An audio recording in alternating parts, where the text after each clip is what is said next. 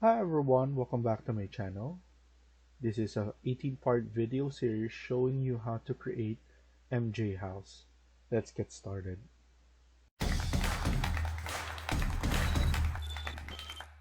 So to start, let's open a new architecture template. So let's go here and click on new. Let's go to architecture template and then press OK. So we start off at level 1.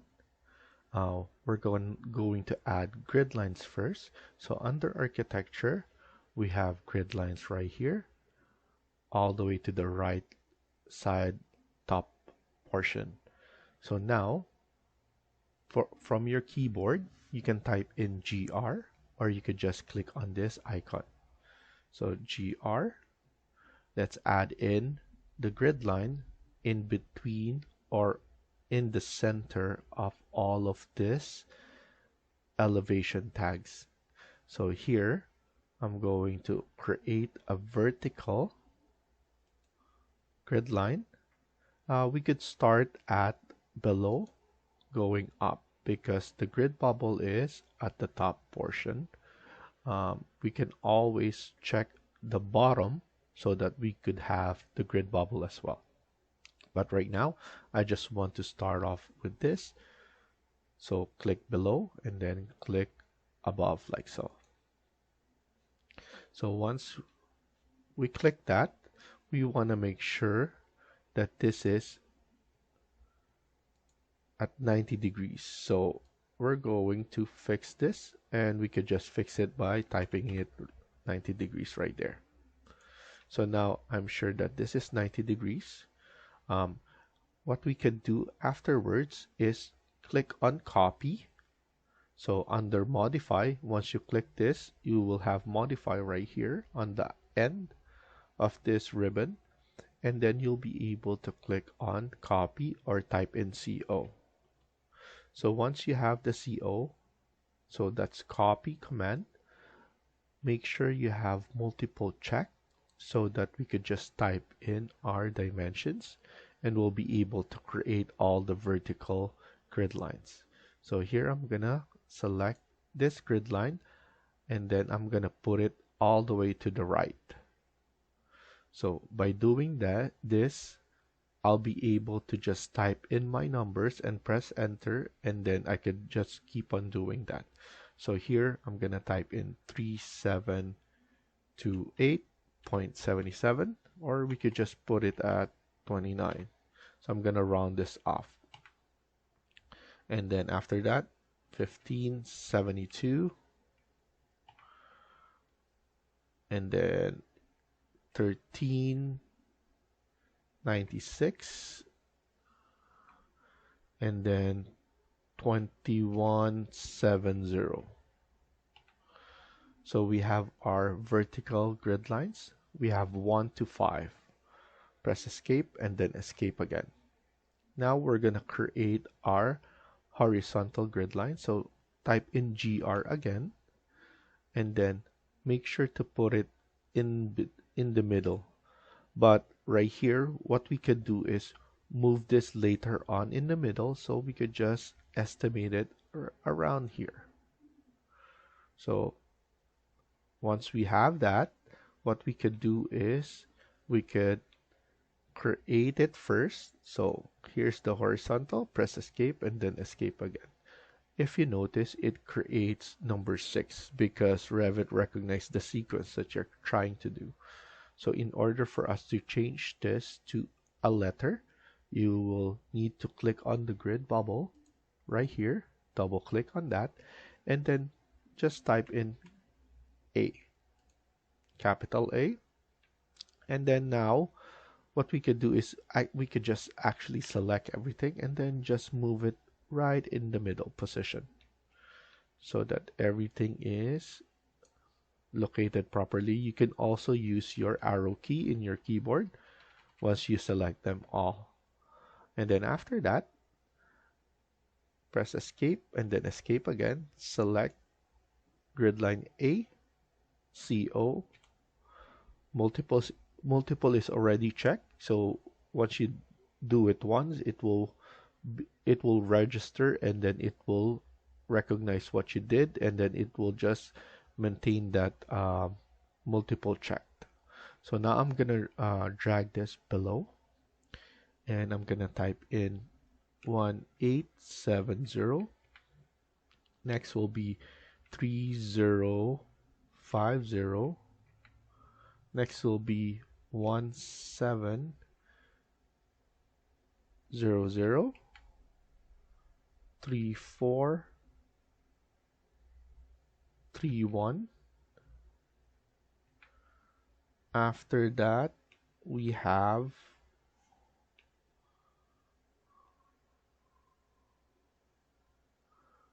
1336, and then we have 2899, and then 5630. So we have all of that ready and added. You can now press escape and then escape multiple times. I'm going to add dimension so that you guys can follow along. So here I'm gonna click on dimension right here. Most of the time it's above here, but I just put it around here so that it's visible.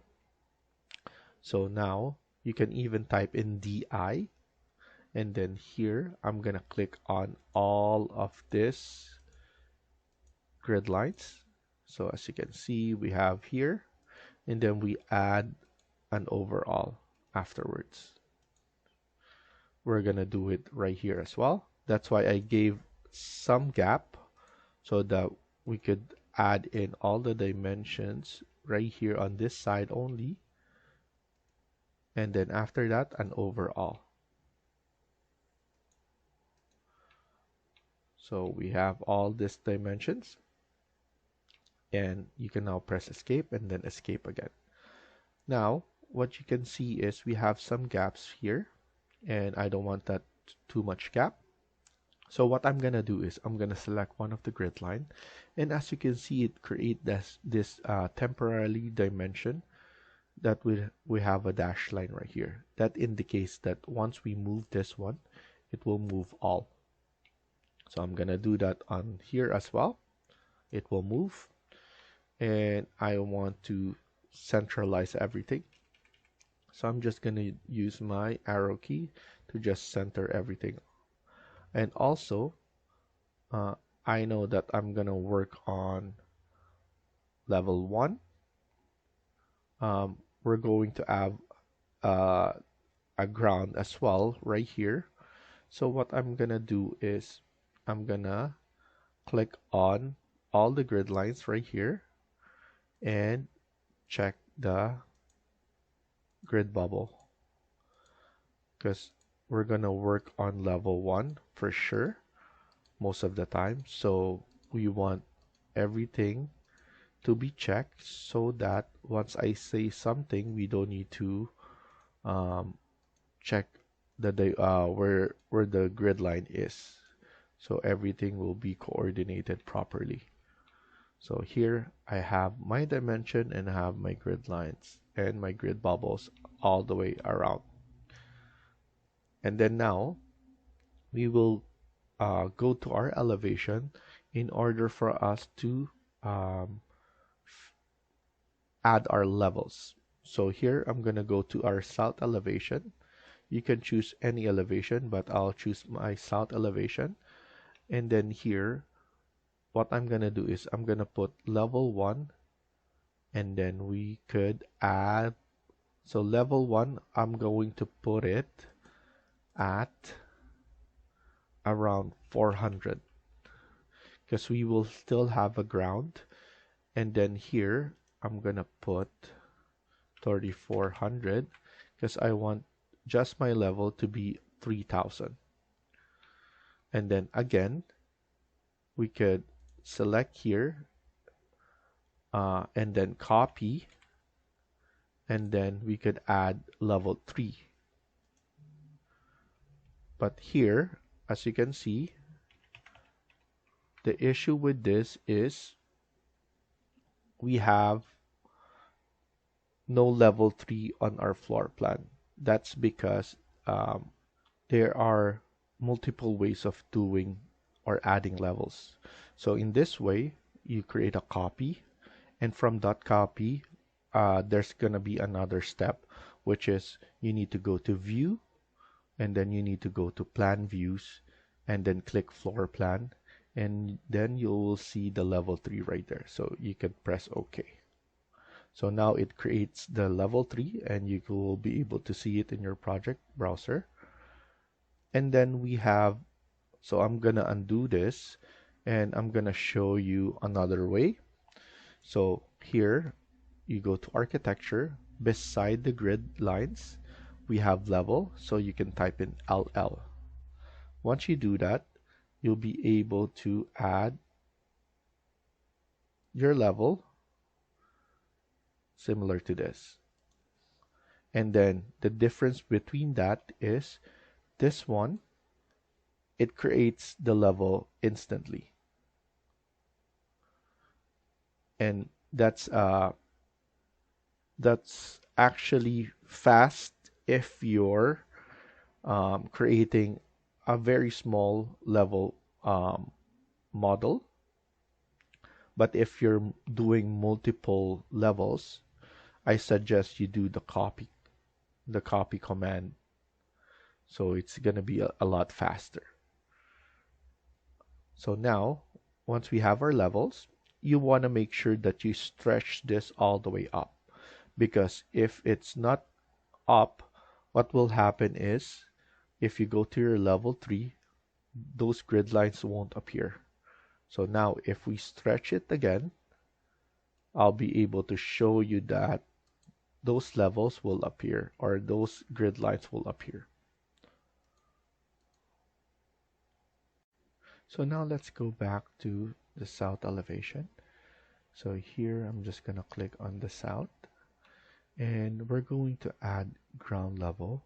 So what I'm gonna do is I'm gonna click on level again, and then here we're going to add the ground level and around 400.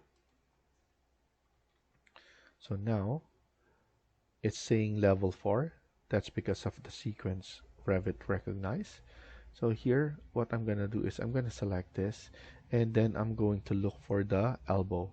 So basically there's going to be this zigzag icon, very small sometimes, but once you click that, you'll be able to change and fix so that everything is not overlapping. And also here I'm going to change the name of this to ground. And then would you like to rename corresponding views? I'm gonna say yes, so that it will change here as well. And then here I want to make sure that everything is showing. We could fix this one right here like that, so that we'll be able to have everything once we have the elevation. Once we're doing the sheets, everything will be lined up and will fit onto the sheet. So here we could fix this as well. We could add in dimensions, but we already have dimensions right here under the level, but you can also add dimensions right here, and then an overall. So we fixed the south elevation, but we need to fix all of the elevation. So now let's go to each and every elevation, and we want to pull it up properly. Here it's good enough, but this one needs fixing.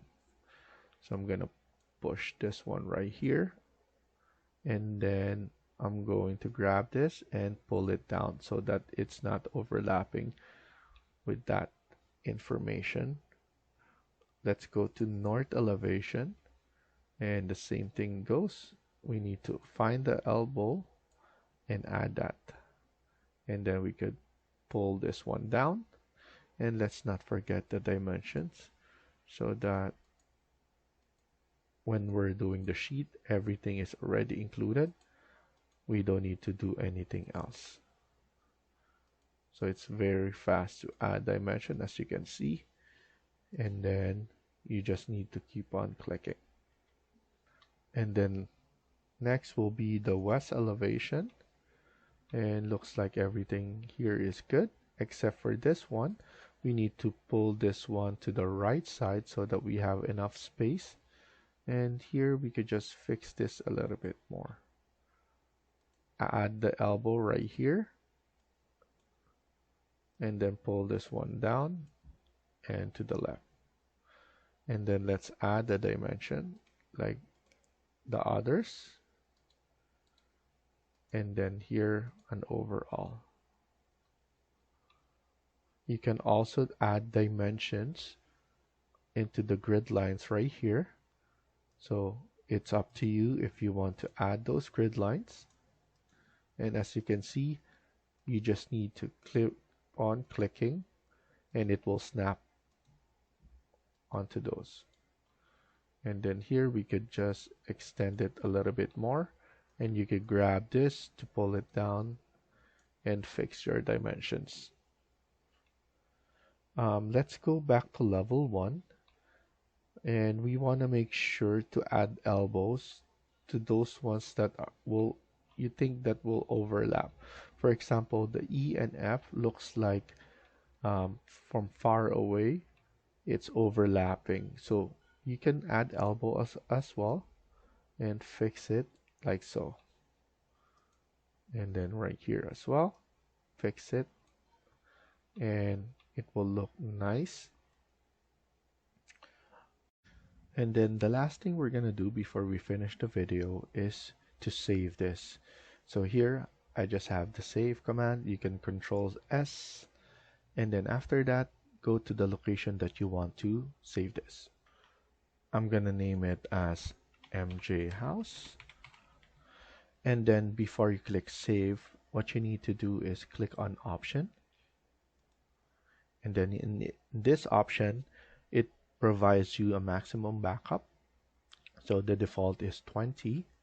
If you're medium intermediate, you can put it as 5, and if you're expert, you can put it as 1.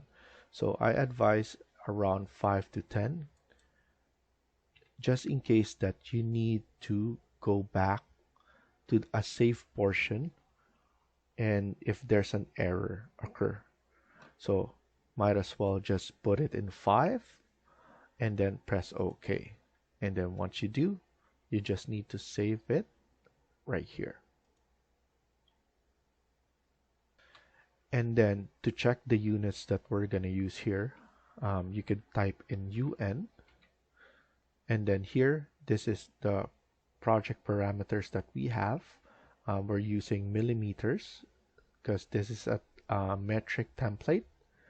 And then if you want to use imperial, you will need to select a architecture template that is imperial.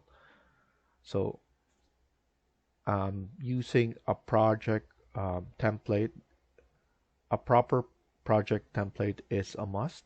So you want to make sure you use the proper template on those. So I'm gonna click on OK. And thank you for watching, and hope you liked the video. Please hit like and subscribe. Feel free to comment down below.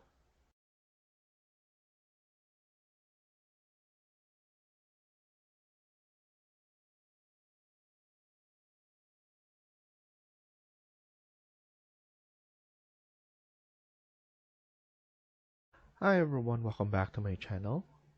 In this video, we're gonna continue working on part 2 of this house build.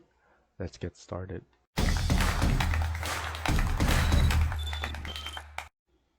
So in the previous video, we were able to set up our project. We added the grid lines and levels and even the dimensions. And the setting of our save Revit file. So now we're going to continue working on this. What I'm going to start off is by adding wall. So we're in level 1. I'm going to click on architecture, and then from there I'm going to click on wall. And then here we have basic generic wall 200 millimeters. In newer Revit, we don't have this generic model anymore. So you can choose whatever you want right here, and you could just clean it up. So I'm going to show you how to clean it up. So I'm going to choose, for example, exterior. And what you have to do is click on edit type. And then here we could duplicate this. So here I'm going to put this one. I'm going to name it as all caps exterior wall number 1. And then press OK. And then after that, click on edit. And then here we have our exterior side, and then we have our interior side. The core boundary, structure, and core boundaries, those are the stuff that you cannot delete. So here you'll be able to delete the finish. So here we could just click on delete, and then once we're here at core boundaries, it will be grayed out. Here we're gonna delete this one as well, and then we're just gonna leave it like this. And then for our thickness, I'm going to go with 150. And then with our material, let's add it as gypsum wallboard or anything that is white. So here I'm gonna select gypsum wallboard and then press OK, and then OK. I like to start my project with white materials first. I think it's easier to see, and then I'll be able to set up all the materials in Twinmotion, and sometimes I set it up here as well so that we could differentiate everything. So here I'm gonna press OK, and what you want to see is that your base constraint is level 1 because we're in level 1, and then your top constraint should be on level 2. And if you notice, it's unconnected, and then its unconnected height is 8,000. We could change that. You can change it here, or you can change it right here under properties. So here I'm just going to put it at level 2, and then once I change that and apply here, it will change right here as well. And it's already telling me that wall is center line, and then the chain is checked. So we're ready to add our basic wall. Exterior, and then here we're gonna start off by going to G1, and then we're going to G2, and then going up to F2, and then F3, going down again to, let's zoom in here, going down here to G, grid line, but we're just going to go all the way to G again. So right here, so this is G3, and then after that all the way to G5. I'm going to show the dimension grid line, and then let's go all the way to C5, going across here up to G3, and then going down again right here, going across the D grid line.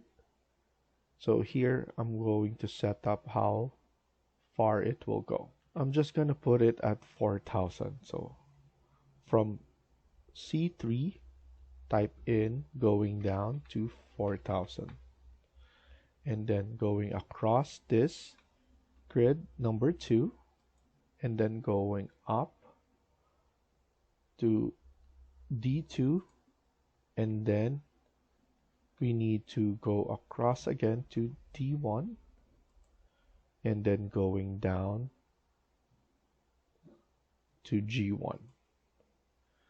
So this is our model. This is how it looks like.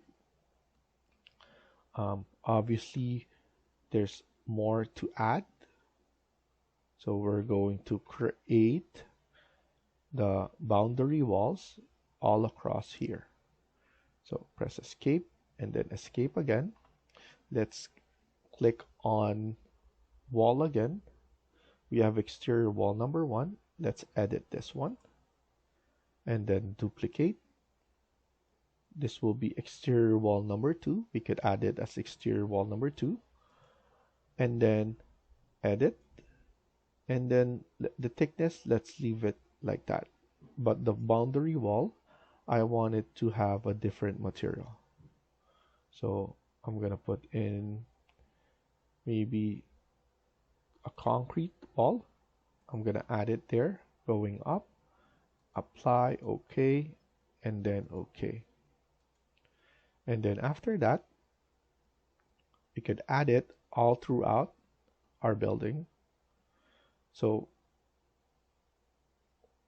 before I connect it to C, let's have it top offset to around negative 1,000, sorry. And then after that, I'm going to click it to C5, going to A5 to A1, and then going back to D1. Press escape, and then we're going to add it here as well. So from G1 going to H1, going across to H5, and going to G5. So basically we're just cleaning this up, closing it off.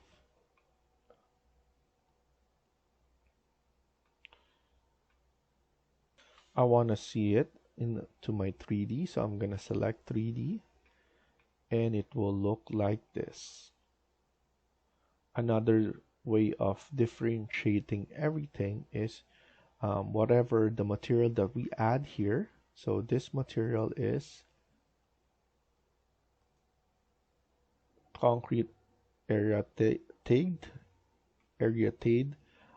We could split this off, and then we could add that one right here, so that once we're in the modeling stage, it will look different. And also I want to point out that we're going to basically put this one lower. Actually, we could put it right now. So I'm gonna select this. So everything is selected. So as you can see, everything will be selected. We could select all of this by using this one, window, and then instead of the base constraint, we want level 1, we want to put it to ground. So we're just extending this.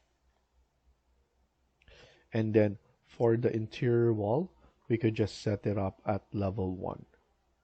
So basically we're thinking ahead right now, and then adding those kind of parameters right now. So now, next thing we're gonna do is our interior wall. So create wall, and then here we could put exterior wall number 1, edit type, and then let's duplicate that, because I want it to be based on exterior wall number 1, but I forgot to rename it. I want it to be interior wall 1, and then the same parameters, same materials, thickness, and those kind of stuff. So press OK and then OK again. What I'm gonna do is I'm going to add a wall. I want it to be level 1 to level 2, but without the offset. You want to make sure to clean that up. That's the parameter that we created for the border wall. So here I could just add my exterior wall or interior wall right here all the way there. I just want a separation because this will be our stairs, and then we're going to have basically a small powder room right here. So we could have this one around 2200, and then press escape, press enter. You basically want to select this one, and then you add the dimension right here, and it will move to that dimension. If you select this one, it will move below or going down.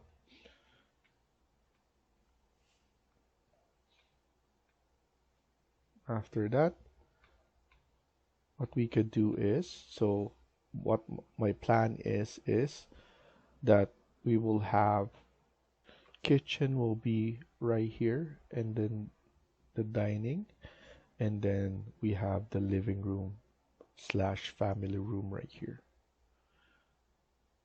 So now what we're gonna do is we could set up, or we could add our furnitures in order for us to visualize everything. So I'm gonna add in first the dining. So let's go to insert, load family, and then we have furnitures right here, and then we have tables, and then right here we have something that looks like this, table dining. Click on open, and then once you insert it, you can type in CM, and then you'll be able to place your family right there. But I want to increase the size, or I want to edit a family. So what you need to do is select this one. This one are all the preset or preloaded dimensions that they have. But what if you want to increase it more, or you want to edit it? So here you edit type. You need to duplicate. You put all the names. So I'm just gonna put dining table. And then we have things like right here. You have the height, length, and then width. For me, I want the width to be around 2000, and then the length, and then the width is around 1000. I'm gonna check it first, and if I'm happy with how it looks, I'll be able to just put it in place by using my arrow key, and then go back to edit type, and then let's see how it looks. The materials you'll be able to set as well. If you want to change the look, you could add different extrusion right here if you want to edit your family. So it's basically easy to edit families as long as you understand what to change and what not to do. So here for us, the only thing that I want to do is to change the dimensions. The materials, you can change it here as well. So now go back to insert and then load family. We're gonna go and add our seating or seat. So let's use this one, share browser, click on open, and then type in CM, and let's add that one right here. Usually I add it on one side first, and then you use your space bar to change your orientation. So I'm gonna add it right there. And then once you do that, you select everything and then click on pick mirror axis. If you have something that you can select that is the midpoint, luckily we have it right here. If you don't, you can select it again, and then you could use the mirror draw axis and then look for the midpoint. So those are the things that the two ways of you can add those, or you can use the mirror. So here I'm just gonna move it right here because I want to add something like a storage right here. So a china cabinet or something like that. So what I'm gonna do is I'm going to click on load family, and we have some storage right here, and I'm gonna choose one of this one. We have a dresser, and then we have some shelving. So I'm gonna represent a china cabinet with a shelving. I'm gonna click OK, and then I'm going to type in CM and then space bar, and then we'll be able to add it right here. And of course we're going to increase it. So let's edit type again, and then here we could just duplicate and then add shelving. And then here what we could do is we could estimate the sizing right here that we're going to add. So height, let's leave it around 2500 because we have 3000. And then width, we could do around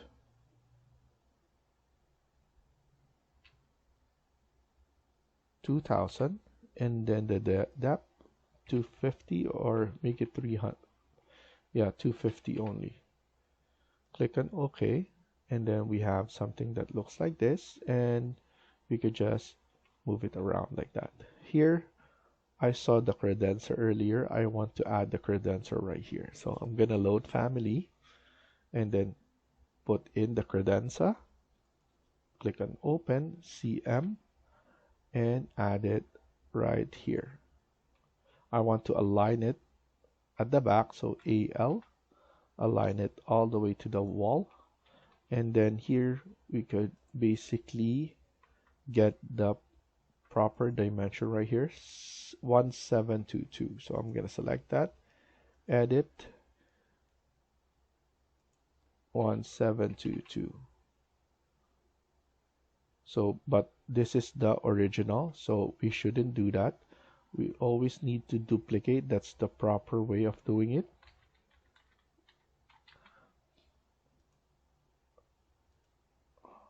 One 722, I believe, and then we could align it right there, so that looks nicer. And then we will have the door right about right here. And then obviously this is not all walls. We will add windows right here all the way, so it will look really nice. So we're gonna stop here for now and continue on the next video. Thank you for watching and hope you like the video. Please hit like and subscribe. Feel free to comment down below.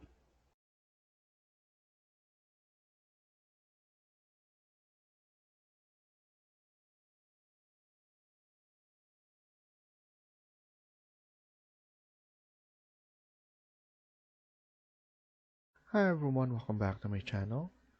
In today's video, we're gonna continue working on part 3 of this house build. Let's get started. So in the last video, we were able to start adding the furniture. Now we're gonna continue working on this. I want to add a door.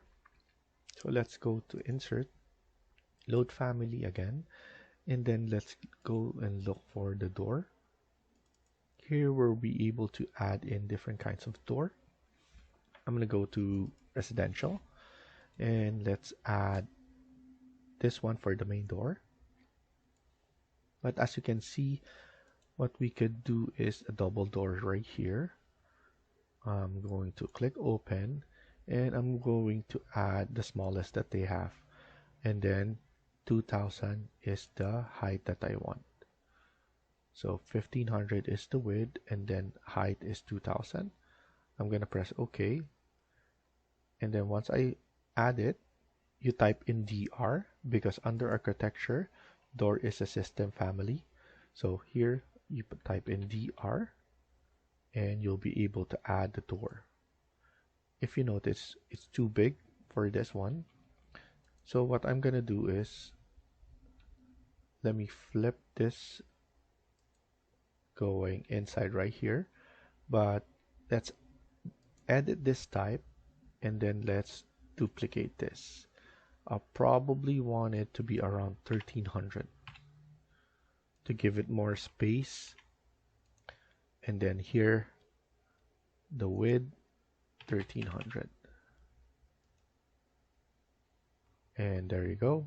You added, or you edited, a family again,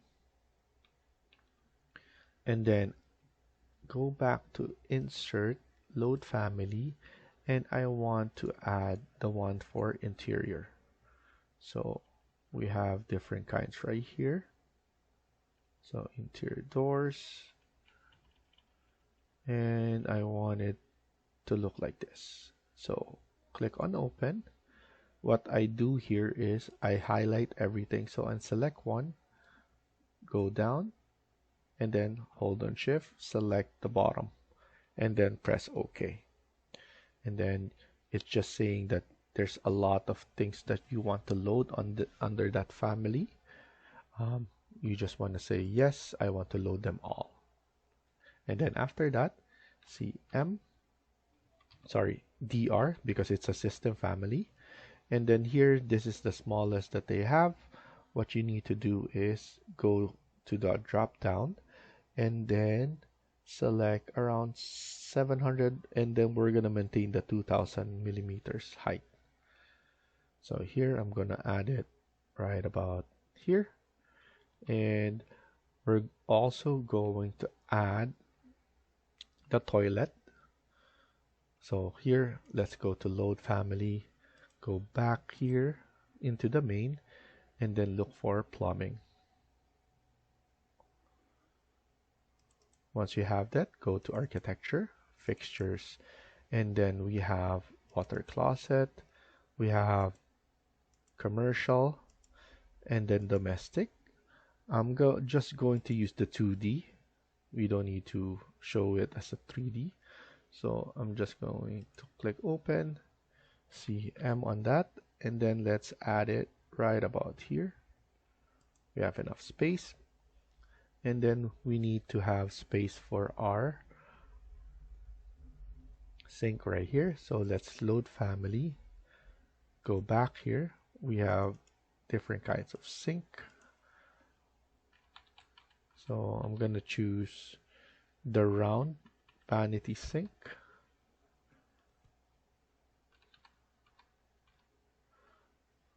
and then press OK, and then CM on that, and let's add the basin right here. And what I'm gonna do is I'm going to change this to probably 650 by 2000.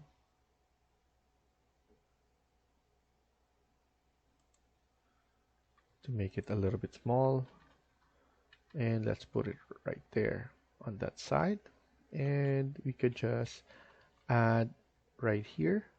And what I'm gonna do is I'm gonna click on annotate detailed line.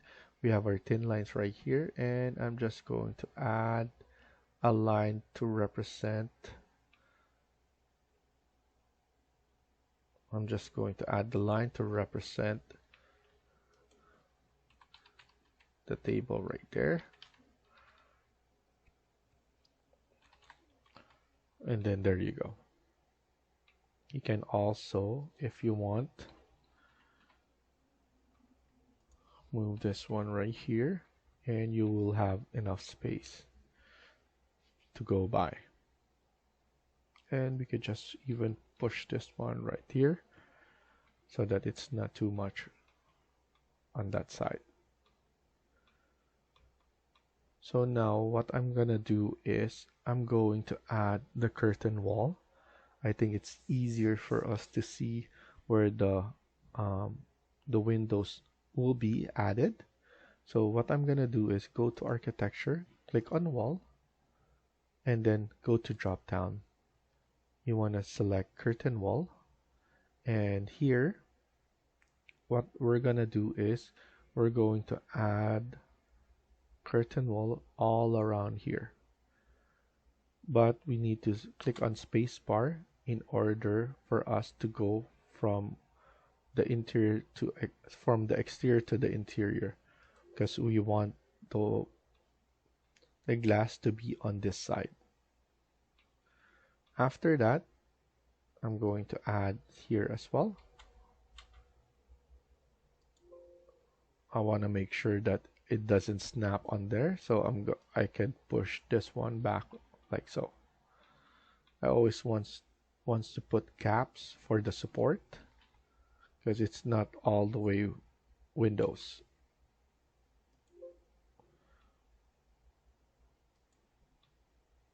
And then just similar to that, but here we could actually push it all the way onto this side.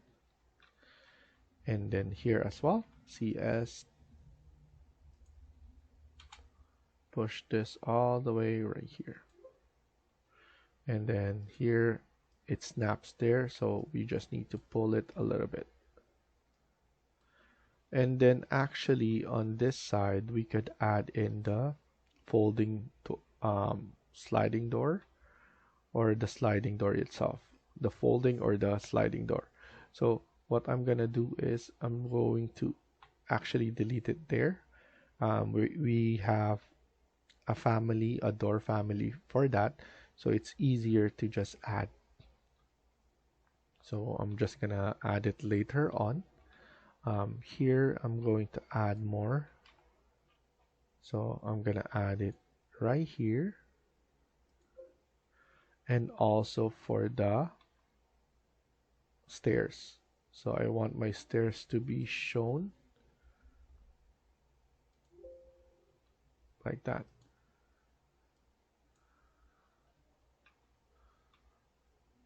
And then here, of course, we need curtain wall as well on this side, and then on this side. Maybe on this side we don't need to add anymore, only on the front, because I want this way to have some privacy right here when you're entering. So now in order for us to show this, we need to click on modify. Those errors are saying that it's not shown because it's inside the wall. So if we check here, you won't be able to see the curtain wall or the windows. So what you need to do is you can go to modify and then cut geometry. You can do this on level 1 or on 3D view. So you need to select the wall first and then the curtain wall, and it will cut it. Wall and then curtain wall. You can also do it right here, and then click wall and then curtain wall. So now you just need to go around and cut all those geometry, and there you go. That looks good. And then now what we need to do is, let's go to 3D. I want to set the height. So usually the set of heights, you select here and then you put it onto the proper height. This one I'm gonna, because our height is, wall height is 3000 from levels 1 to level 2. So that 3000, at the same time we will have a floor. So that 3 tiles on will minus 200. So I'm trying to at least remove negative 600 at least. And then from here, I want to pull it up a little bit. This one should be base offset around 250. And that will apply on all except on this one. So now I could align AL and then align all the top portion.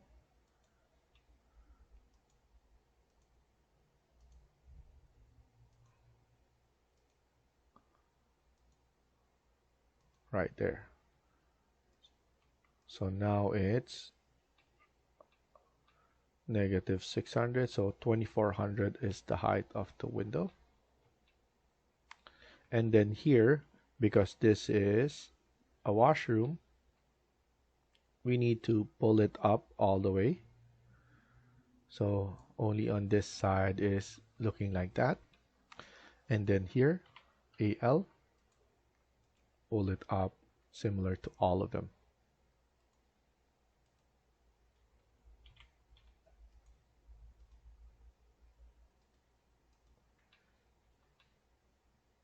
And then don't forget this one. Even though there's a credenza there, that's fine, because that's credenza is for the design, and that will look really good. And then we still need to create the floor so that it doesn't look like it's floating around.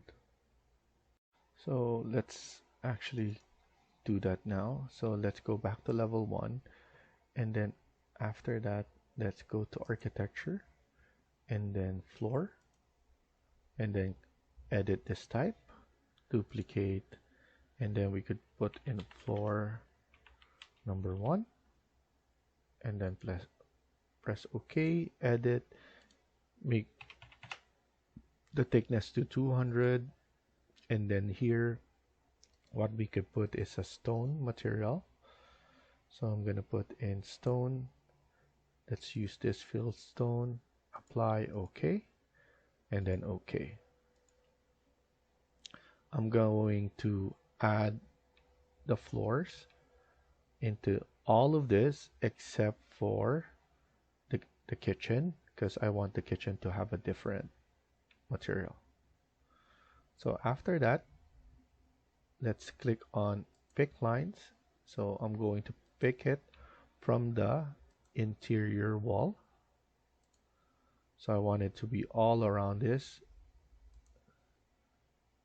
And then this one should be all the way right here. I'm going to cut it there.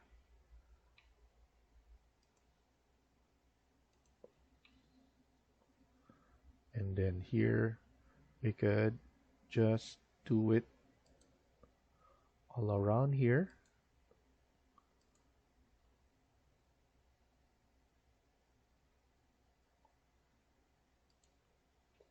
And then we should just trim this one first. Trim and extend.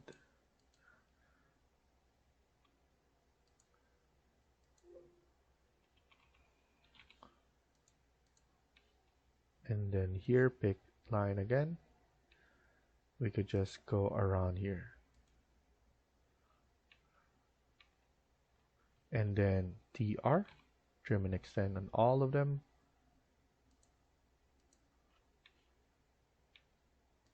Right here, every corner.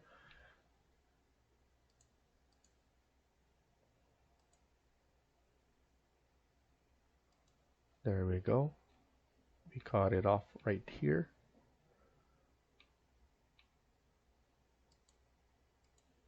And then if there's an error, Revit will let you know anyway. So let's just click on finish and let's look at it at 3D on how it looks. We could change this to fine, and then here we could put shaded part so that we could see properly. So now that's looking good. I just added right here on this side just because I know. So it looks like I shouldn't do that because it's overlapping. So I'm going to edit the boundary, delete this, and then delete this ones as well. And then I'm just going to trim and extend right here. And let's see how it looks, because I was afraid that it won't see here this one. So at least we have a floor there. It's actually the cutout of the door. So it's actually not a floor, it's floor. So I'm happy with that. And then let's add in another one. So click on floor, edit, duplicate, and then here we just need to change this material to another stone material.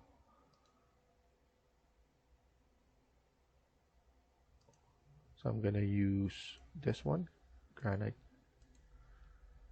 and then after that let's just use rectangle and click on that. So now we have different kinds of flooring. So there's two right here. We could even extend this one later on if we do, because I want to add maybe because I want to have probably an L-shape kitchen. So if I do the L-shaped kitchen, what will happen is I will need to pull this one back right here. We have an L shape, plus we have the bar top right here, or an island right here. So we could probably do that, and then so that it looks different. So for now, let's leave it like that. So for the folding door, you will need to go to part 1 description of this series, and it will be the second link that I'm gonna add. Here we have a parametric folding door. You can download that, or you can download all of this, because everything is basically given. Show in folder, and then just drag and drop right here. Right now it's too big, so what I'm gonna do is maybe I'm gonna add it here for now, and what I'm gonna do is I'm going to change the width or the length. So here I'm going to external offset 0, and then here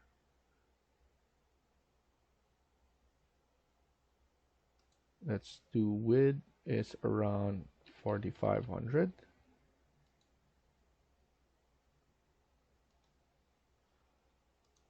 This is still big, too big.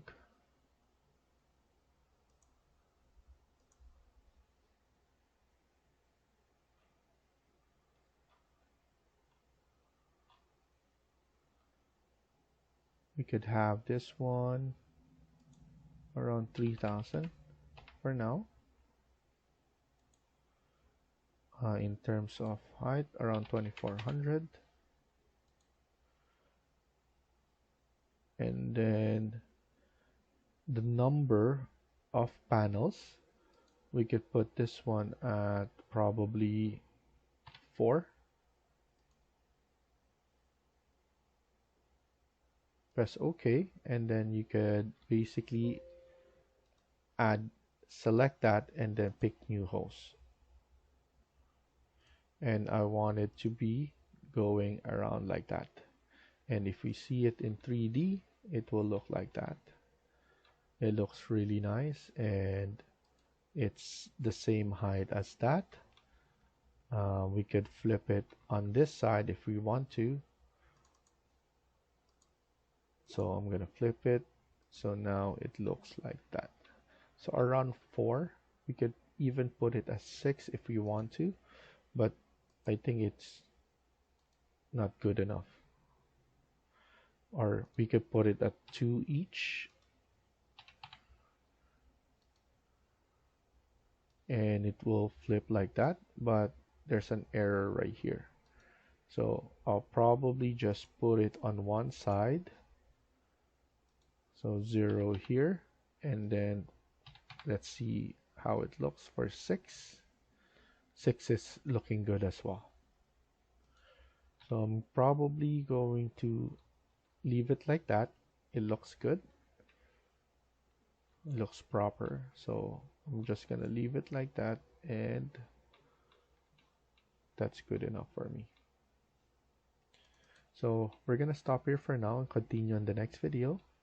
Thank you for watching, and I hope you liked the video. Please hit like and subscribe. Feel free to comment down below.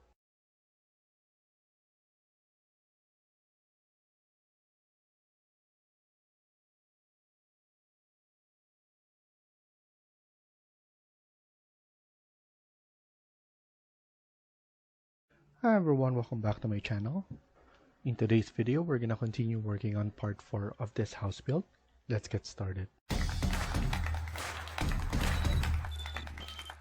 So in the last video, we were able to add doors in even floors and our curtain wall, which we refer as a window. Now we're gonna continue working on this, and as you can see, we will add in some mullions. But before we add the mullions, we need to create the curtain grids first, where the mullions will be attached. So before we do that, one thing I want to do first is to add in more furniture. So here we could add in our seating here. So let's go to insert again, load family, and then here what we're gonna do is we're gonna look for furniture and then seating, and then let's look for our sofa.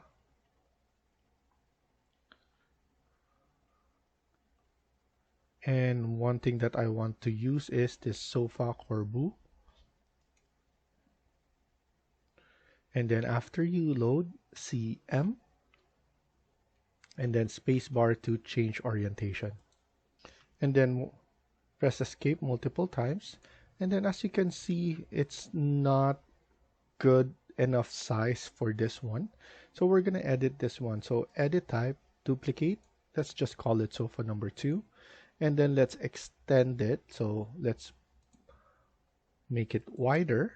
I'm thinking of probably around 2500. And then instead of the depth like that, I'm gonna put it at 600, and then press OK. And as you can see, it's good enough size for this one.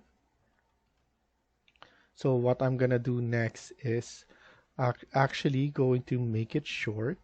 I want some spacing here because we're going to add in some TV station right here.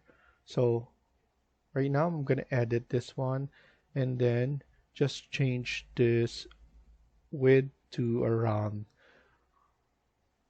2600, and I believe that's good enough size. We could move it a little bit on this side, and we could add in our entertainment system or TV station right here. So as you can see, we have our sofa right here. We also need our something right here as well. But before we do that, let's load in our coffee table. So load family, go back here, and then we have some tables, and then we have coffee table right here. Click open, CM, and then add it in the middle. This one has three kinds of preset. So they have this kind of preset already, but as you can see, it's too the depth is too wide. So what I'm gonna do is edit and then duplicate this. I'm just gonna call it coffee table. And then after that, with the width, I'm gonna put it at 800. And then in terms of length, I think I like this length. That's good enough for me. And then after that, we're going to add in a section. This section is in order for us to see this wall right here. So we're going to move it a little bit forward so that we don't see anything of the coffee table. And then you could just double click here. This one, if you select this section, it will give you the view range. So this is the range that you can adjust by dragging the arrow. For now, this is good enough. If we double click here, you'll be able to see the wall that you have right here. And then we're going to have it probably, I'm just looking at it, I want it from here to probably right here, so around 3850. So go back to section, and then here what we're gonna do is we're going to add in, so go back to architecture, component drop down, and then click on model in place. Here we're going to select generic model, press OK, and then OK again. And then here we're going to create an extrusion first. We need to pick a plane, which is this wall. And then here we're going to select rectangle. And we want to make sure that we have the wall or the height of this wall to be exactly 2800. The reason for 2800 is because of the floor that we're gonna add on the second level 2. So once we add the floor there, it will take out the 200 right here. So that's why we're having this height only. And then the length, right here we have the length, we want it to be, I think, 3850. And then so select, press escape, select this one, we want it 3850. And then I want the extrusion to be at least 5. This is only for the back wall of this. And then in terms of material, I'm going to set it up as one of the, we could use this one for now. Apply, OK, and then OK. So now it's kind of boring for now, but we're going to add on those. So here I'm just gonna double check the width that I want. This one 3850, so that's correct. So now we're gonna add in more detail. What I'm thinking of is adding some paneling, and then we could add another, the one that it will attach to. So here I'm gonna pick a plane, I'm gonna choose this plane, and then I'm going to attach this one right here.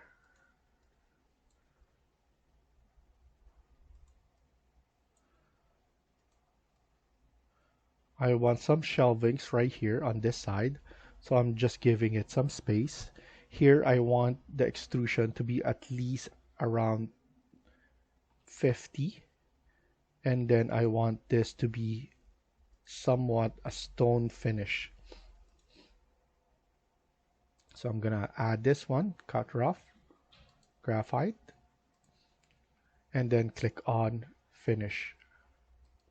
If we want to see it better, you can just select this one and then choose this view section box. So as you can see, it will create a section under 3D, and you'll be able to view what we're trying to do. So we could extend this one, and like that. So now we will see everything that we're creating right here. I'm probably going to pull it up a little bit because I want a shelving right here and a shelving right here. So let's create those shelvings. So go back to section, and then here I want to create, so this one I'm going to edit in place again, extrusion, pick a plane, and then I'm going to choose this plane. This one I want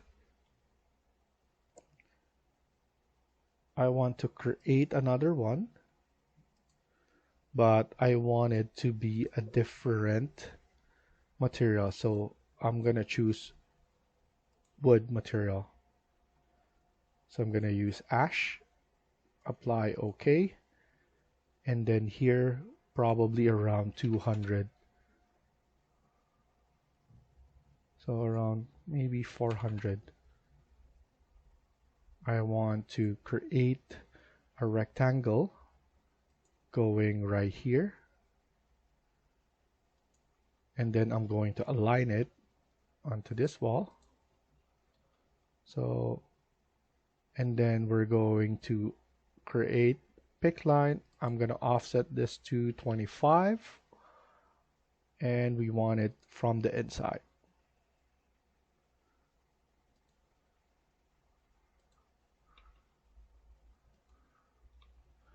And then we're going to trim. We could actually use rectangle and then just create an offset from that, but for some reason I didn't do that. So we need to trim this out.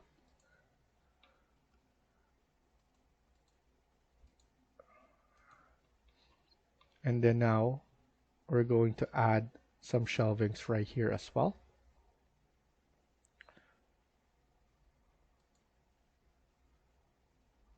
For this part, I'm going to do this first. So shelvings, I'm going to select that and then create some shelvings right there.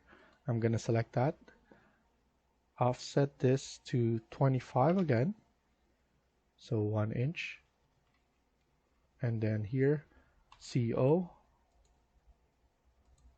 and then CO again, and then make sure to check multiple, and then grab it from the top corner right there so that we are consistent with this one. So here I just want to point out this is around 520, so around 500.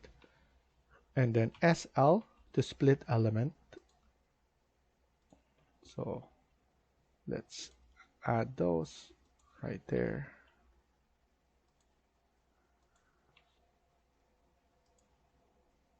And then TR, trim and extend all of those.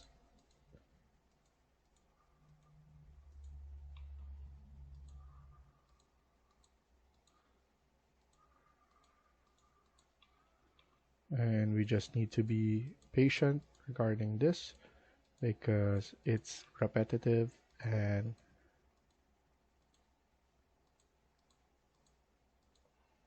you just need to be patient regarding that. So, and then after that, click on finish, and then let's look at it at 3D. So with that sense, it looks really nice. We have something like this on this corner, and then we're going to have a shelvings right here. So same thing, create an extrusion, pick a plane, let's select right here, and then let's create this case first.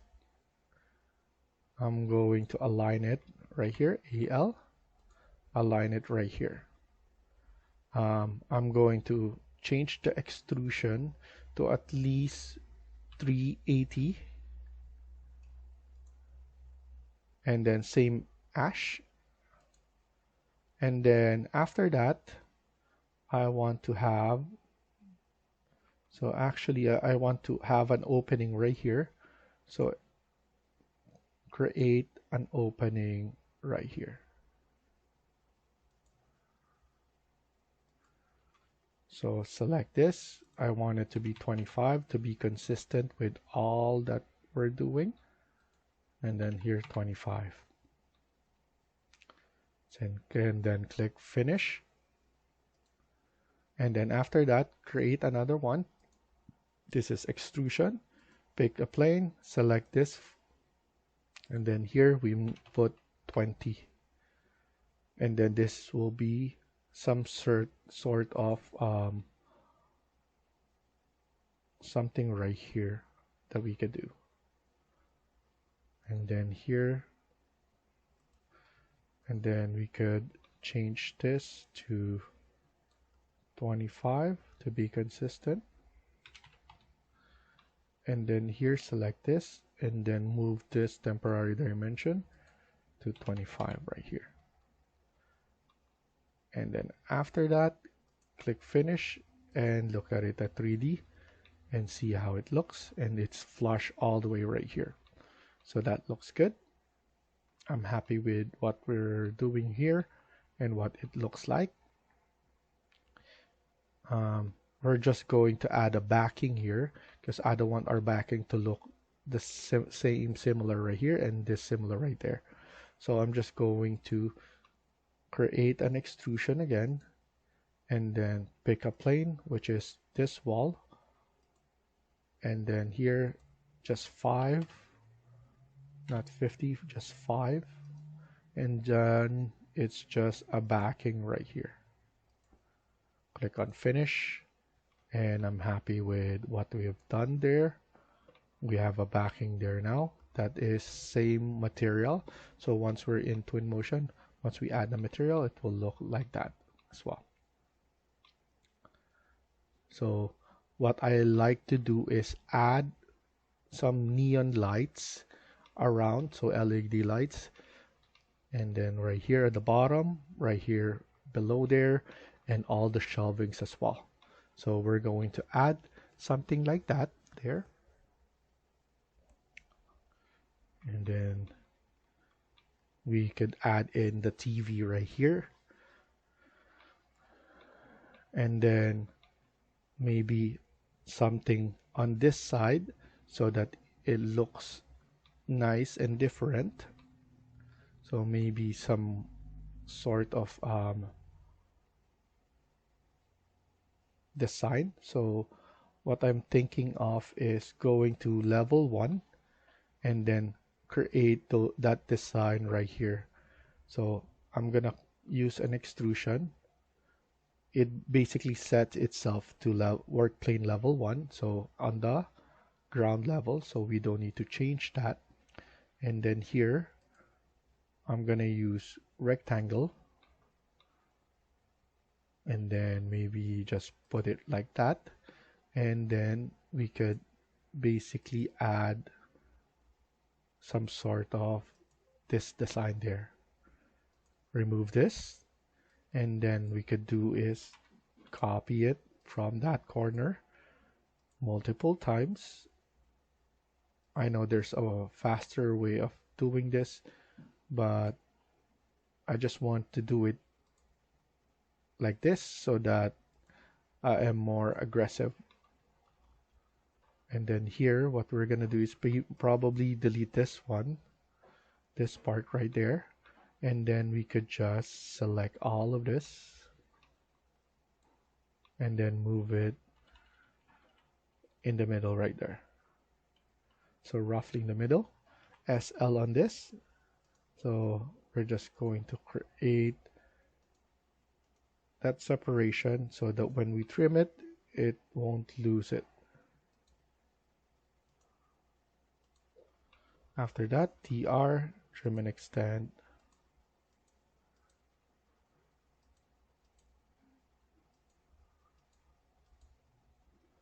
And then you just need to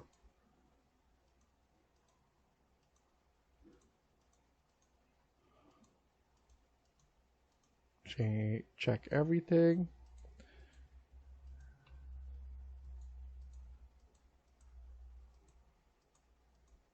And let's see how it looks.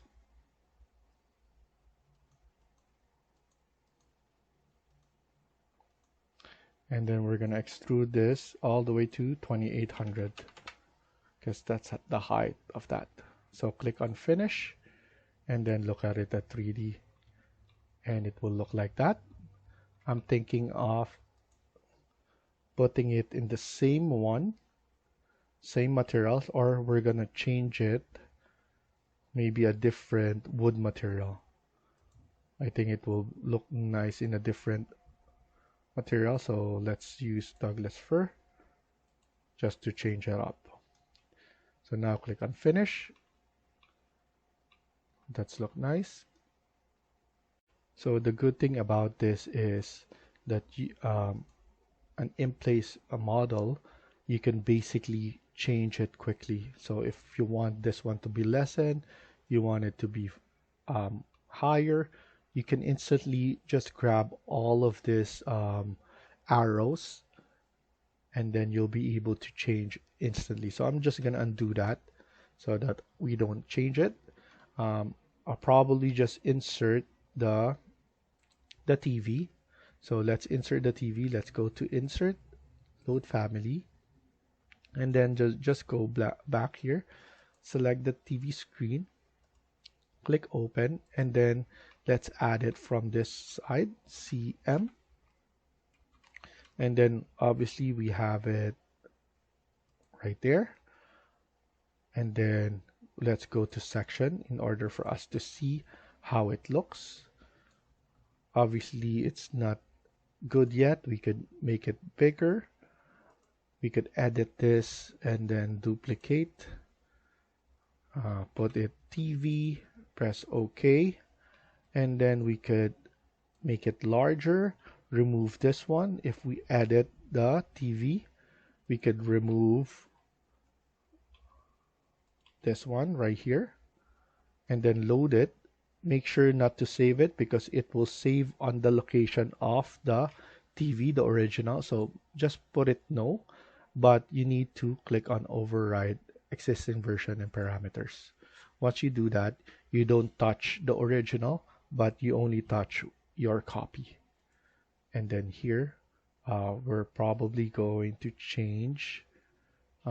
Actually, we should have just unchecked this one. I think it's the same thing. Haven't seen it yet, but it's probably the same thing. So you can just try and use uncheck this one. I think the graphics will remove the stand.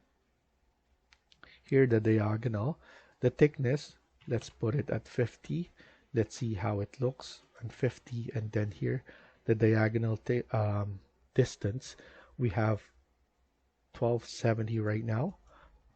Let's see if it goes to 2500. For the 2500, I know it's too big for the space, so let's edit this one again to 2300. I think that's good enough size, and we'll be able to just see it from here. So that looks really good.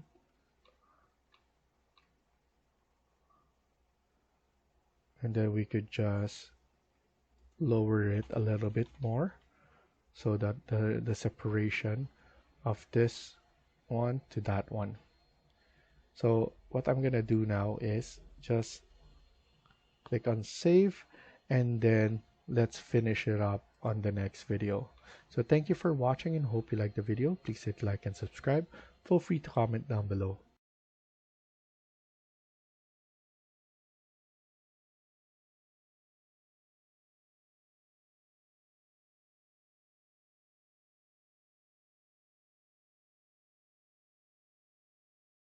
Hi everyone, welcome back to my channel. In today's video, we're gonna continue working on part 5 of this house build. Let's get started. So in the last video, we were able to create the entertainment center right here. We could go to section again and 3D to see how it looks.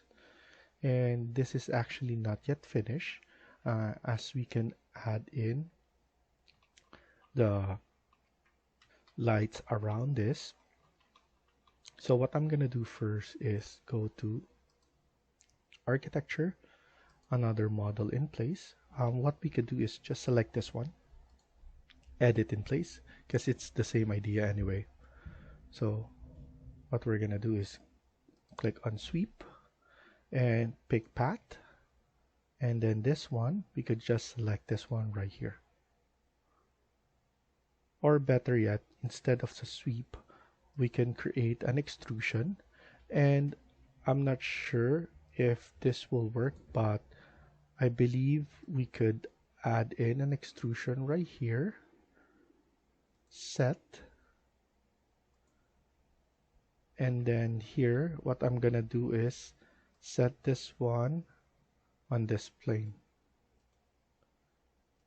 and then here in section, once we create that plane, we could go to 3D actually, and then what I'm gonna do is we're going to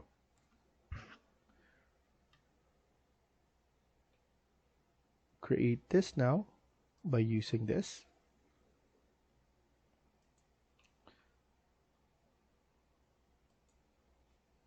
And then this one, we're going to extrude it at 5. And then we're going to change this to neon. Or we could search for light. And then look for this glass white highlighted luminance. So click apply, OK. And then go to section in order to see it better. And then click on finish. And then before you click on finish again, we could copy this one, because this one is something we could add in multiple areas right here.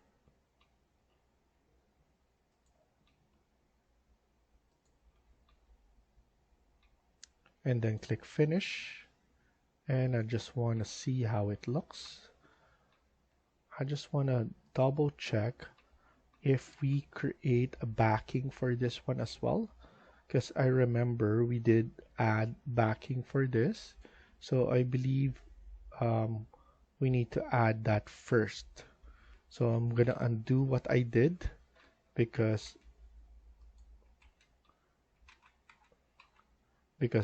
that's irrelevant now. I'm gonna delete that, discard extrusion, and instead I'm gonna select this. I'm gonna create, pick, and then select this one. So it looks like we haven't added the back for this one. So I'm just gonna highlight all of this and then create, then ash 5. So that's the thing that I forgot to do. And then now let's do an extrusion again, but with that backing right there. So I'm gonna select, set this one, pick a plane, select that, and then another extrusion similar to what we did, make it rectangle, and then align it right here. And then this one is 5, and then this is 5. Change this to lights, and then pull it upwards, apply, OK, and then click on finish. And then now we'll be able to add this one in multiple location right here, similar to what we did earlier. We just forgot about the background there. This one, and then we could add it right here, and we could actually increase it more like that. And then because this back is different from this, we need to create another one. Same thing, same idea. Another extrusion. We can set this one, pick a plane, and then set this one right here now. And then here we could just create the same idea from the bottom. Select that to change it to 5, and then click finish. And then right here we're going to change the one at the back right here. So another create extrusion, set, and then let's add it. Pick this one first, and then add this rectangle. So there's multiple ways of doing this. I just chose to do an extrusion because I know the location of those ones. So now let's look at it at 3D, and you can see that it's right there. It will be illuminated once we're in Twinmotion, and we have everything else. So it will look nice. We will add books right here, some decoration so that it will look lively right here. And then we could place our rug in Twinmotion right here as well. So I believe we're done with this one. What we could do now is we could close this 3D. In terms of section, I believe we're done with this one as well. Section done, and we have enough space to go around here. Next thing that I'm gonna do is I'm going to probably add the flooring for this area. Probably add the stairs in the front, and then this will be grassed, and then this will be where the carport is. So we have one carport, grass, and then this will be a pathway because we have the gate right here. So we're still gonna work on the gate as well. So now what we could do is we need to go to ground floor, and then we're gonna add our flooring right here. So go back to architecture, click on floor, and then we need to edit type, duplicate. This will be floor number 3. Press OK, and then OK. Before we do that, let's actually set the materials first. So I'm gonna edit this, and then here I'm going to change this to something grass first, and then pull it up, apply, OK, and then OK, and then click on rectangle, and we're just going to select this one right here and going around.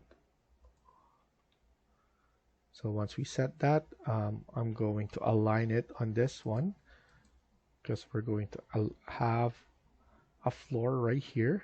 Maybe the flooring is a concrete, and that concrete we're gonna create a stairs, but we're not gonna use the typical stairs. We're gonna model in place a stairs. I think it's easier to do than creating a stairs, but we're gonna create our stairs using a typical process right here. I just want my stairs to be different on this side. So now let's go back to architecture, click on floor, edit.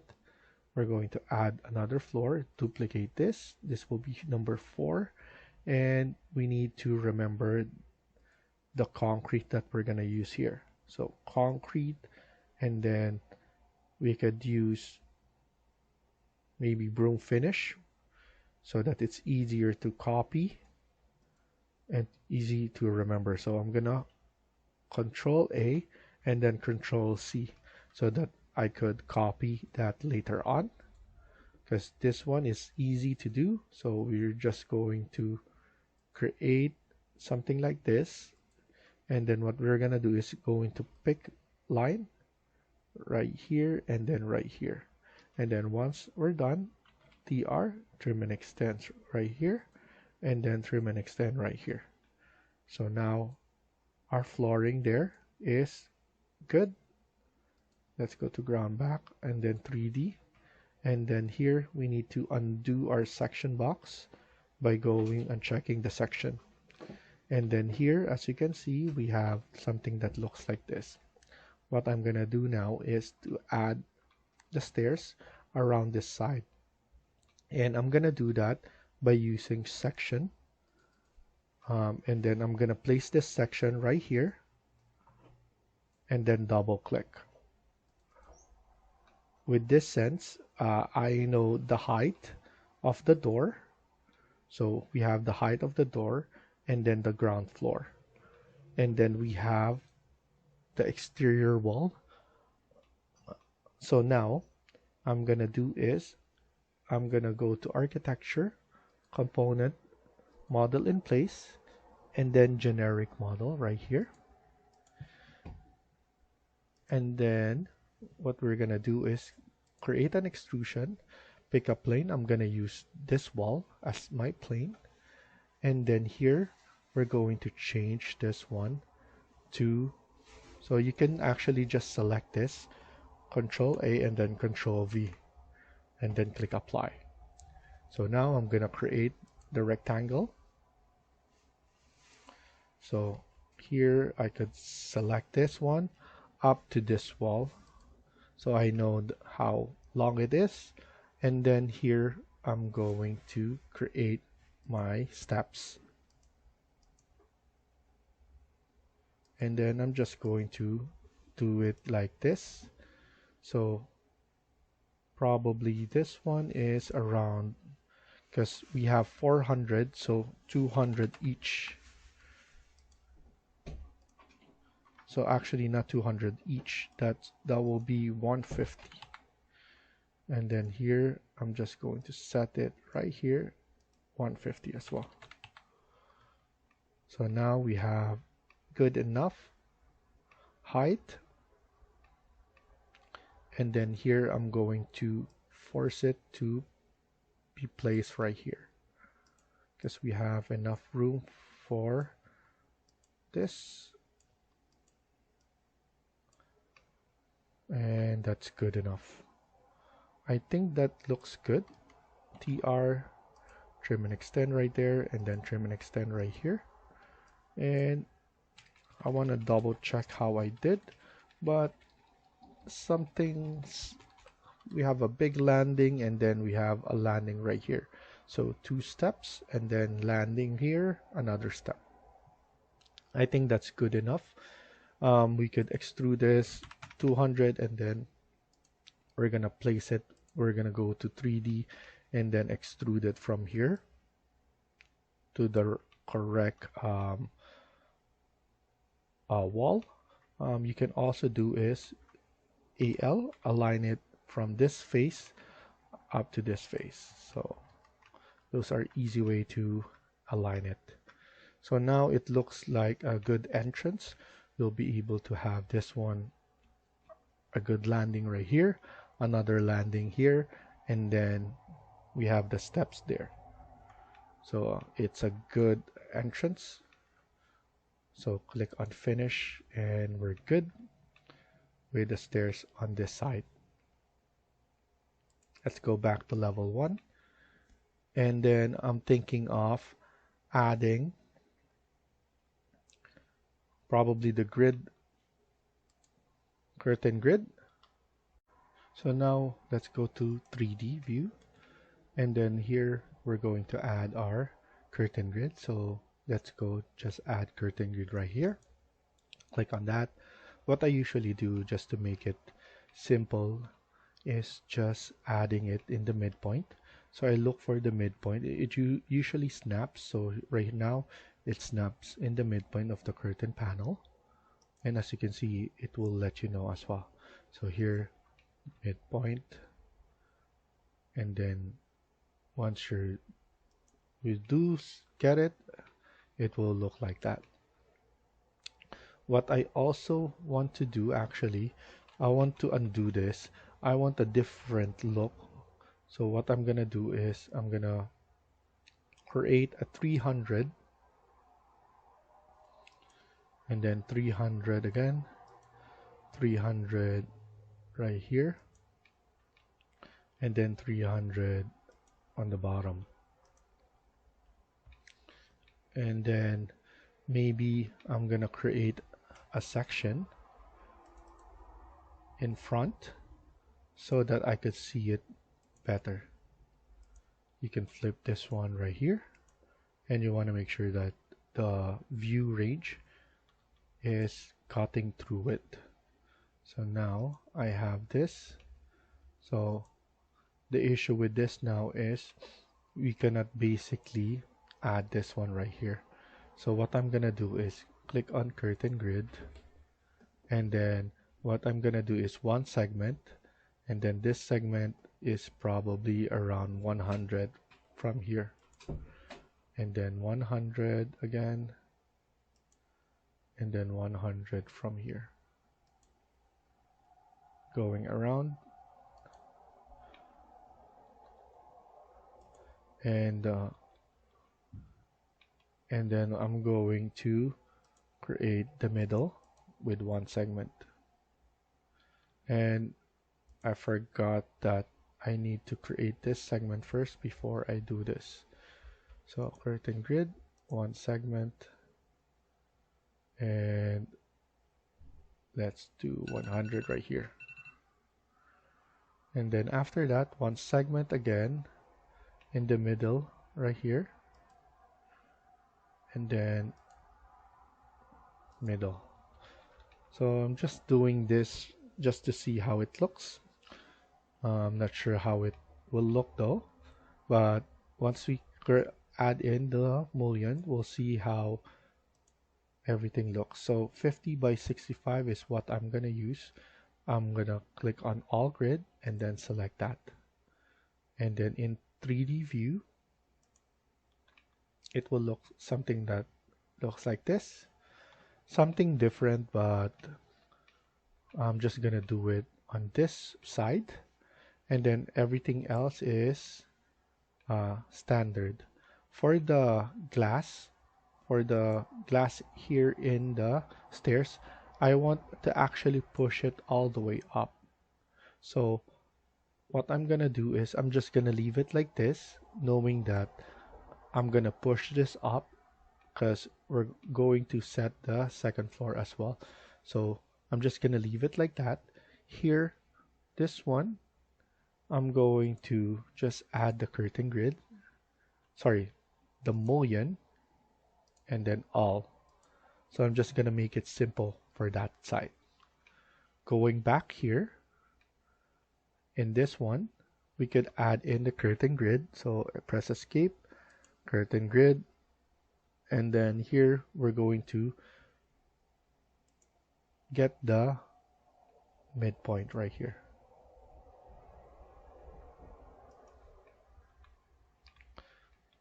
Rotate and then midpoint again, and then here you want to go midpoint, or here we could do third.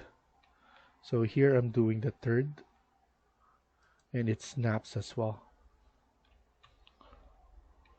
And then here midpoint on all of them.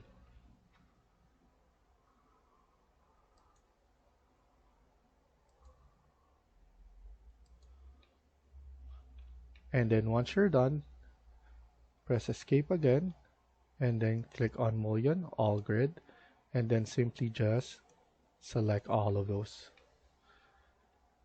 And as you can see, we have our mullions right there. And just double check and see how it looks. I just changed this one to different look just to differentiate one of the looks there. And then here we're just gonna leave it like that, and this one looks really nice.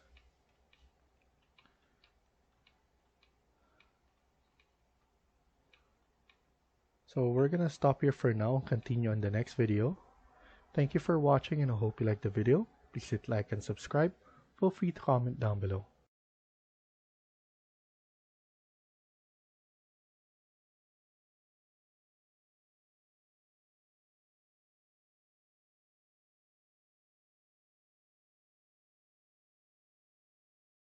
Hi everyone, welcome back to my channel. In today's video, we're gonna continue working on part 6 of this house build. Let's get started.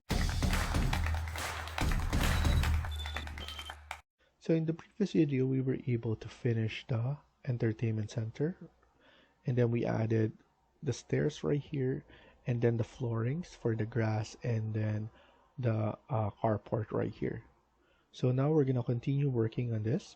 What I want to accomplish in this video is to finish off the one for the backyard.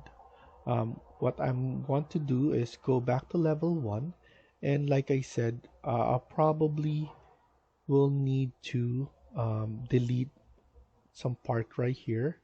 It's because I want to add in or I want to move this one to make it smaller, because I want basically an L-shape kitchen right here. So I'm gonna delete this so it's easier for me to just add.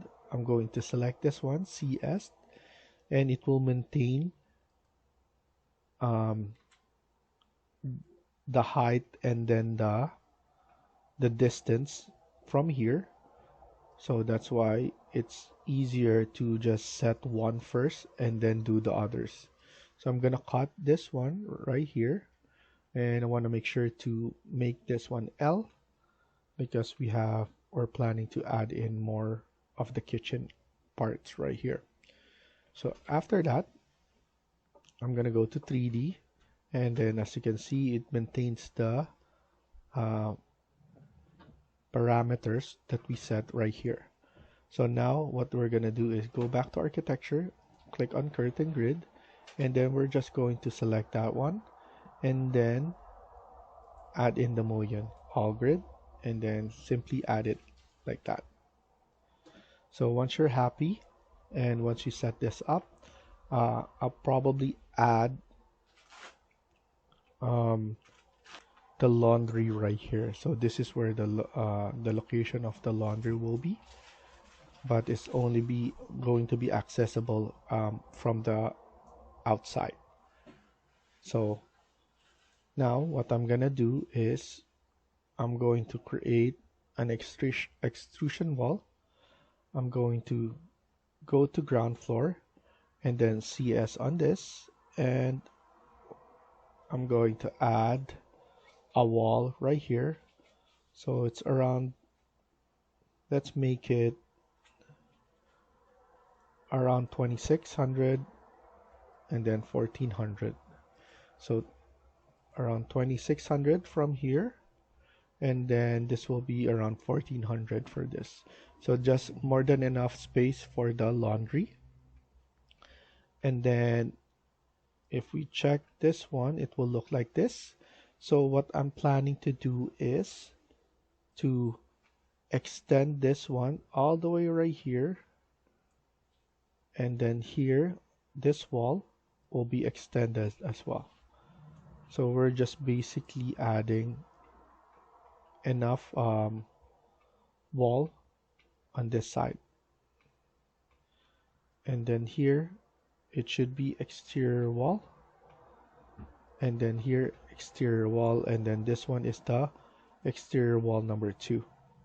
And then here, as we remember, we have a different finish. So this one is concrete aggregate, and then what we're gonna do is we're going to split it this way so that we could have the same materials on all of this. So we're gonna split those ones later on, and then I just want to change the where this is located, and then I'm gonna trim this out and then put it back. I just want to fix where the joining wall is. Similar to this, we want the joining wall to be on the edge, so I'm gonna undo this.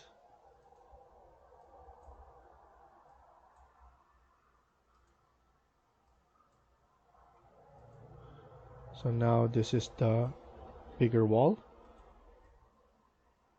so it's easier to do later on. Same thing that goes right here. Pull this one back first, and then change the location of the binding wall. Usually once you move it up and then pull it back, trim it first,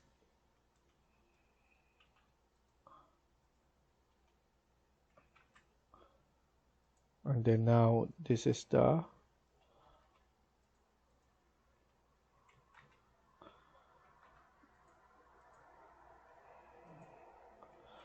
because I want this one to have,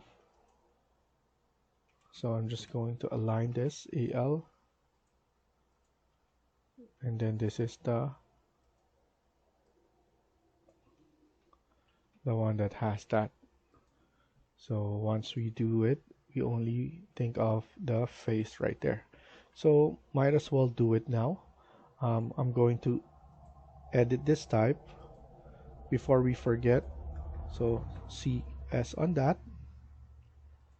and then you need to select split face, select this face. Once you do, we need to create a line. So I'm gonna create a line from here all the way to there, and then click on finish. After that, click on paint, and then look for the same concrete, and then select that. So now it will be the same one as what we have before. At the same time, let's do it on this side as well. Split face this one, and then we need to create this line right here, and then click finish, and then click on the paint, same thing. So it looks like everything is the border wall, and then only this one is on top of it. This one got created on top of it, so that looks nicer. So now let's go to this side. We're probably going to pull this one lower than the others, so we might just add the top right here, or we could just leave it like this. So that's good enough. We're just going to add a roof right here, and then here we could have in like a deck that goes around, and then we have our swimming pool right here. So let's create the swimming pool first. So let's go to architecture. We create the wall first. So here, edit type, duplicate. This will be pool wall. Edit, and then here we could just change this one to around 50 thickness, and then here we could put something tile. So let's look for a tile. Ceramic tile will be good as well. Let's do ceramic tile, and then after that, let's click on rectangle. We want it to basically be on the ground first, and then click on wall. Pull wall is selected, and then we want the base to be, so top is ground, and then this one base is ground, and then top level is ground. So what I'm gonna do first is I'm gonna change the base to negative 2000, and then let's create a rectangle. So I'm thinking of, we have a deck here going outside, and then the pool is somewhere right here. Don't worry, it's because of the view range, that's why we're not seeing it. But if we go to 3D, it's right there. it's just not showing because of the view range. But in order for us to see it, go to ground floor and then change the view range, and then this one, the depth, unlimited, so it's visible like that. So now this is a big, I want to have a rectangular pool. We have some spacing around it, and then especially right here, we could just select tab, and then we could just move it around like that. And then the deck, I'm gonna place it all the way right there, and then I want to give some space, probably just to have a stairs here, a steps here. I'm gonna, let's maybe add it all the way there. We might make it smaller, this one, so that to accommodate the spacing here. I think it's too much for the depth, so here I'm going to edit this one first to, the width is probably 2200, and then let's move this one more on this side so that we still have some privacy on this area. Even though this is open, we still have privacy. And then here we could add in the deck, so it will be another flooring, wood material, and then steps to add. So now I think I'm ready to just leave it like that, and then we could add in a surrounding floor. I'm thinking of adding some grass as well on some portion, and then maybe this one should be a floor with grass, those kind of stuff, or so we could just look into that more. I just want to finish the swimming pool first. Let's add in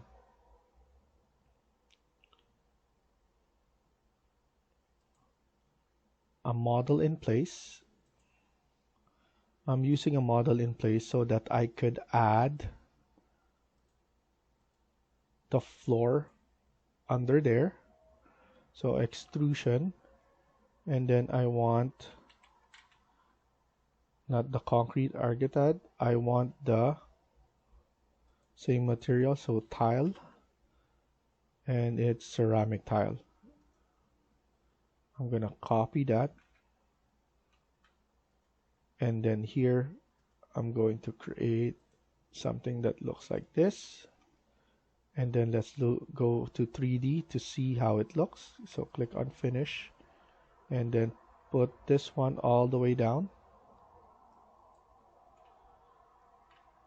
I'm going to set this one, just too much, so AL,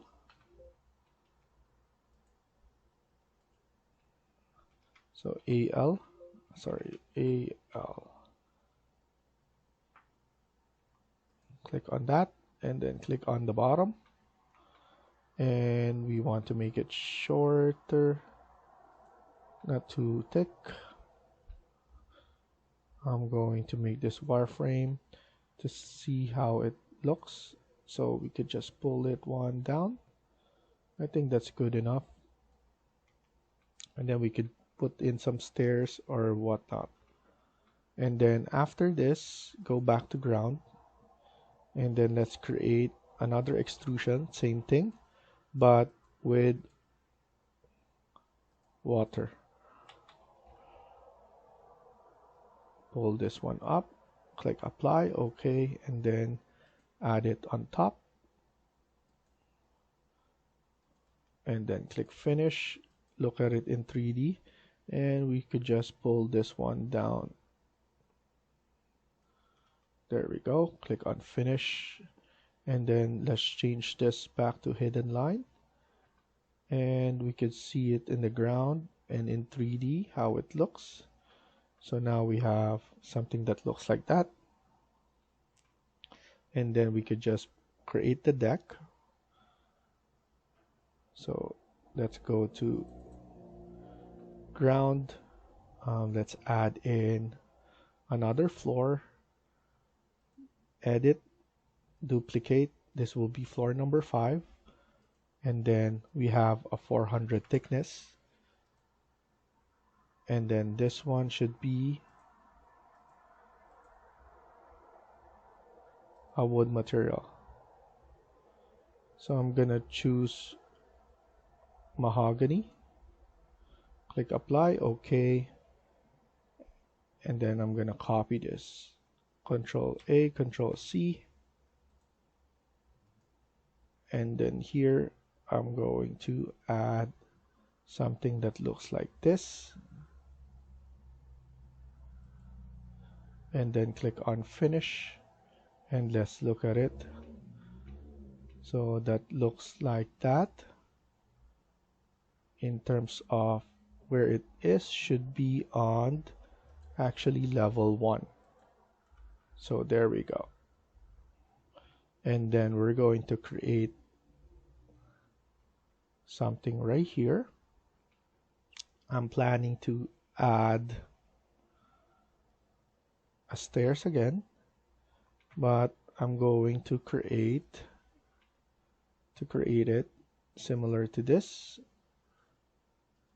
a model in place. So here is what I'm going to base off.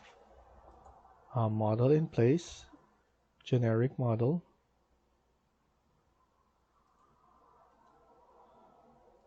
and then here I'm gonna click on extrusion, pick a plane, and I'm gonna select this wall right here, and then click on rectangle,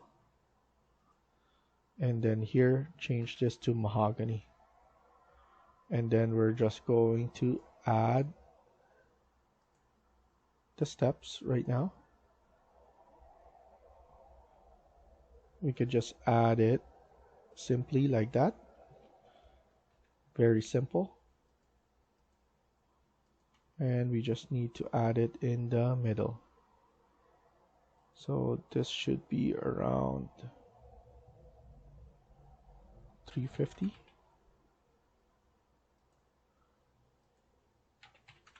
There we go. So that's roughly in the midpoint of that, and then click on finish, and let's look at it at 3D and then expand it a little bit more. And at the same time, we're going to have some railing right here to make it nice, and then right here we could just go back to ground and then add the railing. Let's use this pipe.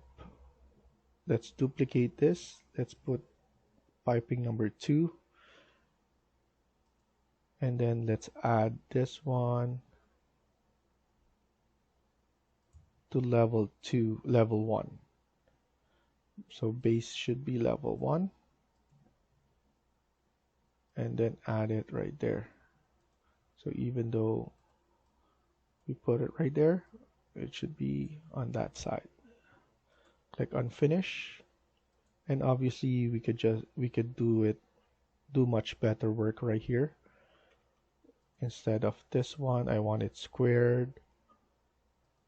Real structure, circular, I don't want that. I want it squared. And then technique here is you could just copy and then Control A, Control V on those to make it faster for you.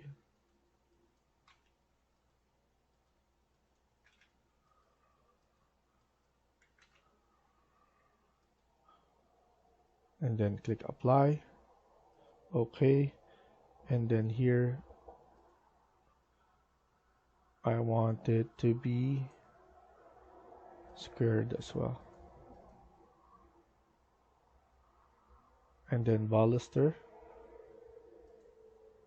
I don't want it right there, I want it squared as well, and then squared.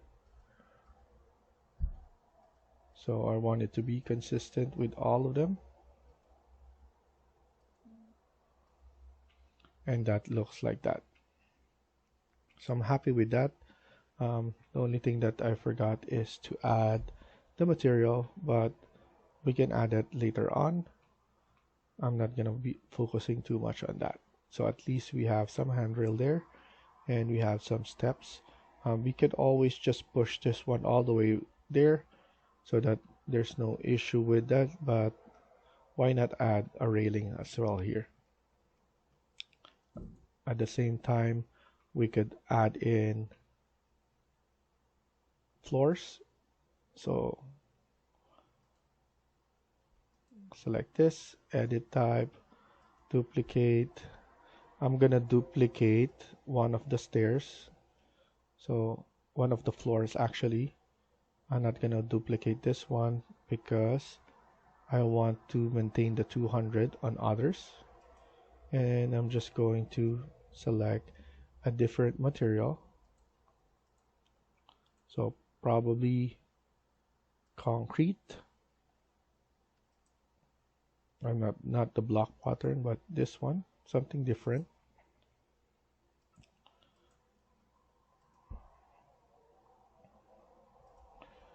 And then here I'm just going to go around here, and then let's pick this one right about there, and then just all around this area. And then let's trim and extend.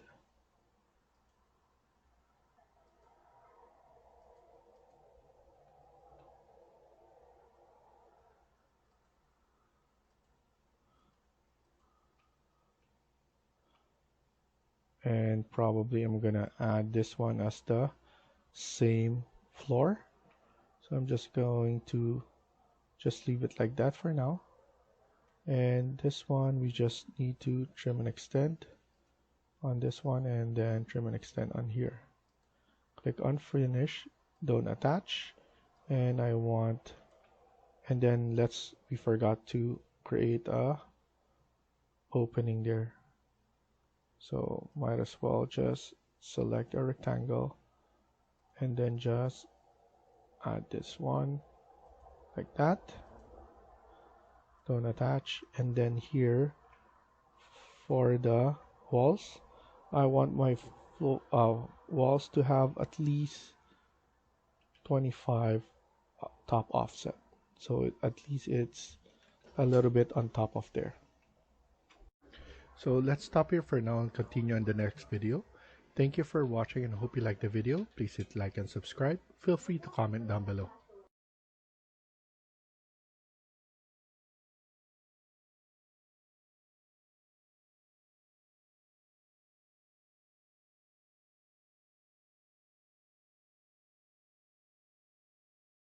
Hi everyone, welcome back to my channel.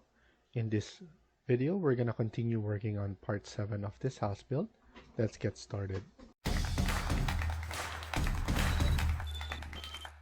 So in the last video, we were able to create the backyard. We added the pool and all this stuff. Now we're gonna continue working on this. Let's go to ground again, and I will add in the door. So I'm gonna select this door, CS, and I'm going to add the same door right here.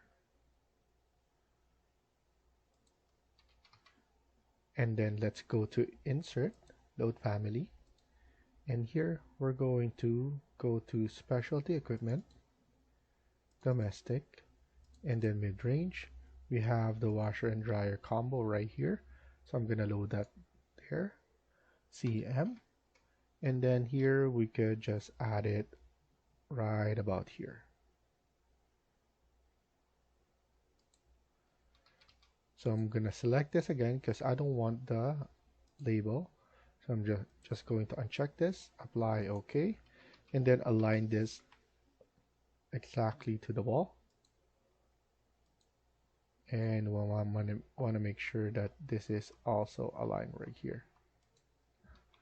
So we're good with this. And what I'm gonna do is I'm gonna go to section as well, and I just want to edit the stairs that I created. I just want to see how it looks if I just manually do it here. I know I could move this one a bit more. I think it was perfect just like that. And then grab it again just a little bit. And then pull this one a little bit as well. And then click finish. And then if we check the ground again, or the 3D view, it will look nicer like this instead of the one earlier. Then what I'm gonna do is we're going to create a stairs as well right here, and we're gonna do the same idea. So I'm gonna select this and then edit, and I'm going to just make sure to know the material that I'm gonna use. And then here under section, what I'm gonna do as well is to pull all the walls, and let's just make it negative 1000. I think it's too much to have 2000. And then at the same time we have our water right here, and then we also have, if we go to our 3D, we also have this. So make sure to add that one as well, and then go back to section. We could see, I'm not sure if we could see that, but we could just pull this one up like so, and then we could align it again, AL, and align it right there. So it's much better, not too much. And then we're going to add a stairs, so model in place, and then we could just add a generic model, and then here we could extrude it from the wall right here. And then after that, make sure to change the material because we want to be consistent. And then we could just create a rectangle right here, roughly around the full area right here. And we could just have something that looks like this, and we could just add some sort of stairs. I'm just eyeballing it at the moment. It's not, doesn't really need to be too accurate because it's not gonna be noticeable anyway. So something that looks like this, it's good enough. I just like the reflection of this one when we're in Twinmotion, and we can see that there's a stairs there.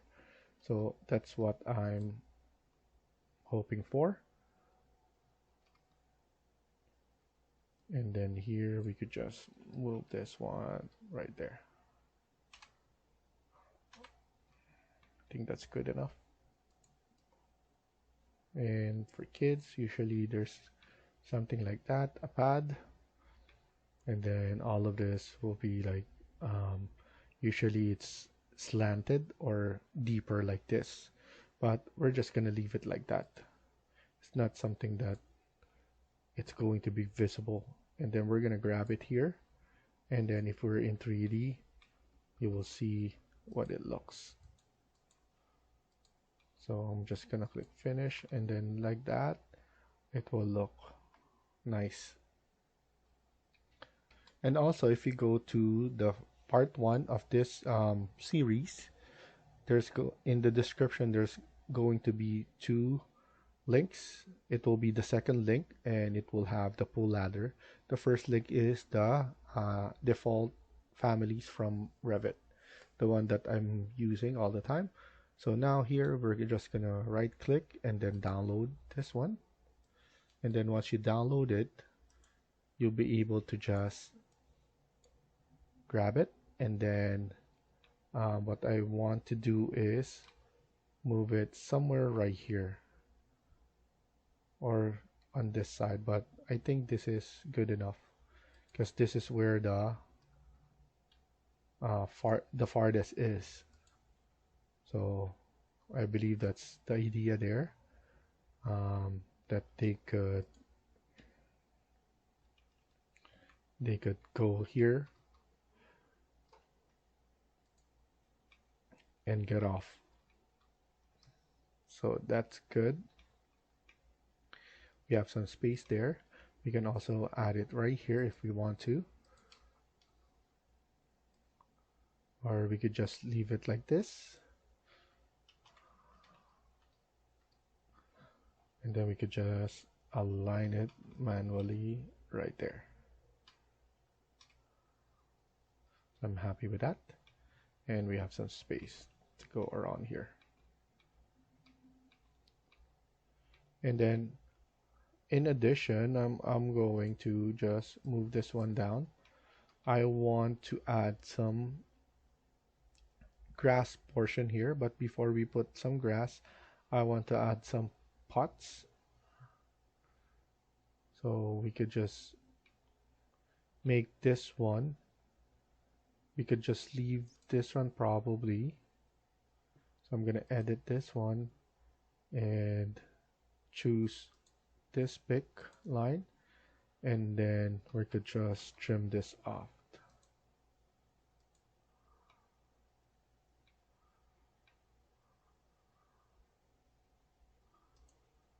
I think this is the right one to do, but at the same time I want this one right here. So basically like that. And then this will be trimmed off. So that's correct. And then click finish, don't attach. And then we're going to add another floor. Click on floor right here, and then edit, duplicate, and then we're going to add a grass portion right here.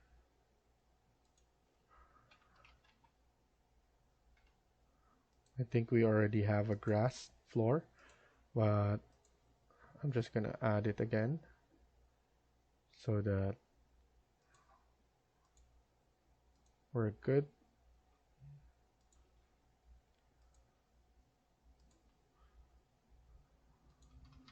And then let's trim this part, and then trim this part.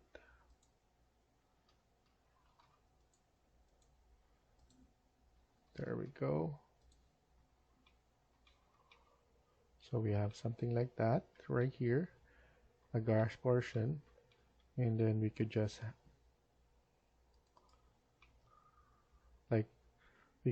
add an extrusion from this part, like just a decorative extrusion right here, and we could just add the grass portion there. We could have it going above. I think that's good enough because we have some space there. So here I'm going to create a generic model again, and then here we're going to create an extrusion. I want something right here,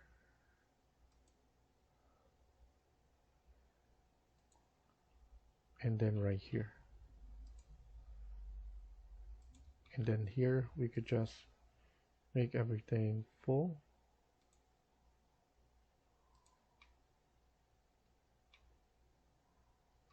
And then trim and extend.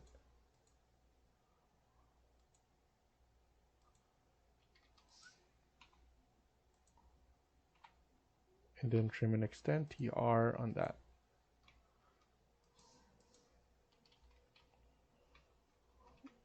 I'm going to align it here. I missed that part. And then we're basically creating a big pot here. So I'm going to offset this to probably 100. Not 100, so 50 only.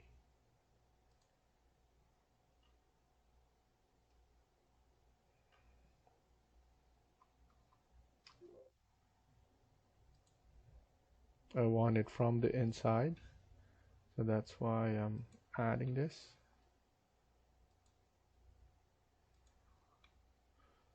And then once we add it, we could just trim and extend everything.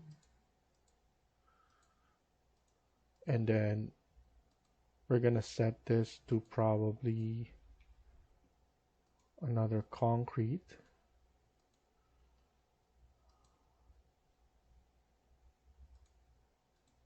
Or a stone if we want to. So probably a stone. We could use rubble. And then click finish. And I want to go to 3D so that we could extrude it properly and see how much extrusion can we add. I think that's good enough. We have the lower end of our window, so this will be all part of a big pot. And then what we can do next is to just add in some stuff right here. So I'm planning to add in a small tree right here, and then some flowers and those kind of stuff. But before we do that, we need to add in like an earth material.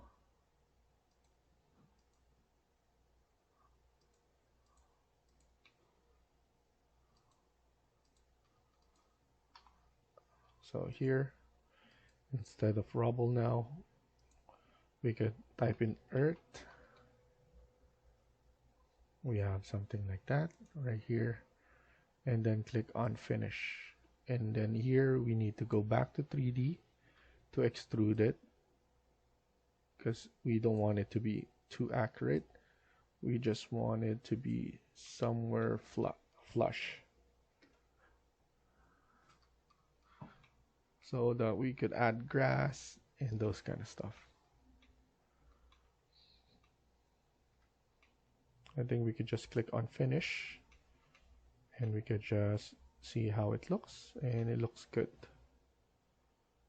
And then at the same time, I'm going to add a roof. So I'm going to go to level 1 and then add a roof for the second floor, but only on this part. So here I'm going to click on roof, make sure uncheck the define, and then because if this is checked, the define slope, you will have not an angle roofed. So now I'm just going to use this pick line, and then obviously I forgot to duplicate and edit. So I'm gonna edit, duplicate. This will be roof number 1. Make it all caps. And then here we could edit the thickness to 200, and then here a material, asphalt.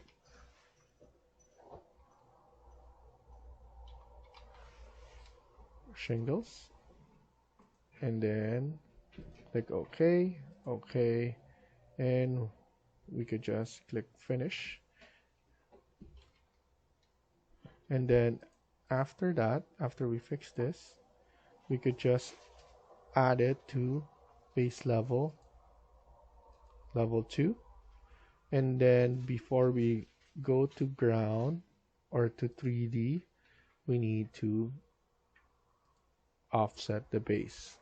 So because this is 200, I want another 200, so around 300, negative 300, so that it's not flush. So I just want that, I want a small parapet on that. So let's just go back to level 1, and then here what we're gonna do is we're gonna add in a line, which we have right here. You just need to go to annotate, detail line, and add a detail line right there.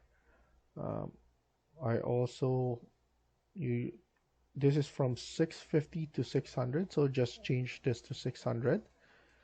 And then in order for us to add in another detail line, we need to change this to demolish. This will represent that we have a shelvings on top. So you can add those things. And then I couldn't find a rug, so I'm just gonna use detailed line and then CS on that because it's already placed there. And I just want to show that we can have a rug right here. I think it's good to have a rug. And then here we could just center line this and then center this as well. And that looks really good.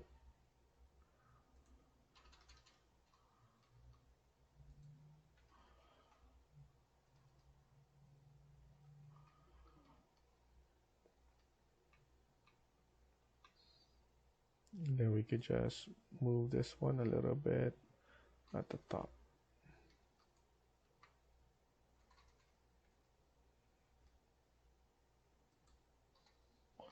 And then let's add in like a light. So insert, load family, go back to desktop, not desktop, sorry.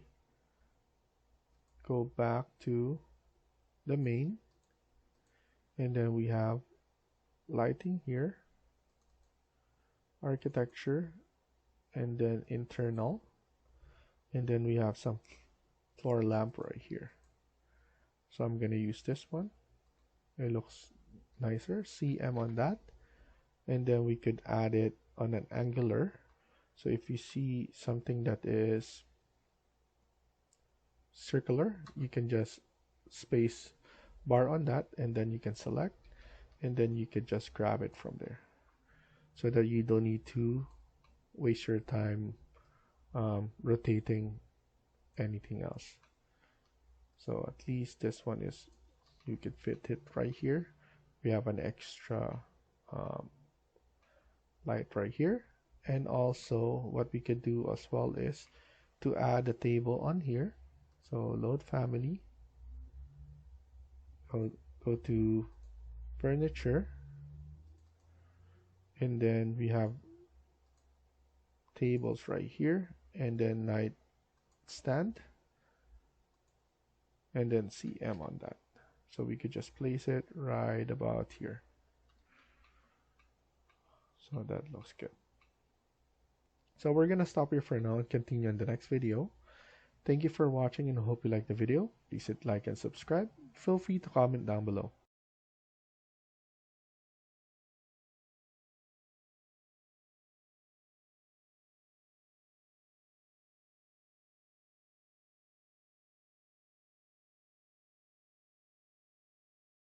Hi everyone, welcome back to my channel. In today's video, we're gonna continue working on part 8 of this house build. Let's get started. So in the last video, we were able to create all of this into the backyard.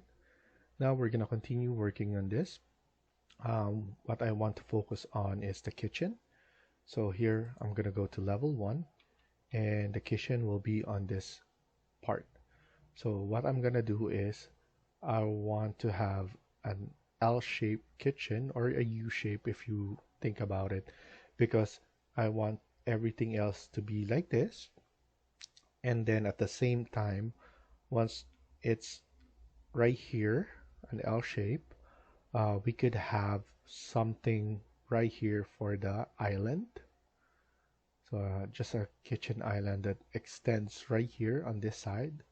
And then we could have a breakfast nook here as well. So it will be a nice and something different, just like not like a linear kitchen. So to start off, I'm gonna go to architecture, click on component model in place, and then here generic model. Press OK, and then make sure you're in level 1. We're gonna create an extrusion. It doesn't ask me to set it because it's already on the work plane level 1. So immediately it will be on my level. So we don't need to adjust anything. So for this cabinet, I want it to be obviously like this, and the kitchen island I wanted somewhere right here. I'm thinking of, for the kitchen island, I want maybe the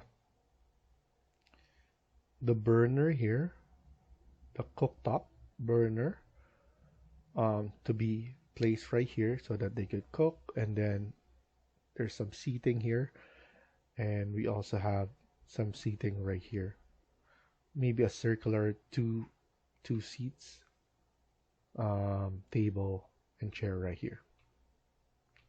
So here I could extend it more because we have enough space.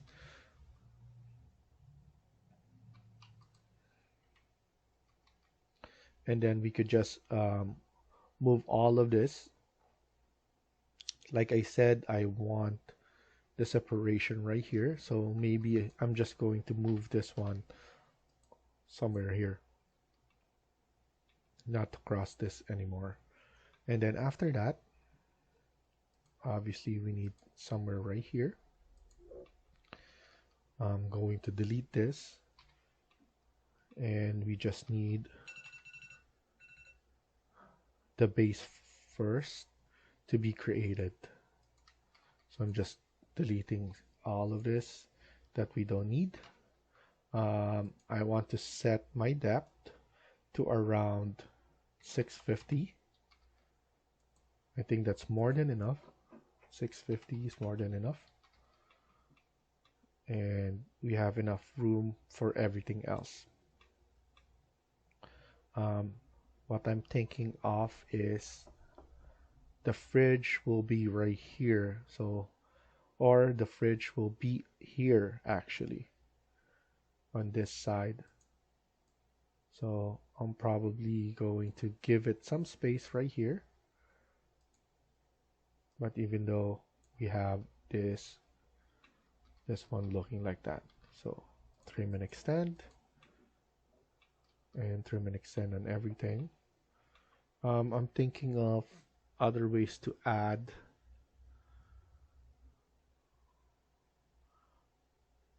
the fridge. I think this is the place to add it instead. I think this is the best place to add it. So instead of adding it like that, I'm gonna trim and extend, and then I'm gonna build a case around the fridge. Obviously, if anything change, I'll probably going to extend this, but it will take time because we need to extend everything if we do that. But for now, let's just leave it like this. I think we could work around on this.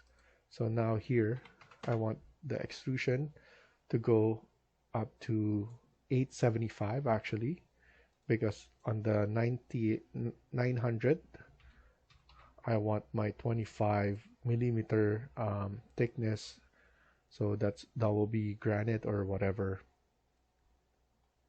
So here I'm gonna change this to wood. So let's add in a new wood that we could do. Let's use this one first. Gulam 24. Click apply.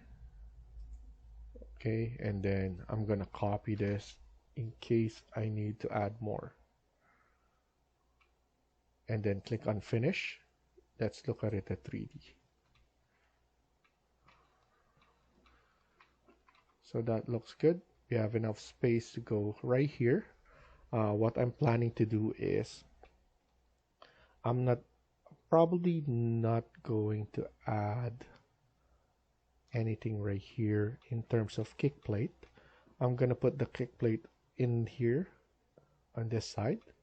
So to do that, what I'm gonna do is I'm gonna create and then click on void sweep and then choose the path. So pick path and then select both of this. So we're gonna work on the 3D now. And then after that, once you select the path, click on finish and then click on sweep again and then edit profile. Now you'll be able to manually create your profile right here. What I usually do is put 100 at the top and then we could put 50 and then click on finish and then finish again and then click cut and it will cut that geometry right there. So we have our kick plate ready, and then at the same time let's go back to level 1 and let's add in the top. So here I'm gonna click on extrusion and then I'm gonna set this one because I want it to be on top of this. So I'm gonna pick it, press OK, and then select the top.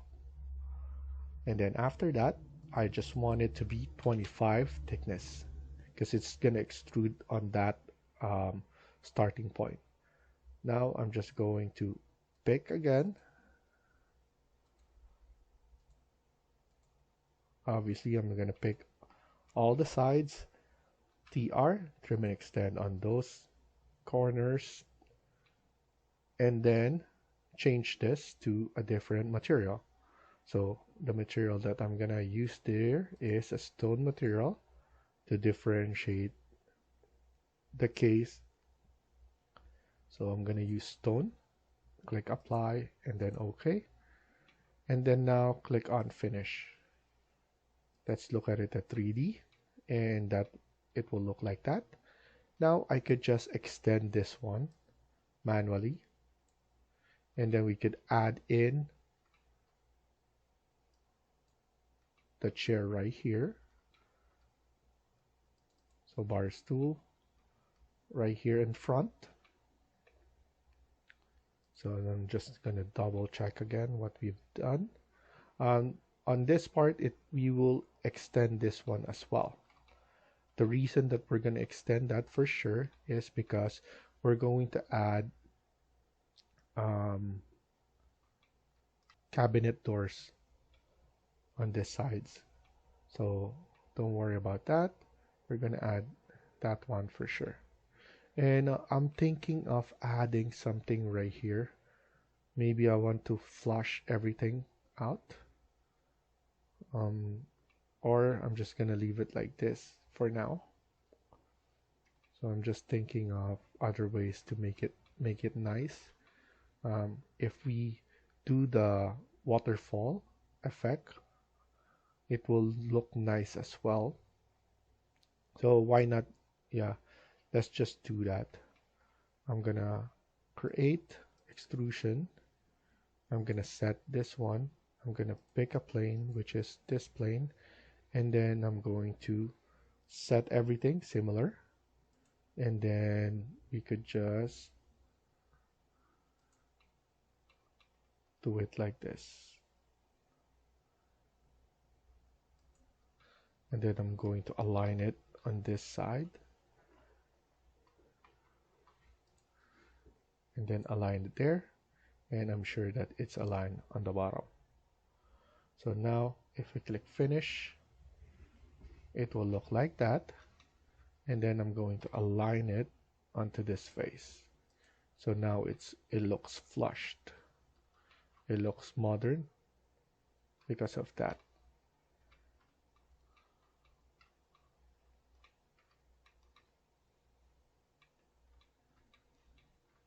And then we could add or create the um, cabinet doors. But before we do that, we need to add in where we could add in the faucets or the sinks. So let's click on finish first because we need to void those. So we need to add it first and then we need to void it again. So let's go to insert, load family, go back to the main, and then you will need to look for plumbing, architecture, fixtures, and then we have sinks right here. Just choose whatever sinks you want. I'm gonna choose this one. Click open, CM after that, and then let's place this on top of this.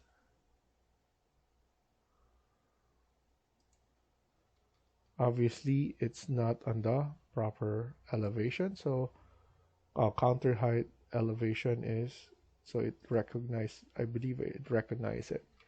So I think it's best way to add a section in order for us to see it better.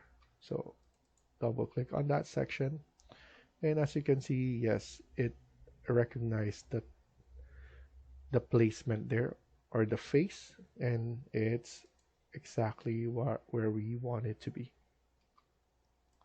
I'm gonna move it right here.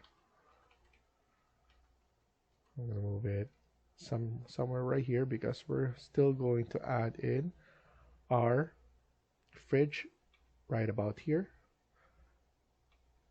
So we'll probably need to add the fridge and then the casing so that we know where to add the doors for the cabinets on the base. So now what we're gonna do is we're gonna select this again, edit in place. The reason that we need to edit in place again on the specific one that we created before is because we are gonna void it. You can only do it on the void extrusion of that particular model in place, because if you keep on creating a model in place after a model in place, it will be very hard for you to void it, and it's not possible. So here I'm just going to do a void extrusion, and then we're going to create a void extrusion. I usually do this because I want to see the sides of this one, because if you just do it exactly on that, it will have that blinking effect, so stating that there is something there that is overlapped. So that's why you need to give it some space. After that, click on finish. You can go to your section and then extend it, and then extend it downwards. And then after that, you can go back to 3D. Once you do, click on cut geometry and it will appear like that. So I just estimate the extrusion below, and then I just extrude it above a little bit more. Okay, so if you need, so basically that one is the void layout that I created. So you can even put it down if it's cutting into the sink, but from what I'm seeing on the 3D, it looks good. Everything is right there. So we're gonna finish here this one, and then we're gonna focus on the fridge so that we could finalize the doors. So let's go to insert, load family, and then here we need to go back to specialty equipment. It's under main, and then look for specialty equipment, and then go to domestic, mid-range, and then we could look for the fridge that we want. I'm gonna use this one, and then CM to add the fridge. So as you can see, French door, 2-door fridge, looks really big. What I'm gonna do is I'm gonna make it a little bit small. So I'm gonna edit type, duplicate, and then here I'm just gonna leave it like that. That's the name. I don't want to change it anymore. I don't want the label to be shown, so I'm going to uncheck that. And then here, what I'm gonna do is I'm gonna change, so I don't want any wall offset. And then here we have the width. I want it to be at least 650, and then the depth is around 700. Height, let's leave it like that, and we have something that looks like this. I think that's good enough size, and we could create a case for this. And then now we need to create a section so that we could see it on that side. So create a section, and then you can double click here. I know this is too small.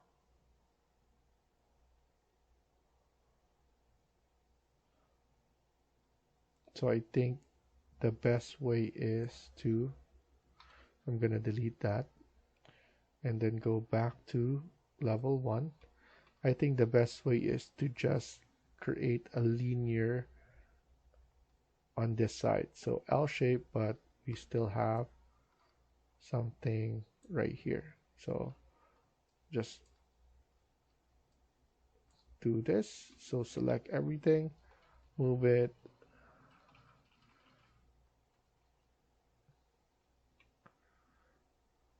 somewhere right here. I think that's good enough. And then we could just move this one like that.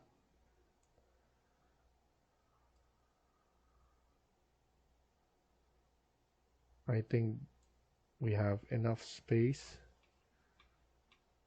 to go around here. And then here, what we could do is edit the boundary and then extend this one a little bit more.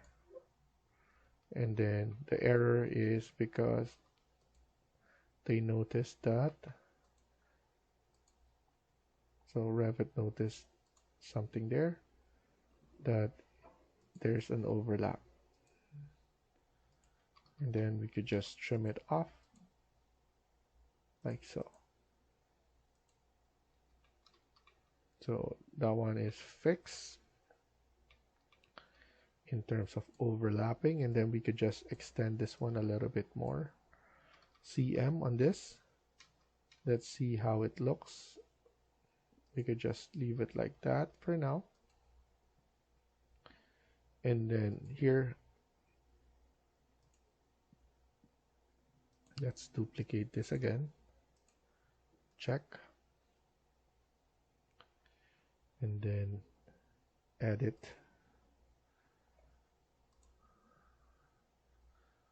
So the depth, I'm going to do 750. The width, I'm going to do 800. Wall offset 0 and apply. And then here, I'm just going to align it onto the wall. AL. And I'm just going to use this one right here and pull it a little bit more.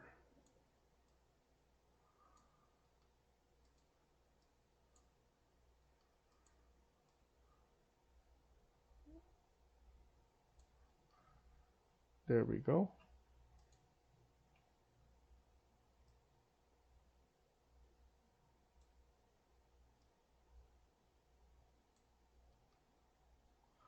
And let's go to 3D. Then we could just align it AL. There. And then let's go back to, I believe, this section. Double click on that. And we could just move it like that. And then now what we could do is create a model in place, or we could just select this, edit in place, extrusion, pick a plane, and then select this wall.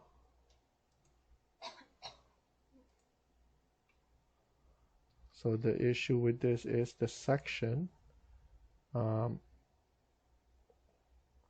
the section, this one was not overlapping the wall. That's why the wall is not showing. So now probably sure that it will show. And then we could just select this one, edit in place, extrusion, pick a plane, and then this one. Instead of the stone, let's use the wood. Type C, because I think it's called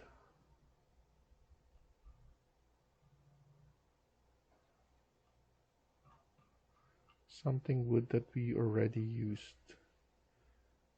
So wood, Gulam, so it's G, Gulam.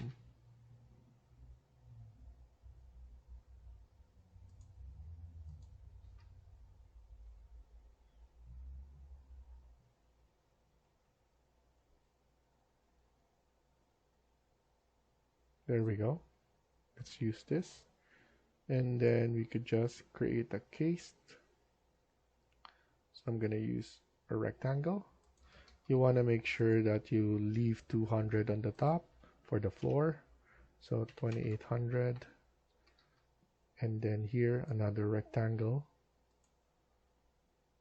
And then delete this, SL, and then TR. And then probably around 800 for the depth. And then let's look at it at 3D. And then we could just push it back a little bit.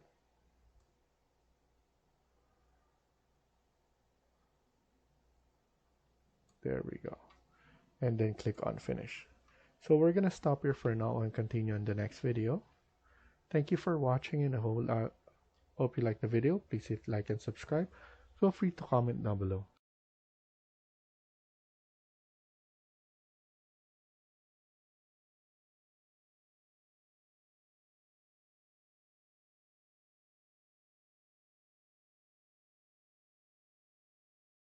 Hi everyone, welcome back to my channel.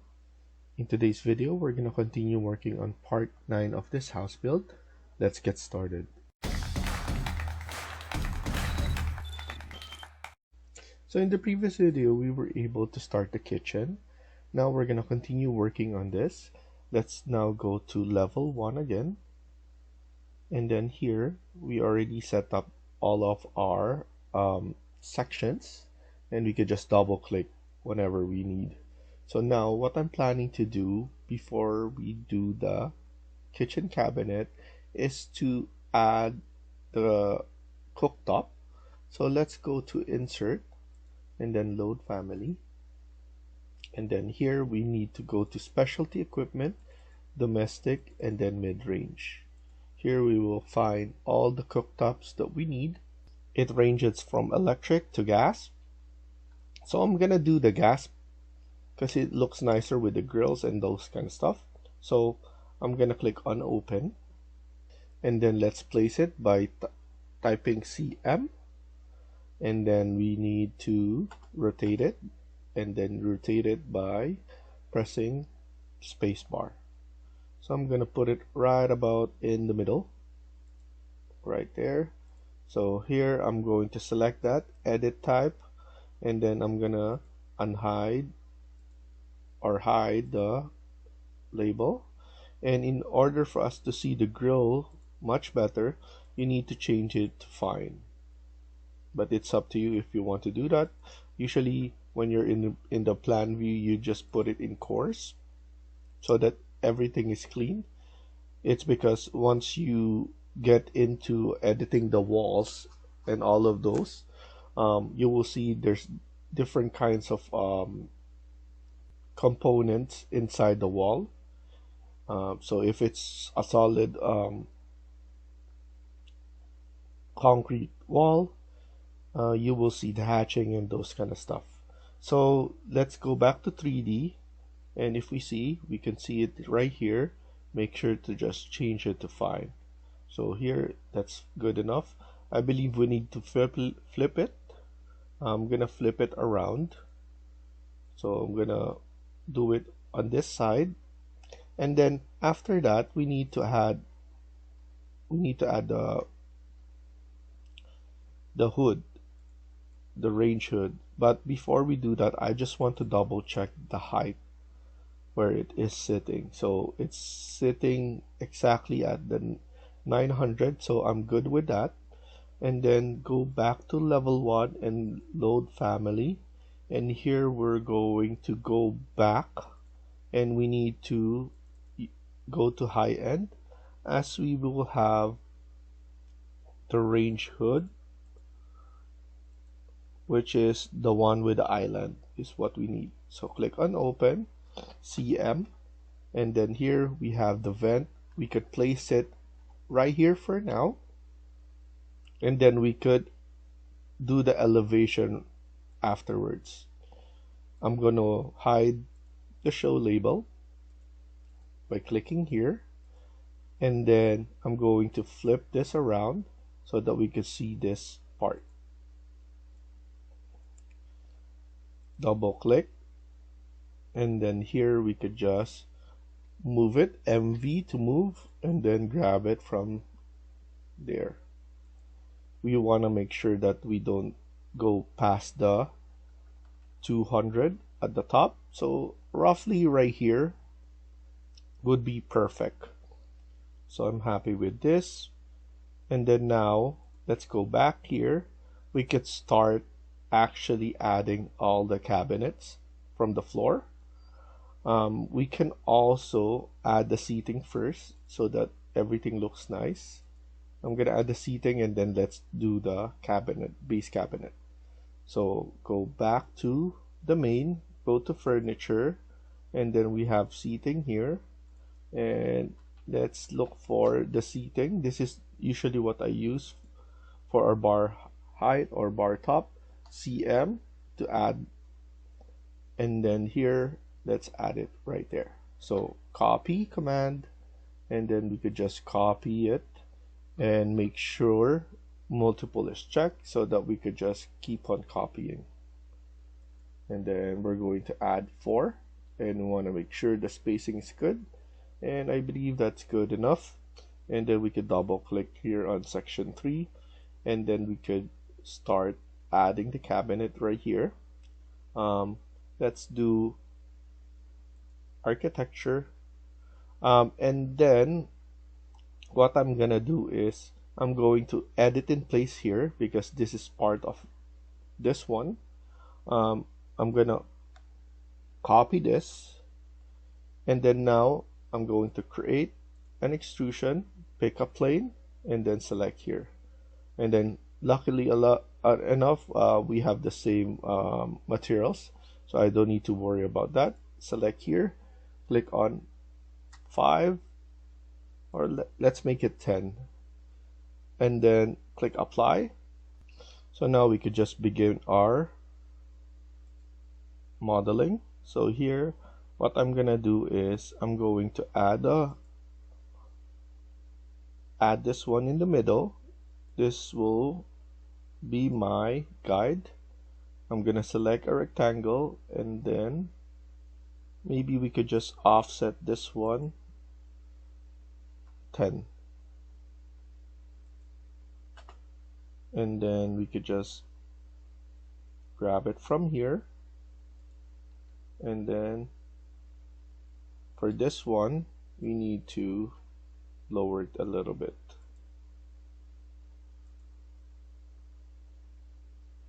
Don't forget to offset.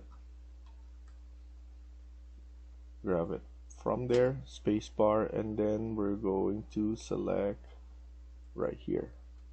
We could mirror this so that we know that everything looks good.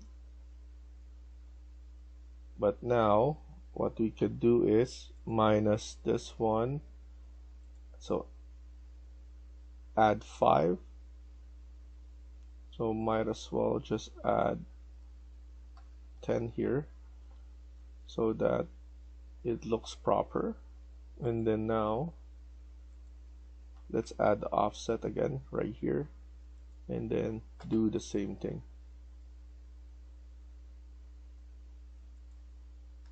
Spacebar to go to the inside,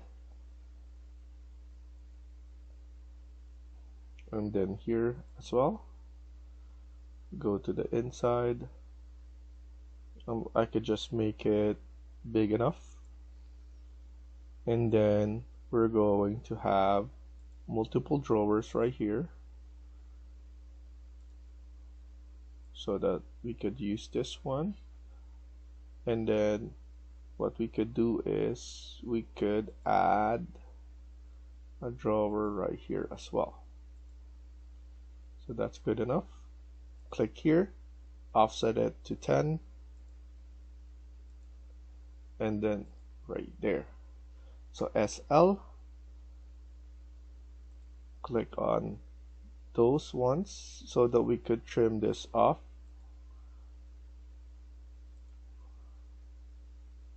And then trim this as well. So now SL.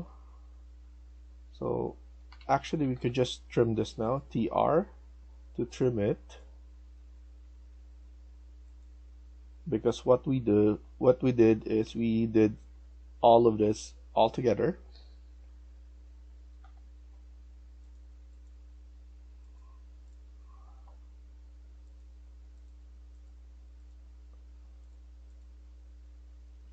And then after that, just click on finish. So we've done our cabinet right there. What I'm gonna do is align it. So I'm gonna align it here so that it's flush from that part. So we're gonna do it on here. So let's go to section 1, I believe, and then we're gonna do the same thing. So we need to create extrusion, pick a plane, and then we're gonna choose this plane. After that, we already set up the 10. We could do this first. Let's offset this to 10. So another way of doing what we did here, but I think this is faster because of the spacing issue earlier. It's really hard, so I'm gonna add something like that right there, and then we're going to offset this.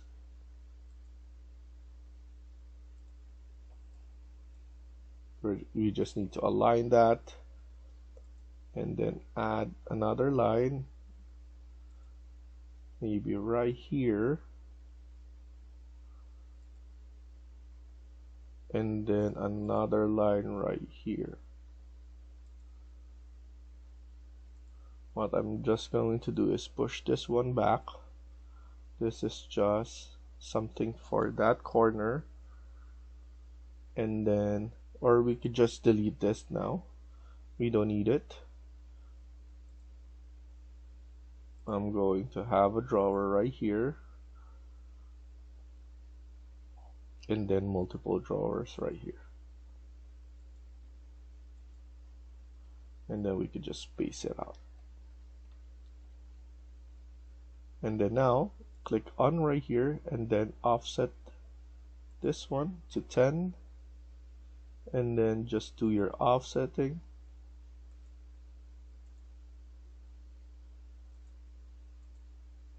And then now type in SL. This is split element, and then split it on one side. In the middle, it's up to you. What I'm doing is I'm basically making my life easy because I just need to trim and extend this part, and then this one will be good enough. So I just need to do it on that sequence so that it's easier for me. I just need to click 2 instead of 4. And then here we could just click on this part, click on here and over there. So now TR, trim and extend, all drawers. I just need to do that, do here and click there.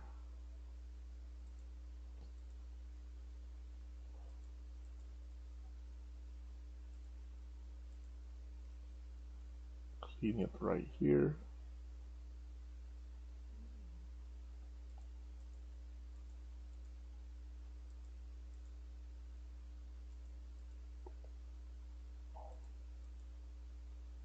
For some reason this one we need to split again, SL TR,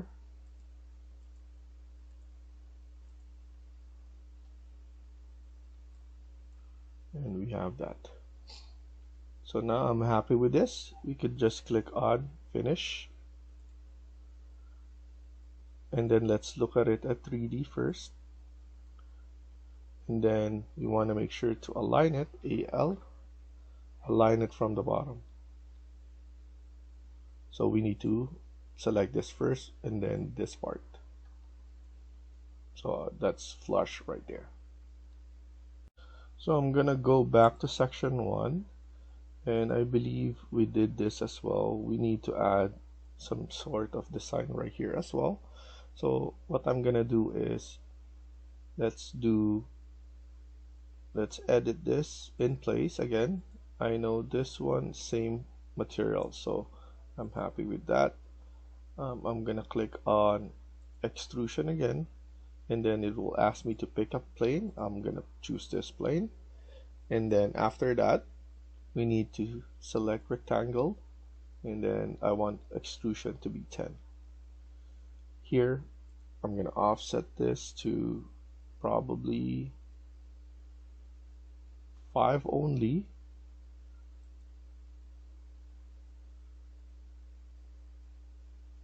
I just want to be consistent, so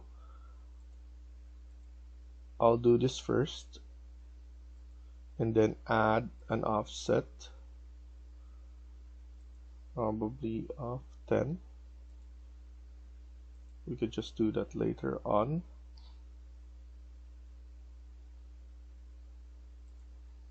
Let's do this now. I'm going to put it in the middle right here, and then right there, and then make this one 15, and then this one 10, and then I'm going to align this one instead.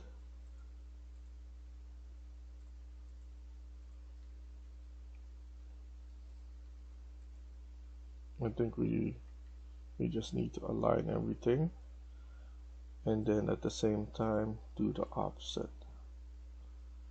The only problem is on this part it's too much, so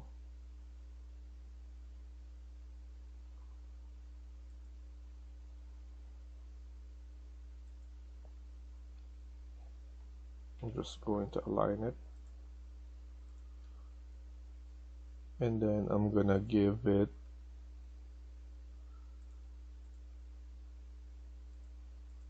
something like that. Offset this to 10,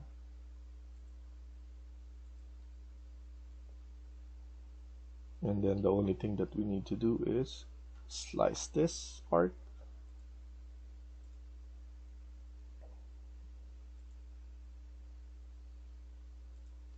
And then TR.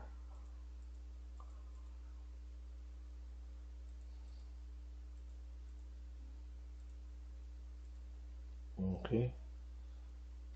And then maybe we could just lower it down to have that effect. So click on finish and finish again, just to double check everything first. And then we're going to start adding the one at the top, so the top portion. So now let's go back to section 1, and we're going to create a model in place again, or we could just copy this one. We just need to edit this one as well, not copy it. And we're going to pick a plane. We're going to choose the wall. So because the wall is not showing here, what you need to do is we need to close this first. We need to expand the section so that it's all the way to the wall. So we could edit the wall, or not edit the wall, but add the wall to the placement. After that, let's go back here, edit in place, extrusion, pick a plane. I'm gonna choose the wall now. After choosing the wall, make sure everything, the materials is the same. Extrusion, we're gonna change the extrusion, but we could just create this one for now. What I'm gonna do is I'm going to align it from this one. So for here, we could just go all the way. I think this is good enough. And then the top portion is something small here. So click on finish, go to 3D, expand this to whatever whatever you want. You can even go right here and expand it if it's visible, but I'm gonna roughly estimate this, so somewhere at least 1/3, 2/3 of this. I believe that's good enough. We could pull this one a little bit high, and then we could go back to our section, and then I believe we could just start now. Maybe I could just align it right here.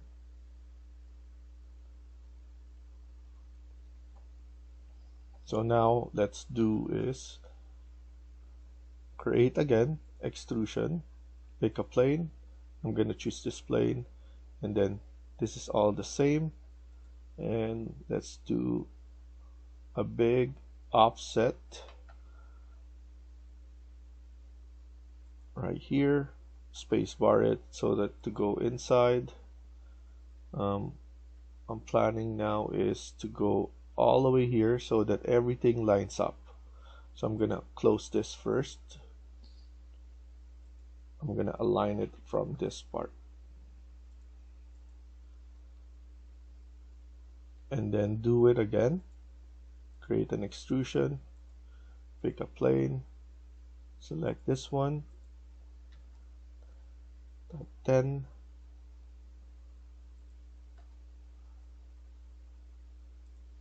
right there, and then we could just do this right here, and maybe another one going onto the other direction, creating that part. Now we need to create, so I want exactly in the middle right here, maybe another one, and then let's mirror this so that it's the same.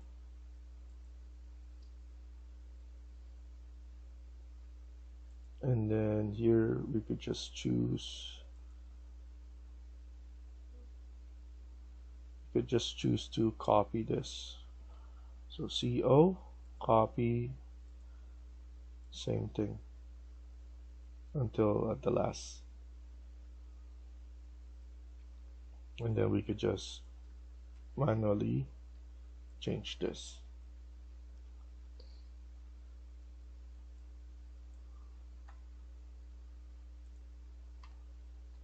And then now offset this to 10.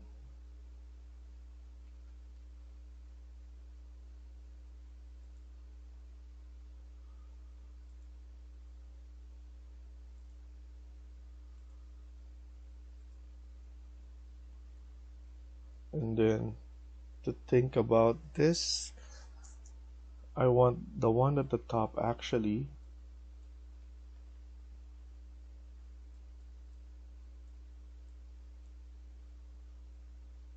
not to overlap. So what I'm gonna do is SL, split element, all of this we're gonna split right here,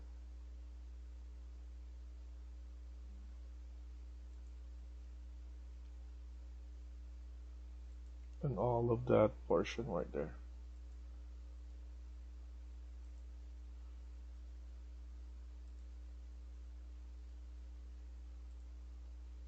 And then right here as well.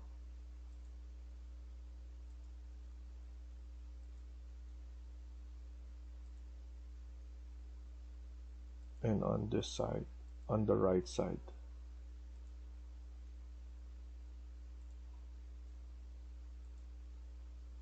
And then now let's trim and extend. TR.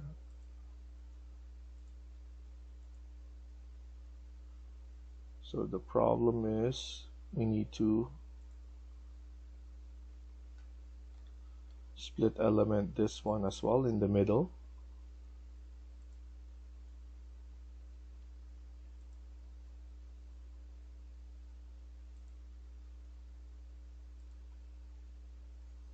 So you should add 3 spline on this one.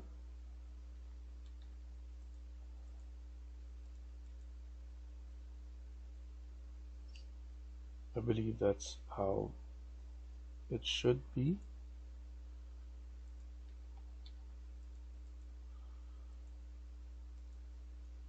I'm gonna do the bottom first.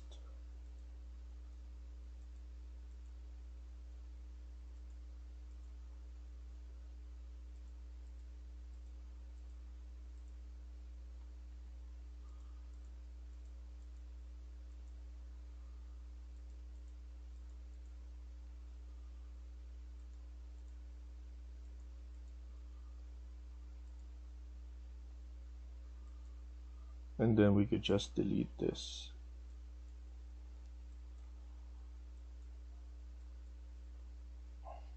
And then after that, click on finish.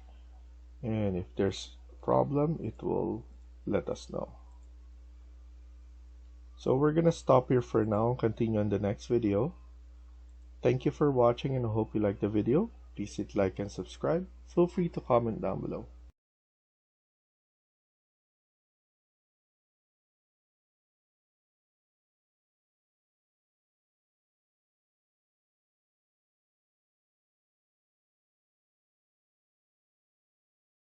Hi everyone, welcome back to my channel. In today's video, we're gonna continue working on part 10 of this house build. Let's get started. So in the last video, we were still working on our kitchen. Now we're gonna continue working on this. Let's go back to section 1. So meaning this is the section one that I'm referring to, you could just double click here, and I'm going to add a backsplash.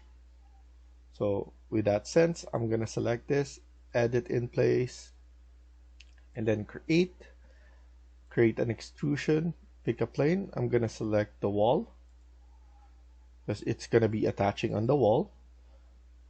So basically the plane, when they ask you to select the plane, where are you going to add it? So you're basically telling Revit you're gonna place it on this plane, um, and then you're gonna attach it from there. So here I'm going to put it at 5, and then going to add something that is styled.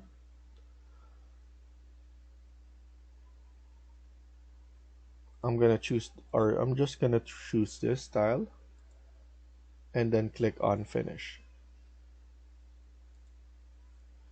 At the same time, let's go back to level 1. I believe we're done. We could just add in some more details. What I'm gonna add a detail on is I want to add like a bar stool railing here. So, and then let's add the furniture right here. So let's go to insert, load family, and then let's go to seating. Oh no, not seating, table, because we have this circular one that you could increase, and then it will increase the chair as well. So after that, CM, and we could just add it right about here.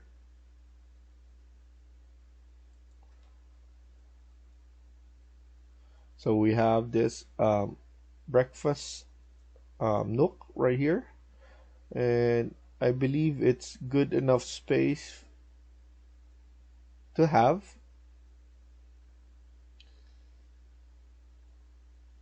It's not overpowering, and we have enough space right there. So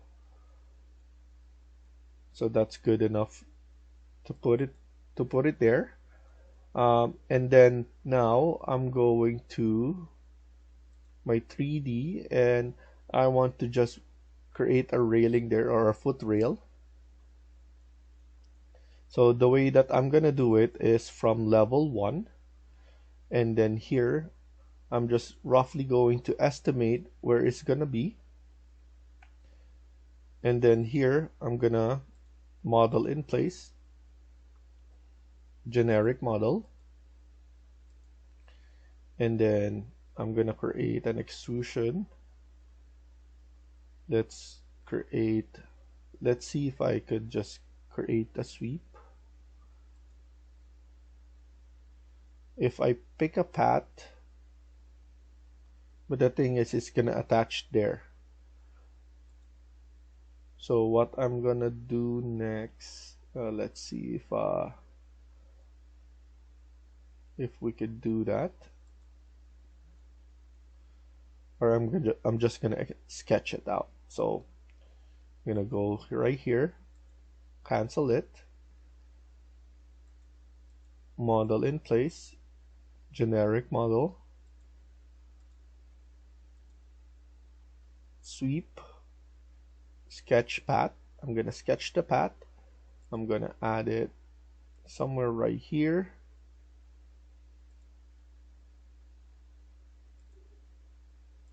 Somewhere like right there. And then after that, I'm gonna round it off. So fillet arc right there. That's 80.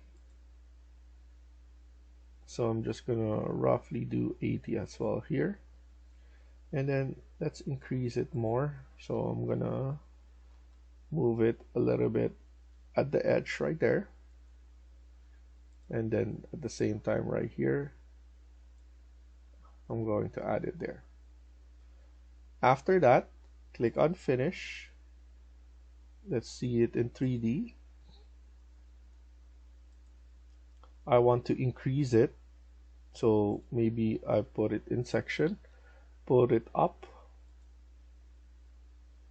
I want to move it up. I don't know if there's a constraint on this, but let's just create it first, and then after that, let's see if there's a constraint. So here, edit profile right there again, and then I want it circular. Maybe 20 is good enough. Change the material. So here, let's add a metal material.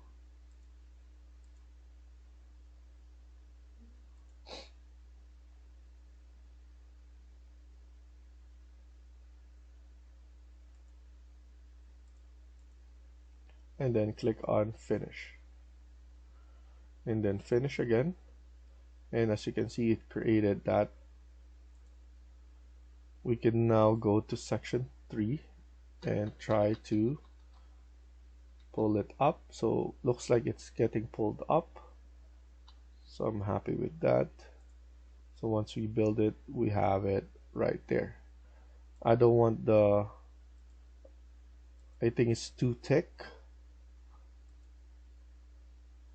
So I'm just going to edit this one, edit profile, and I want to change I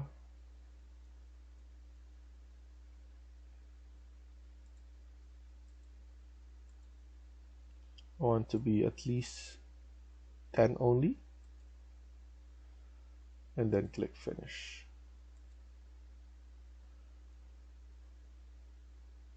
And as you can see, it looks good. Obviously the chair is really small, but it's not high enough, but obviously I'm gonna place a higher chair there, a proper bar stool. This is just a representation of that. And now I just want to double check, so I'm gonna select that level 1, that this is it.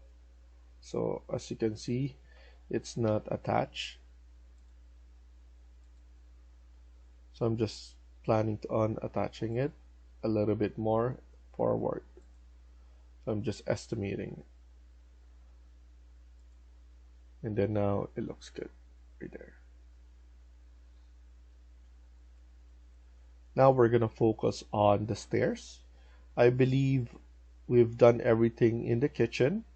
I'm happy with what we have accomplished here. But now let's do more on the other things right here. I'm gonna focus on the stairs, and then let's add the stairs right now. So click on architecture, and then we have stairs right here. We're just gonna simply create a U-shaped stair. So right now we have all the default setup. So base level is level 1 to level 2. Desired riser, I want to divide this properly. So we're gonna do an even number. So roughly around 14. So 7 each.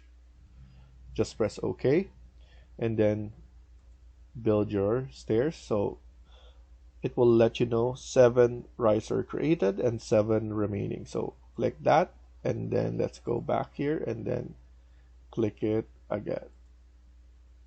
Don't worry about the spacing. We're going to figure it out later on.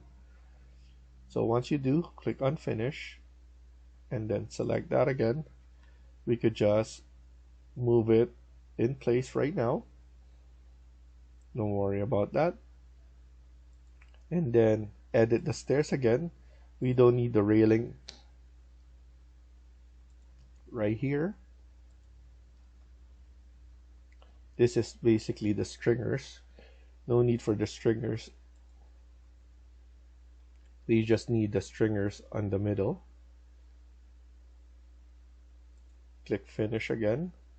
I always like to click finish because there's some, if you make a mistake, you can always go back, but I'm just used to dealing with this one like that. And then now let's edit the stairs again, the whole stairs, and let's just change the size, so probably 800, and then this one is 800 as well. So really depending on, I want to change it right here.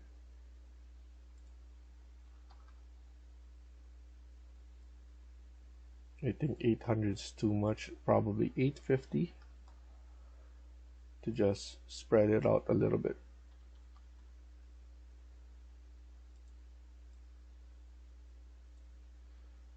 Let's do 900 each. I believe that's good enough. We have a good spacing right here. Let's separate this.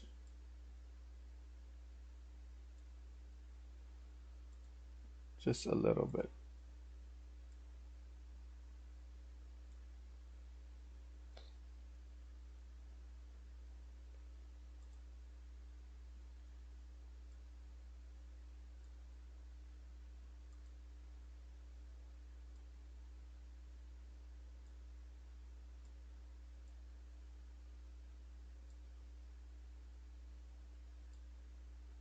Something like this.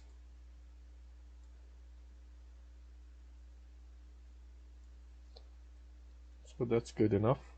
And then after that, let's change this. I want,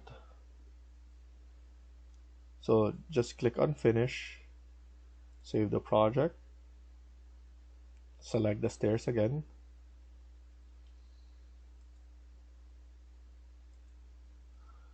and then here, edit, we need to click this one right here,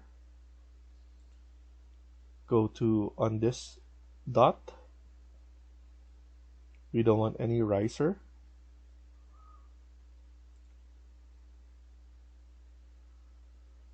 and then we could set up the material right here, and then this one should be a wood material. You can choose whatever you want. Let's use this one. Click apply.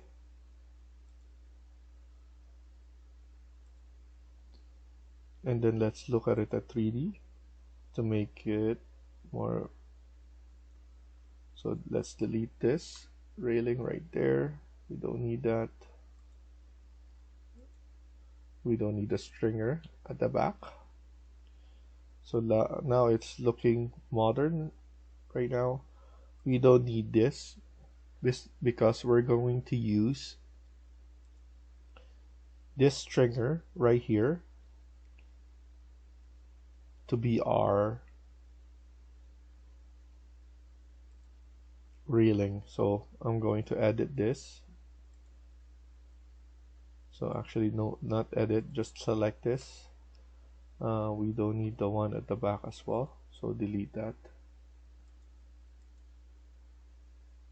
This is stringer at the right there, so I'm gonna delete that.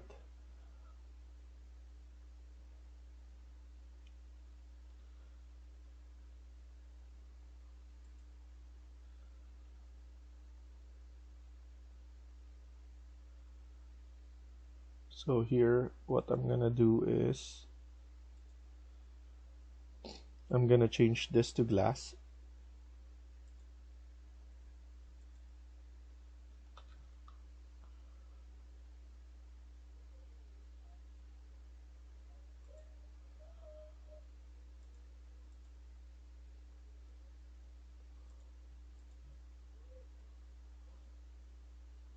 And then this one as well to glass.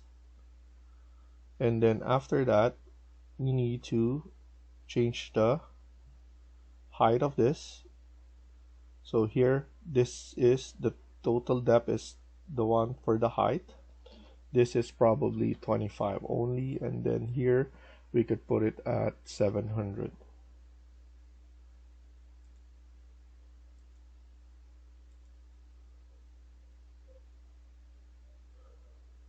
In terms of landing, same as run.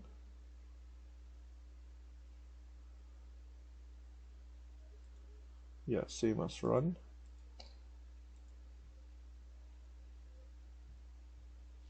And then we need to remove this stringer. This stringer we don't need, but I'm just going to edit the stairs and remove it. Click on finish, and then like here it looks much better. I'm gonna change this to realistic just to show you how it looks. So this is glass and this is the wood material. We also need to select this, edit the middle support. It needs to have the value for the material. So this is another metal material.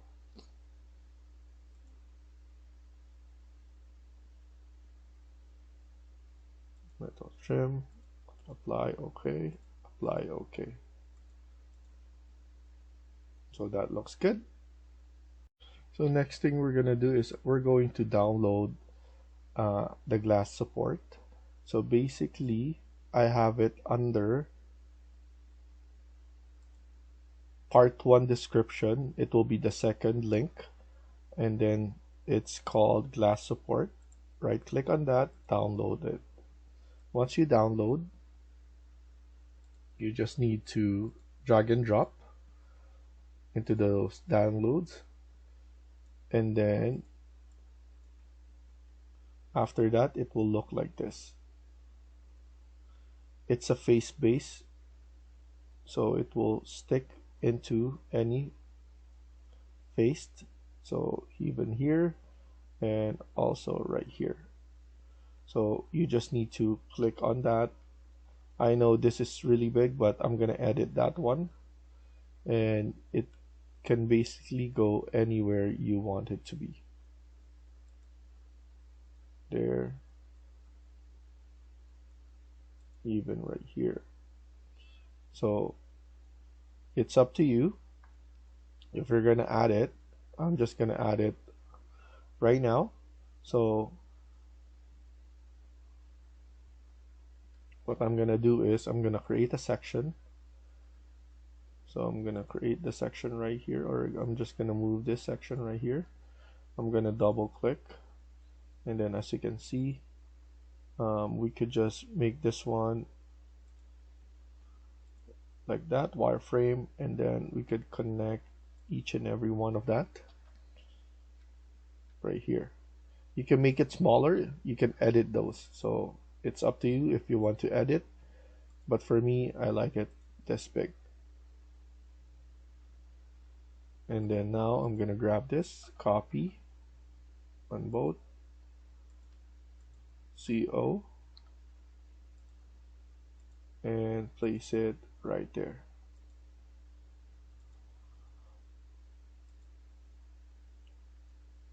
I don't want this one to be slanted, so I'm gonna select that, edit. So I'm gonna make sure to check the run, and somewhere here nosing, I don't want default, I want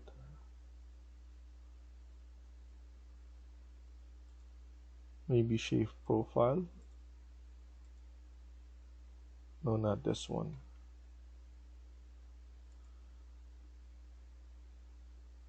It's somewhere right here into the run. In terms of landing, that's same right here. Just uncheck this slanted, click apply, and then OK, and it will be the same as the others.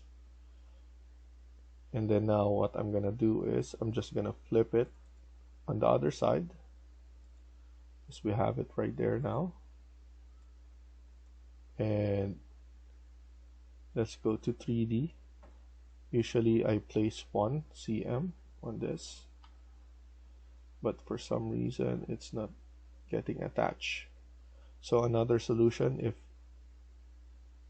you have the same issue, is to create a reference plane. So let's create a reference plane, RP. So reference plane right there.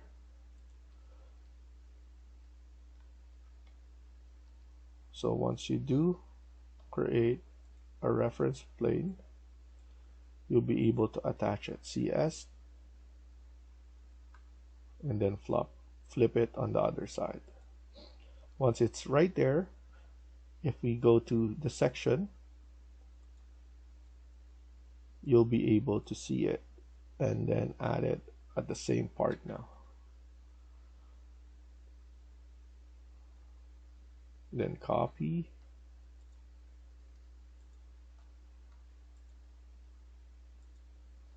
and then select all of those.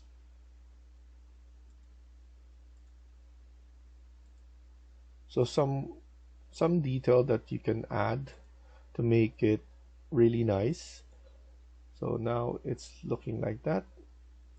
And then if for some reason you want to edit this, change the materials or whatnot, you can also change the size if you want to. So here you can basically edit this one to make it smaller or bigger. So to show it, I could just change this first. So this is 20, I'm gonna put it at 10, and then click finish. And then here I'm going to edit extrusion. This is 40, that one's 10, this will be 25. And then you could just load it again. You can save it if you want. I'm gonna press no because I want my original to be the same, but you could just overwrite existing parameters and you could basically edit it. So things that you can do by yourself, but the default is the one that you have, a big one there. So we're gonna stop here for now and continue in the next video. Thank you for watching and hope you liked the video. Please hit like and subscribe. Feel free to comment down below.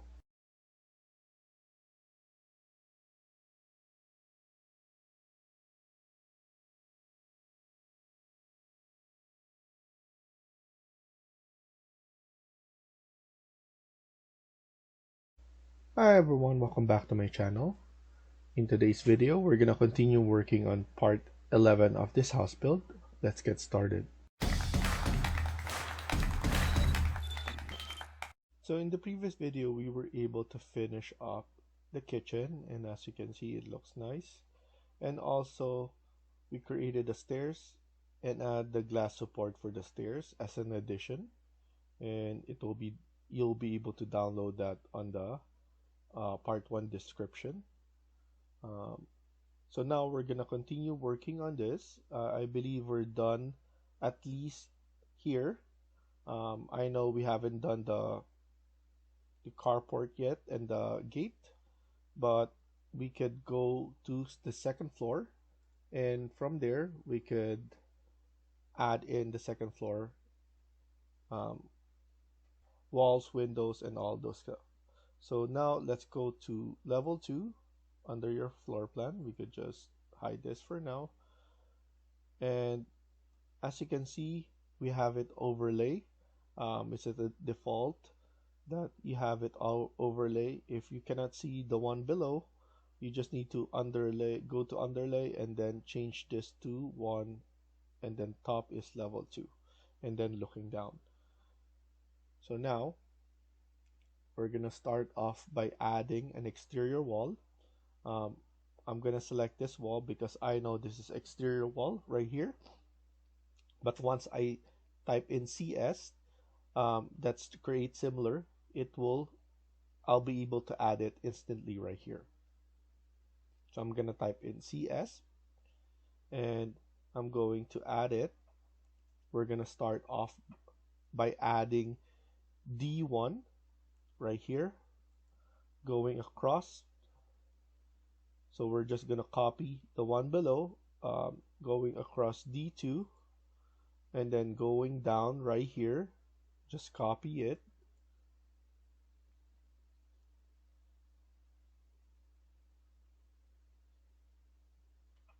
We need to go back actually. It should be only up to here, going across. So D3. So need to push this one back or front right here. So D3,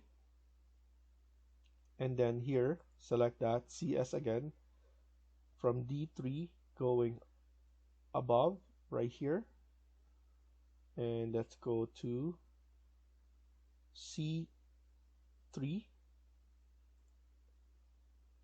and then going across right here, this will be C5,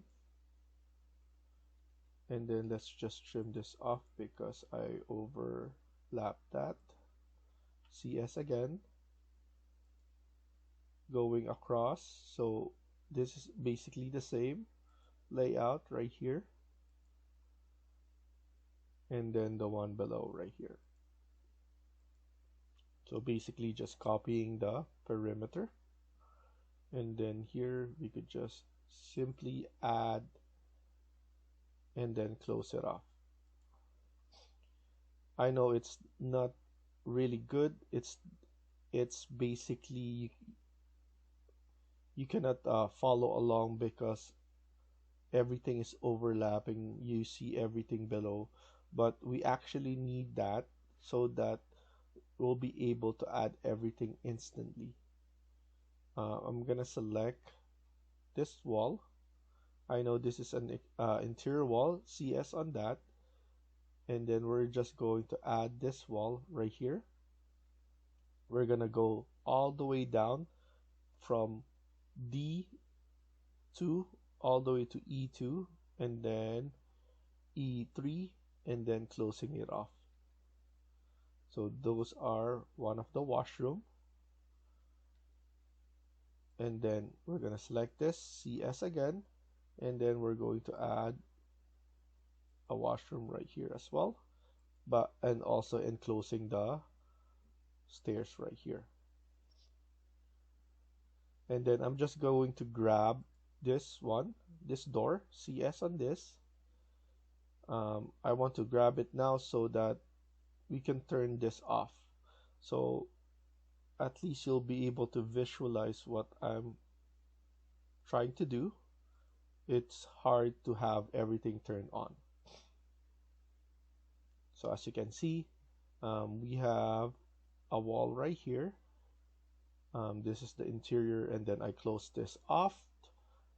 We could add the door right here on this side, and then we could extend this now all the way right here. That's the corridor, and then select this one as well, CS,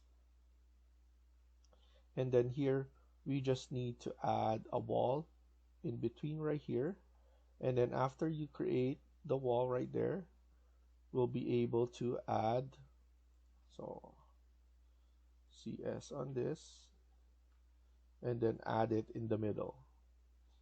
The reason that I'm doing that is so that we could expand this and add a door, two doors right here. So before I give you the dimension there, CS on this, I'm gonna add the door first. I want to make sure that this one fits. That's why I wanted to add it. But I just noticed I want to do some changes in this wall doors. 650 is for the washroom, but here I want at least 700 by 2000 on the others.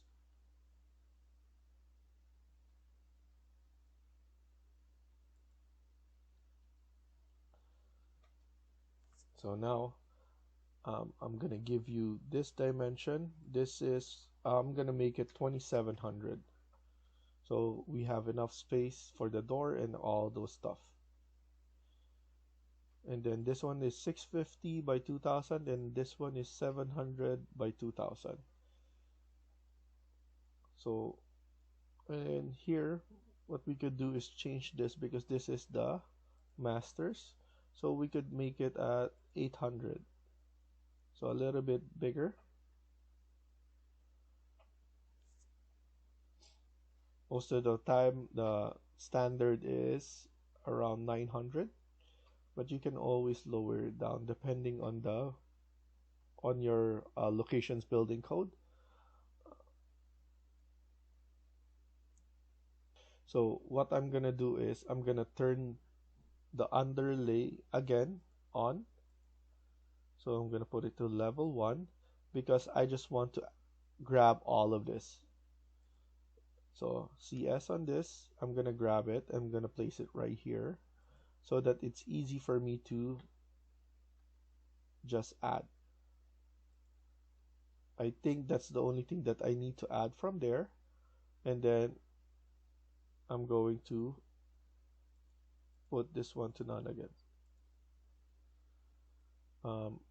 All of this section, I could just hide it for now. We don't need it yet again. So hide element. And then here, we're gonna add in a washroom with 2 vanities.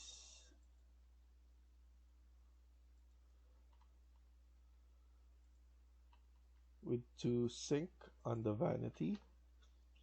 And then we're going to add obviously the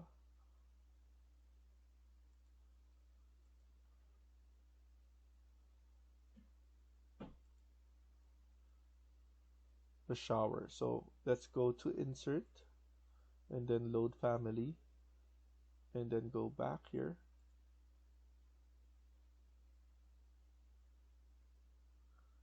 And then here what we could do is we could choose to go to plumbing, architecture, fixtures, and then we have a shower right here, and then just load this one, CM, and then we could just load this and then extend it. Before we extend this, what we could do is check the dimension. This is 1250, so we need to change 1250, maybe this one or the other one. So right here 1250, that's good enough. We need to move this one and move this one, so I'm happy with this. And then right here CS,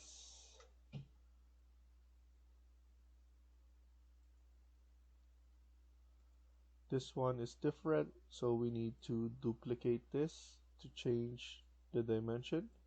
This is 1422, edit, duplicate, 1422.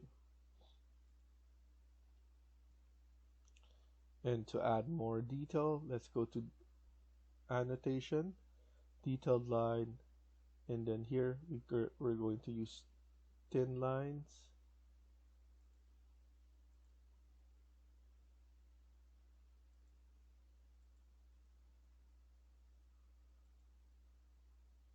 And there we go. That looks good. Let's just center this a little bit and then give it some space.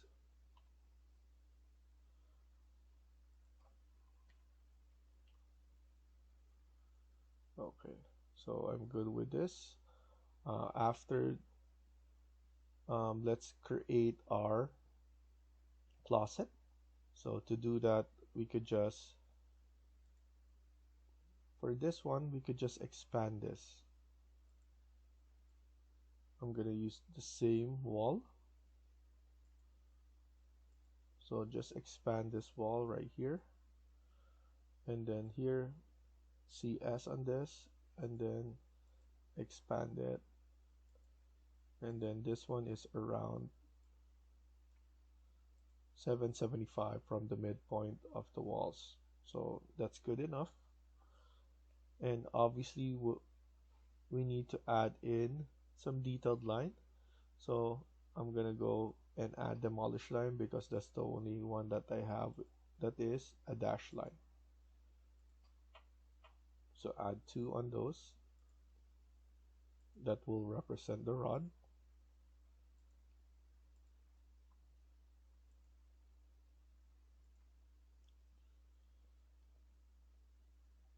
And then after this, let's load the door. So load family, go back to the main, and then click on door, residential, and then we have a sliding door right here, sliding 2-panel wood. Click open. I usually load everything because I don't know if we need the smaller one or a big one. So click 1, scroll down, hold on shift, click the bottom, press OK, and then CM. Actually, this is a door family, so it's a system family. So we can use CM. It will give us a different one. So here we could just search for the appropriate size for us, maybe 500 or maybe 1700 by 2000 is perfect size. And there we go. And then after that, let's add in the beds. So go to insert, load family, go back here, and then go to furniture, and then beds. I use this one, click open, CM, change this to queen first before adding, space bar couple of times to change the orientation, and then we could add it right here and then right here as well.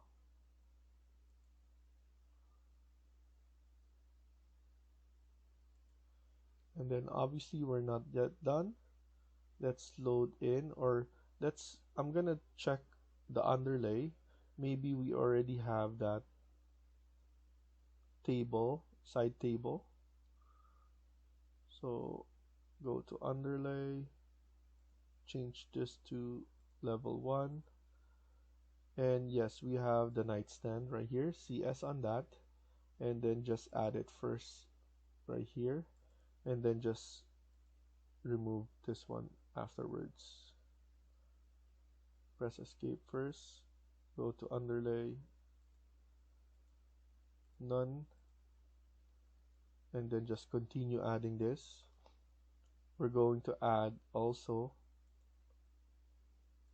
a table lamp to make it nicer.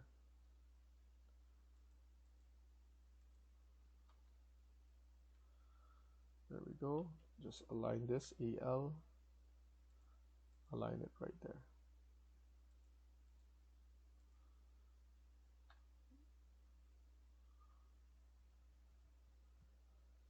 After that, load family again, go back. Let's go to lighting, architecture, internal, and then we have some table lamp.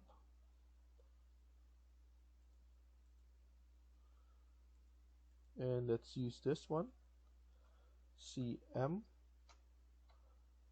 And here we're going to add this one for now. And then I'm just going to create a section and double click on that. What I'm gonna do is I'm going to align it on the top of this.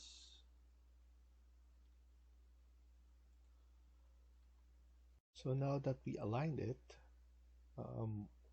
once we go back to level 2, if we select that CS again, we'll be able to place it in the same height as well. so it really maintains the parameter of the one that we copied from. So make sure to use CS all the time when you're placing multiple objects at the same kind, so that you don't need to edit any of the elevation from levels. Also, I remember that we need to pull the stairs window up. So here I'm just going to pull it up a little bit like this. And then the arrow is just indicating that there's a curtain wall right there. So just click on cut, select the window, and then the curtain wall. And then as you can see, we have that one right there. And then after that, what we could do is we could place the floor. So here I'm just going to delete this for now. I'm also going to unhide all of this because we don't need it anymore. And I just remember to, I rather delete it than to hide it.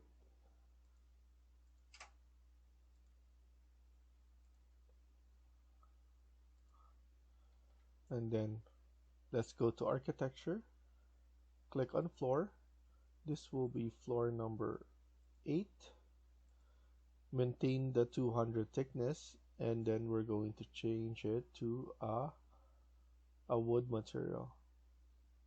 But because the floor and the ceiling will be the same, what I'm gonna do is I'm gonna put it at gypsum wallboard, and then I'm going to place a paint material on top of it. But before we do that, I'm gonna select the pick line all around the perimeter except for the stairs.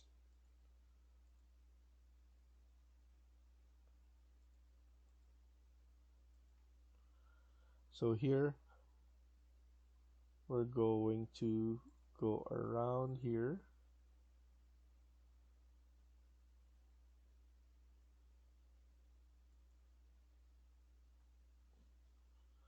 and then trim and extend. So what I'm gonna do is trim and extend here, TR right here as well.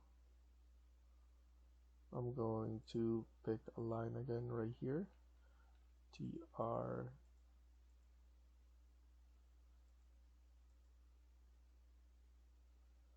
and then we might even go around here.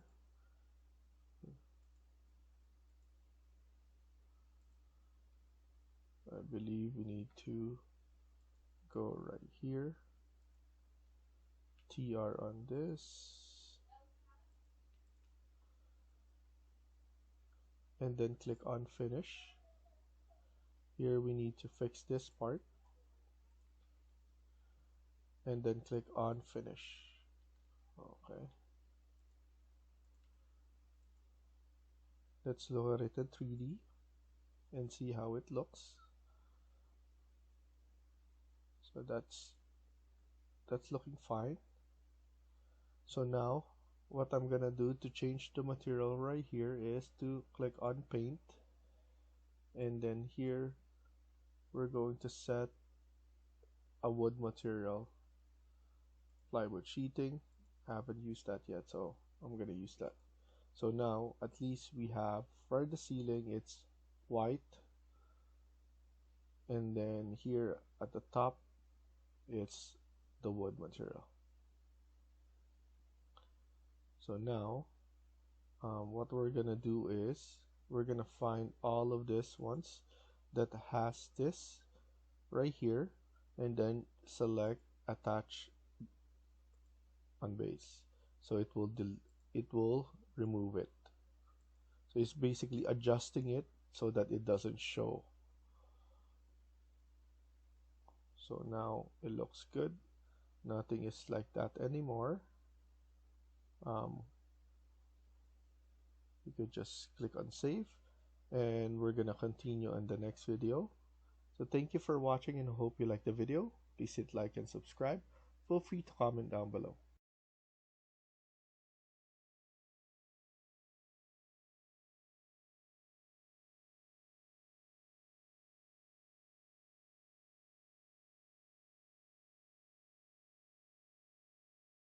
Hi everyone, welcome back to my channel. In today's video, we're gonna continue working on part 12 of this house build. Let's get started. So in the last video, we were able to add in the walls, furniture, and floor for the second floor. Now we're gonna continue working on this. I'm just going to select the stairs again. The reason for that is I noticed it's too thin, so I'm just gonna make it thicker. So here I'm just going to select here and then change the thread thickness to around 200 is good enough. Press OK and then OK again.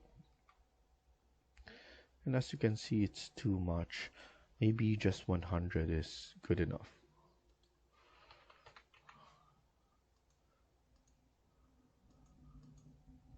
And I think that's good enough for 100.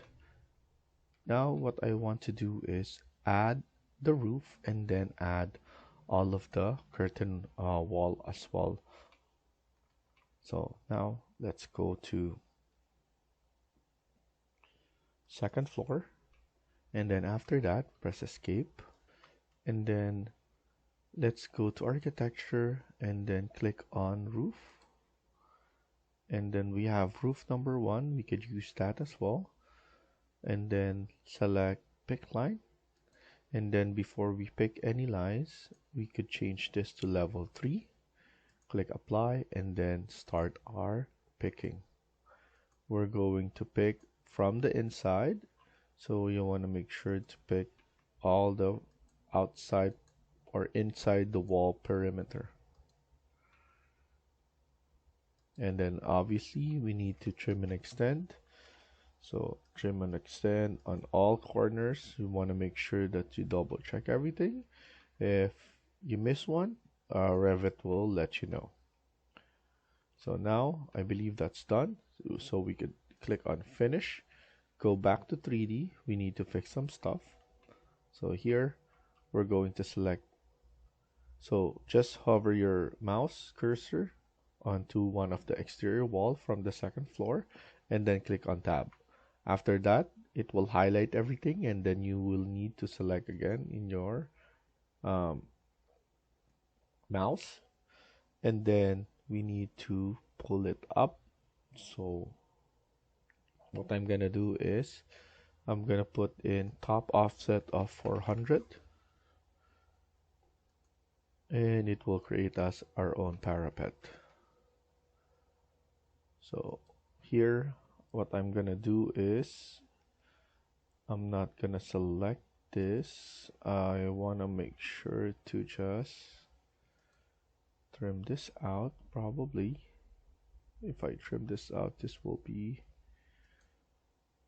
move. So I'm gonna pull this one there and then CS on this and just add that one. So I want to change it. So here I'm gonna change this to 0,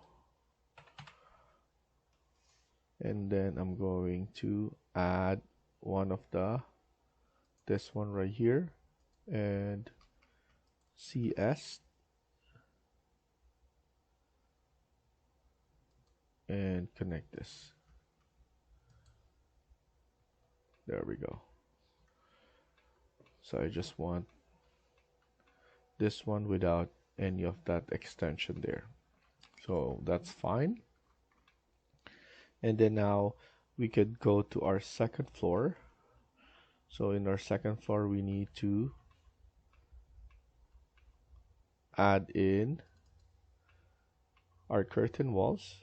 So I'm gonna CS or just go to architecture, click on wall and choose curtain wall, and let's add curtain wall right here, and we want it to be from the inside, so you could just space bar that. Another trick on doing this is you can set everything already. What I'm trying to do here is I'm gonna set one first and then CS on that, so that it will retain the height that it needs to be retaining. And then here I'm going to make this one a little bit high. I'm just extending this a little bit more, and then AL, align it right here, and then align it from within here. Now if we go to level 2, select that, CS, and then we need to add one right here. It will retain the height that we set that for. So now if we cut geometry, go to modify, cut geometry, select the wall and then the curtain wall, those heights are the same as what we have here. So just a quick way of doing things, so at least you know what to do. I'm going to add somewhere right here. I'm probably going to extend this or just leave it like this. We could just, because we could add in some entertainment system here. So that's why I could extend it a little bit. And then we have something right here as well that we could move this to this. So in order for us to have a bigger space for our entertainment system right here, we could even move this onto this side, and then here we could move it one,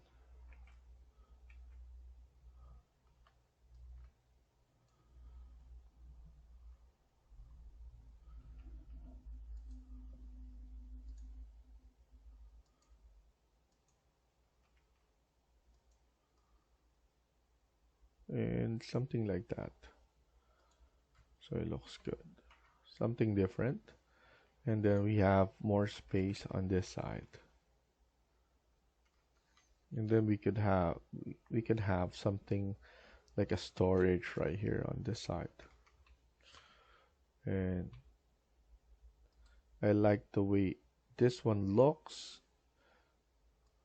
because we could basically have a nicer wall right here, so we could extend everything up.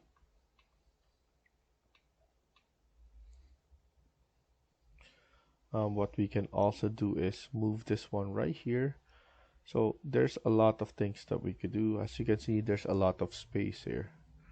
So we could do it like this, or we could do it the other way around. So it doesn't matter, basically.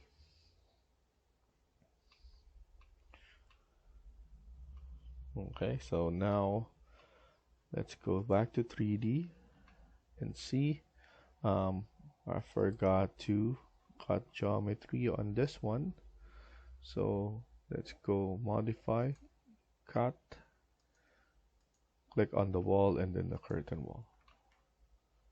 And then here we could just move this one up a bit, because that's something that we're not gonna do. The reason that I have this one from the bottom is because I'm planning to add balcony on all of them. Probably here, just a small one, but that's what I'm planning to do. for this part, I feel like I need to move the bed on this side. The reason for that is because we have the um, laundry right here, so we could extend this one so that we could close this off, or just extend this one, not worrying about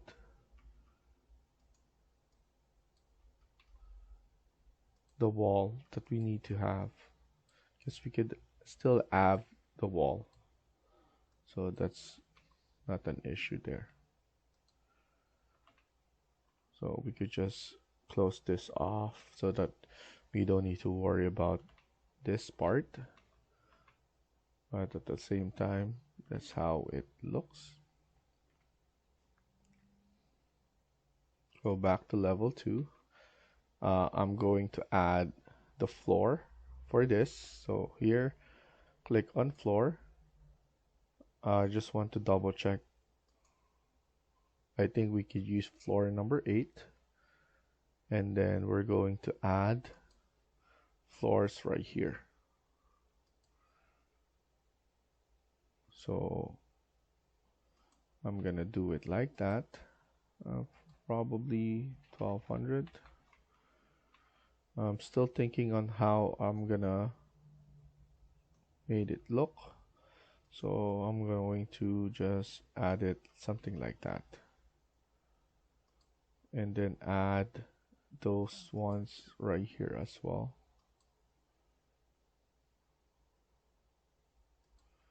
Around 1200. That's good enough. And then right here as well. I'm giving some space right here. The reason for that is so that we could connect it from the wall, the railing.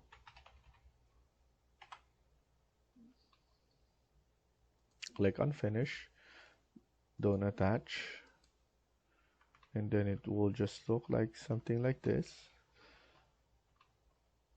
I like it because we could extend the boundary right here. There. Click on finish, don't attach, and then we probably going to edit some of this anyway.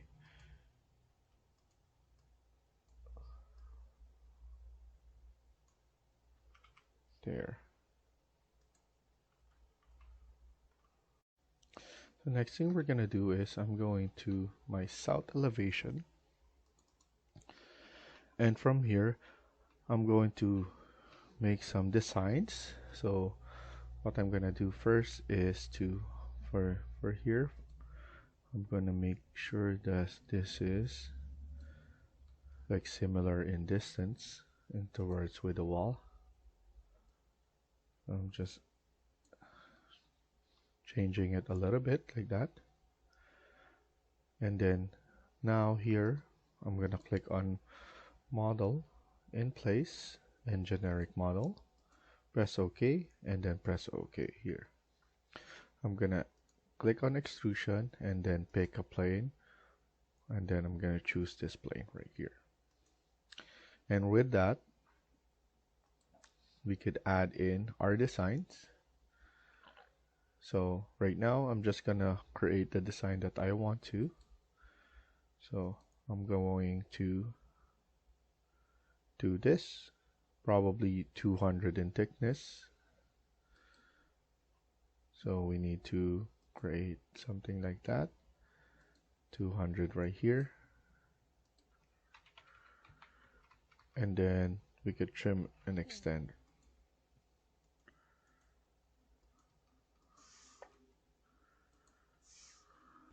And the issue that I have here by creating the wall is that I cannot edit it instantly. So what I'm planning to do is to just overlap this for now, and the reason for that is I'm gonna delete the floor. I think it's gonna be better, so I'm gonna change this to 600. And for now, I'm going to put this one as something wood material.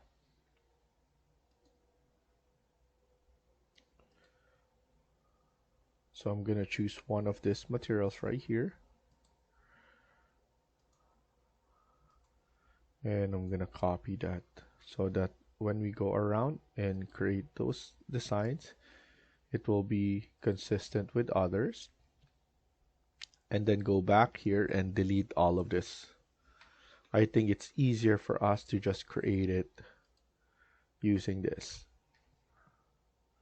And as you can see, we can manipulate it instantly instead of creating the other one. And then here, if we go back to south elevation, I'm planning to extend this a little bit because I want to add the railing. So I just want everything to be like that. And then here we could have something as well. So I'm going to edit, pick this extrusion, pick this wall, and then after that we're going to add the same one.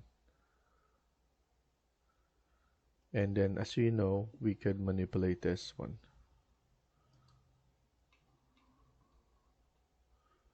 So this one is good right there. Go back to south and then select this one and then offset it to 200 so that it's easier for everyone. We don't need to do the dimensions.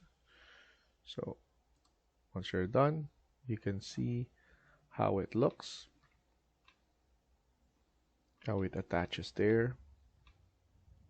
And then obviously we have something on this side. I believe it's better if we just make this one a little bit short on those and then edit. Then let's just edit this and select that. I think it's easier to just move this one right there and like that, and then make sure 200. You need to select this and then 200 so that that moves and not your model. This one you need to move this one right here and then change it 200 so that moves. We're good with that. And then I'm thinking of adding something at the back as well. What I'm planning to do is create the same thing onto our north elevation. So I believe it's easier for us to just to edit in place and then go to north and then create an extrusion, and then we choose this one and then select that. This will be similar to that with an exemption of this. And then after that, we need to do this 200 to be consistent. As you know, we have a different extrusion here. So I'm just checking how this one looks. Obviously, we're going to extend all of this to conform with our design, but something that looks like that, and we're gonna be consistent with the others. So I'm just looking at this one, and then we just need to delete this. I could just SL and then TR.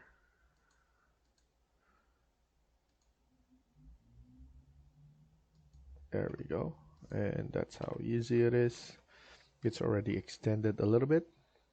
And then I just want to double check what design I should do on this side. Should it be going here? So a C as well, or just the whole thing?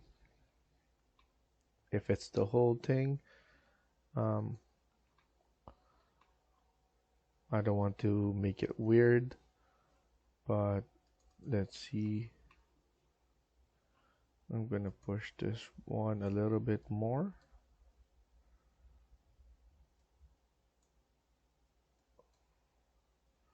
I'm gonna give it some space. So go back to north, select this one, and then edit in place.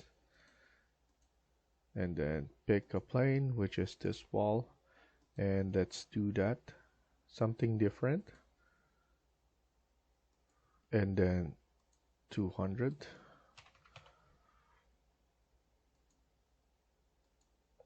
And then click finish.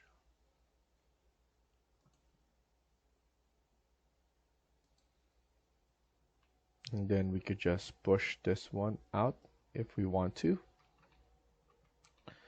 I think that's good enough.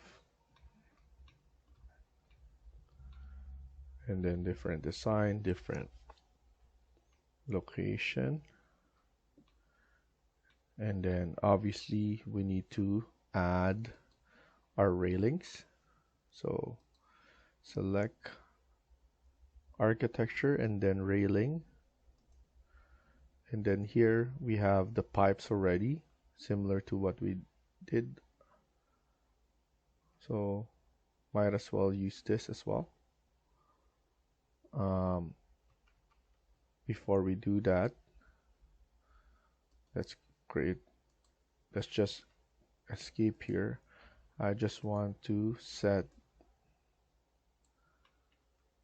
the distance already.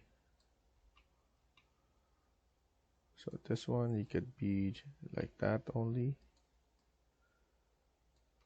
So I want to double check. 13.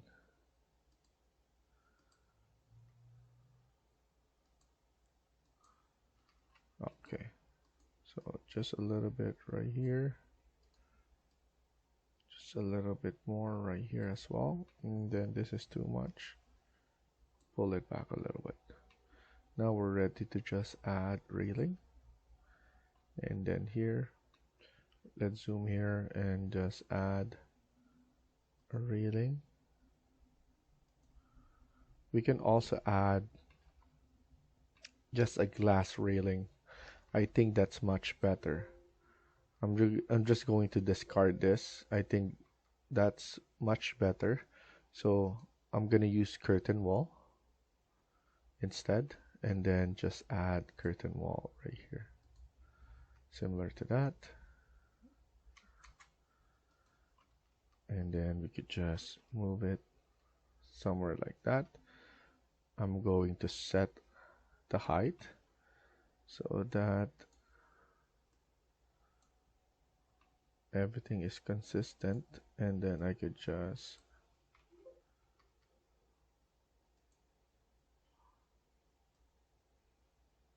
there we go. And then we could just CS on the others. EL. So something like that. Now we could just CS, add somewhere right here, and then add somewhere here, and then go back something there. And then if we check it out, that looks really good. I'm not gonna do anything else on this. I believe that's good enough.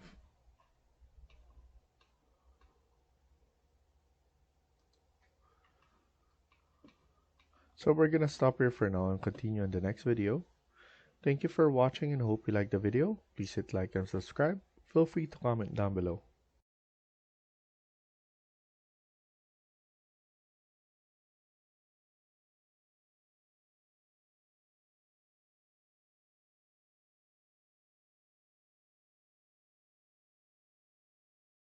Hi everyone, welcome back to my channel. In today's video, we're gonna continue working on part 13 of this house build. Let's get started. So in the last video, we were able to add in the roof, and then we added some extrusions like the ones that you're seeing right now, and then we added the railing right here. Now we're gonna continue working on this. What I want to do first is to add the curtain grids so that we know the design that we want on this one. So let's go to south elevation, and what I'm gonna do is I'm gonna create something right here. Go back to architecture, click on curtain grid, and here I just want to do the design. I'm thinking of just putting in something that is in the middle for the curtain grid at the moment, because we have a reference plane. That reference plane is making it hard for us, but I just put it below, and then now we'll be able to get the midpoint of what we have there. So I'm gonna do the 1/3. So 1/3 is 550, 520, and then we're gonna do it in the midpoint as well, and then just get the midpoint of everything.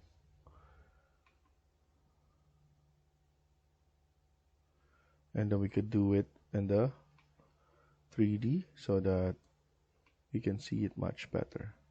So I'm just gonna do it like that, simple enough.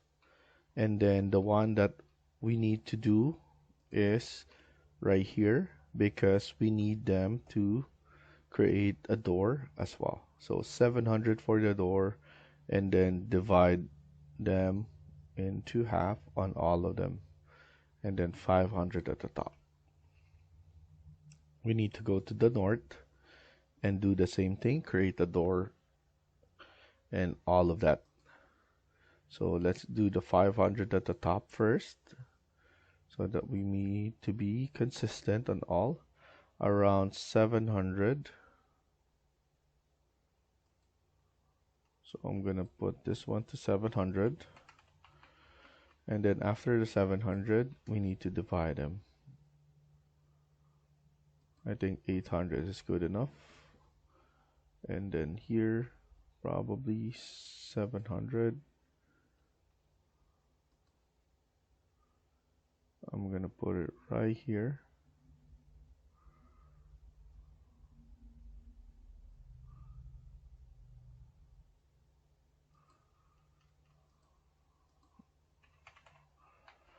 And then here, I think what will happen is it's too small. So what I'm gonna do is 1/3 of this.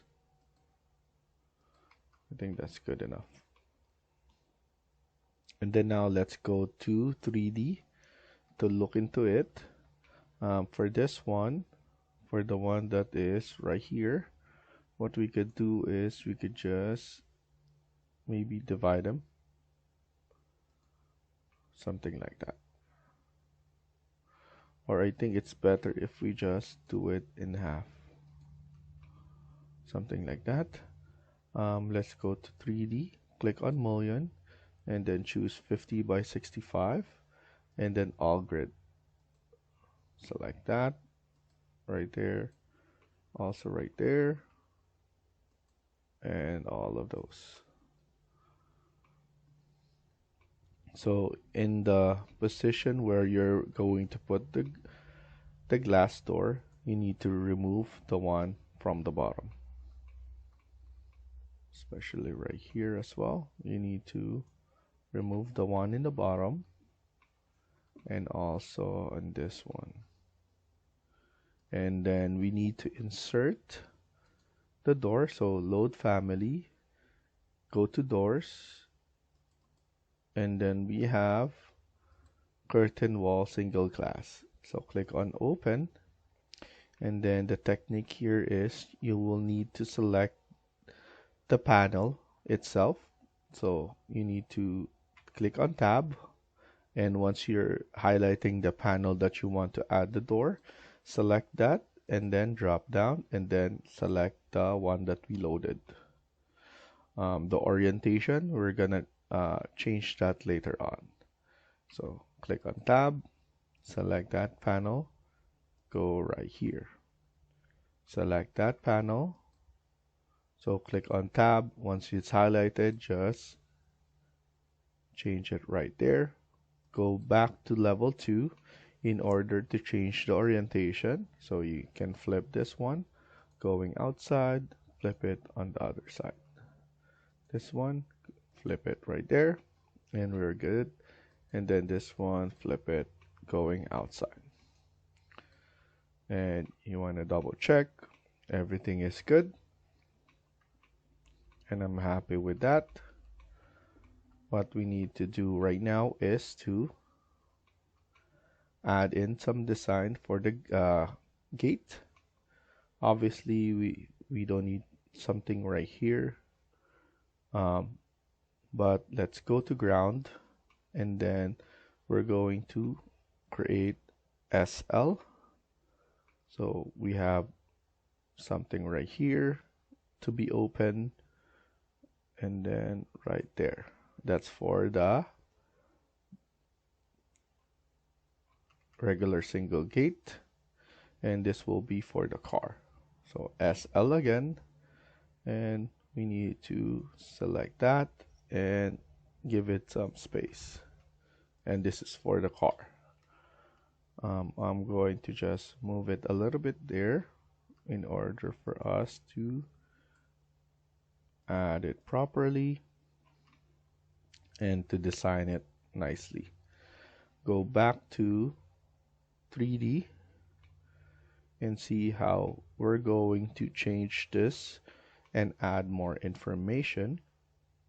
I'm going to open some of this and then create a horizontal grid or a horizontal design or extrusion. So what we could do is go to south elevation, select this wall, and then we could create or edit the profile of the wall. Once we're here, I'm going to select this rectangle, and I'll basically create something that looks like this, SL, and then TR.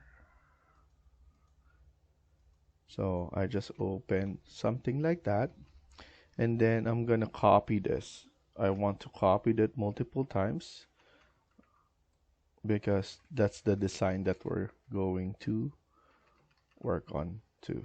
So CO, copy it in the corner so that it's consistent. Copy it again, make sure multiple is checked. And then after that, we could just move it in the middle, and then SL, split it right there. TR, trim and extend on all of them. And then once you do, click on finish. And let's look at it at 3. So it will look like that. So now I'm gonna go back to south elevation, and I'm gonna create a case right here. So go back here, go to model in place, generic model, and this will be a metal material. We're gonna pick a plane. We're gonna select this wall right here, and we're gonna extrude it around 50 for now, and then select metal material.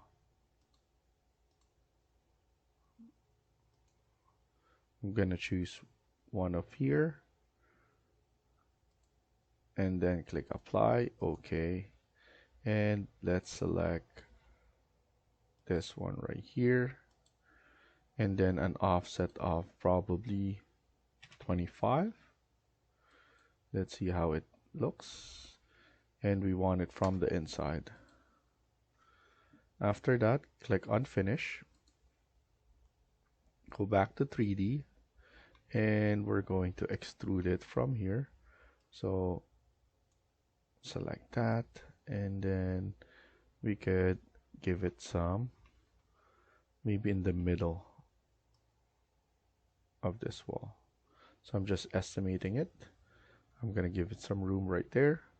And then after that, don't click Finish first. We're gonna go to our east elevation,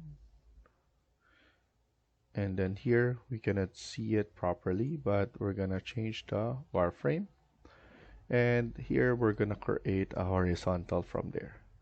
So we're still right here. Click on extrusion, pick a plane, and we're gonna choose this plane. Let's choose this plane. So that's good enough. And then we're going to create something that looks like this. And then click on Finish. And then we're going to array this. And then pick here, pick last, and then put in around 10. And we're going to add it right there. I believe 10 is not good enough.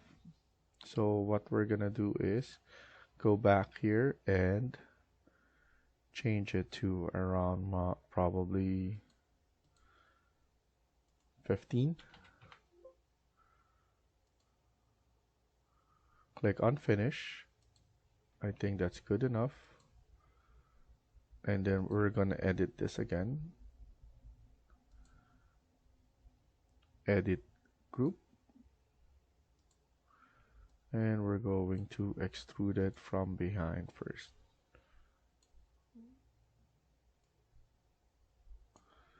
Click Finish, and then it will follow along. I think that's good enough the way it looks like that.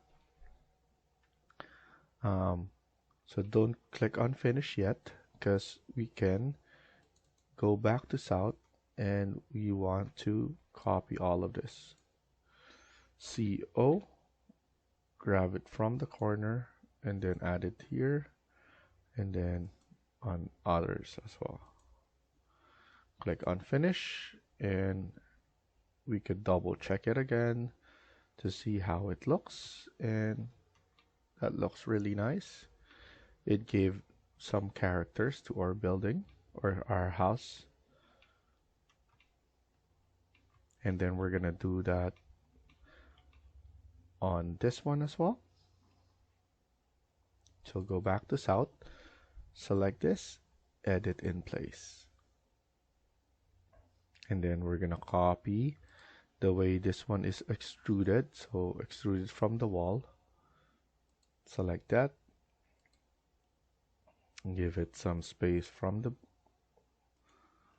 the lower part right there. And then we need to offset this to 25.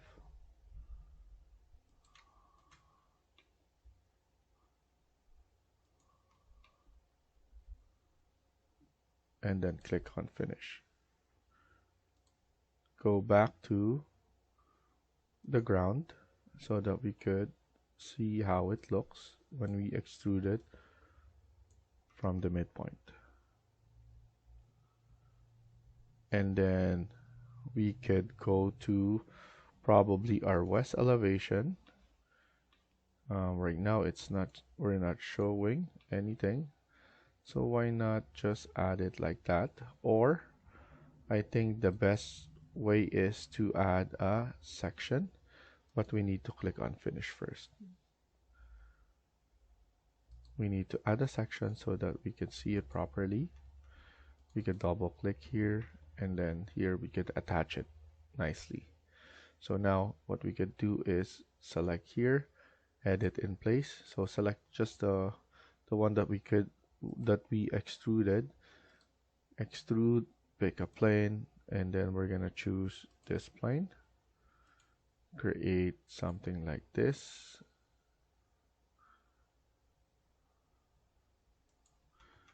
Select that, and then we're gonna click on finish. Before we do the array, we need to see it first and how it looks. Best thing as well is for us to have everything aligned. So I just want everything to be aligned so that everything is consistent. And then this is 15, maybe we could just do 15 as well. So that will take effect once we're going to our section again.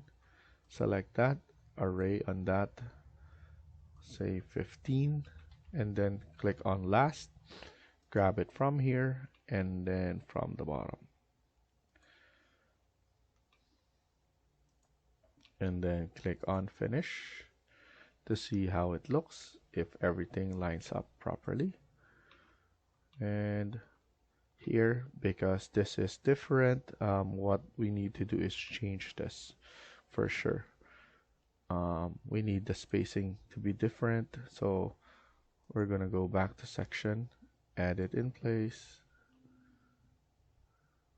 select one of this to change this to probably 25, so at least double that span, and see how it looks. So for some reason that looks good, so 25 it is. And then we're going to create the one for the gate. So let's go to our south again. Let's create the casing first and then the everything else. So edit that and then create an extrusion, pick a plane, remember to choose this, and then create a case and then give it some space at the top there. Move it a little bit, and then here offset to 25.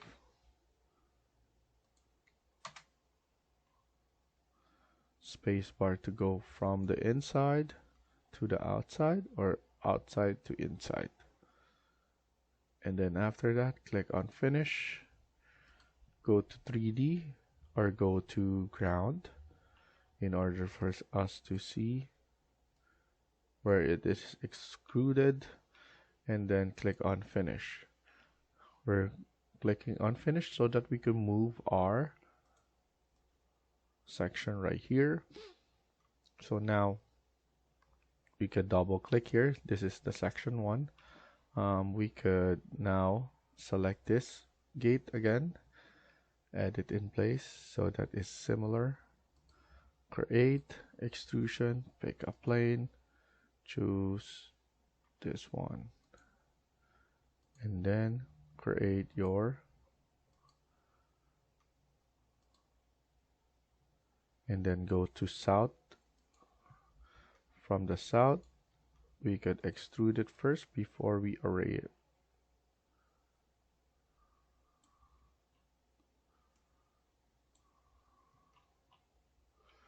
And then AL to create the same thickness. And then now let's go to our section, select that, click on the array, put in 25, last, select that, and then put it right about here. And then so for some reason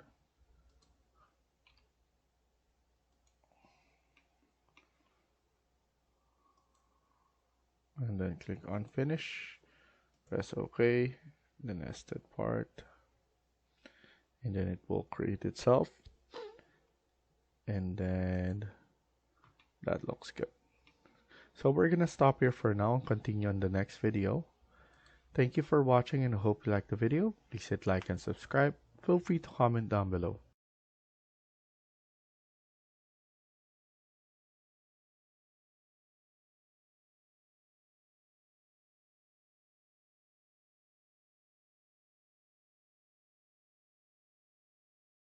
Hi everyone, welcome back to my channel. In today's video, we're gonna continue working on part 14 of this house build.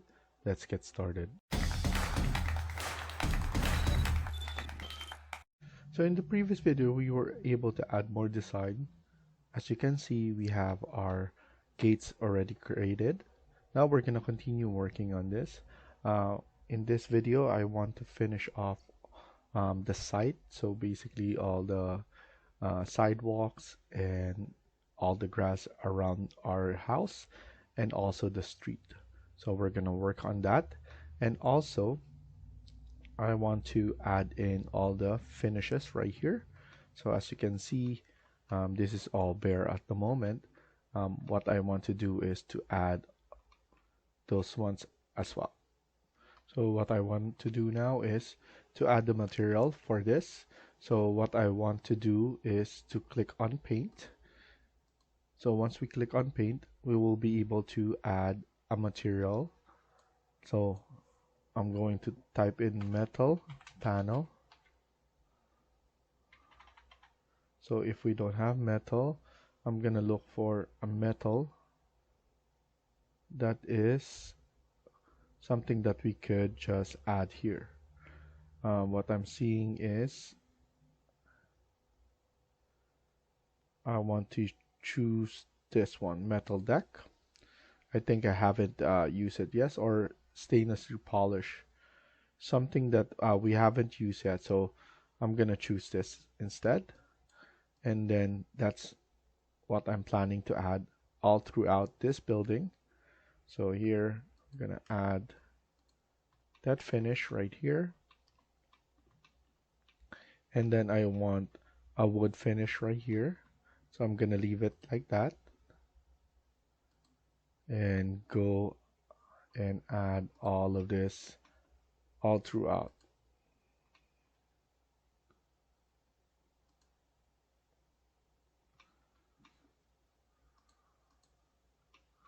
And we're basically adding everything right like that.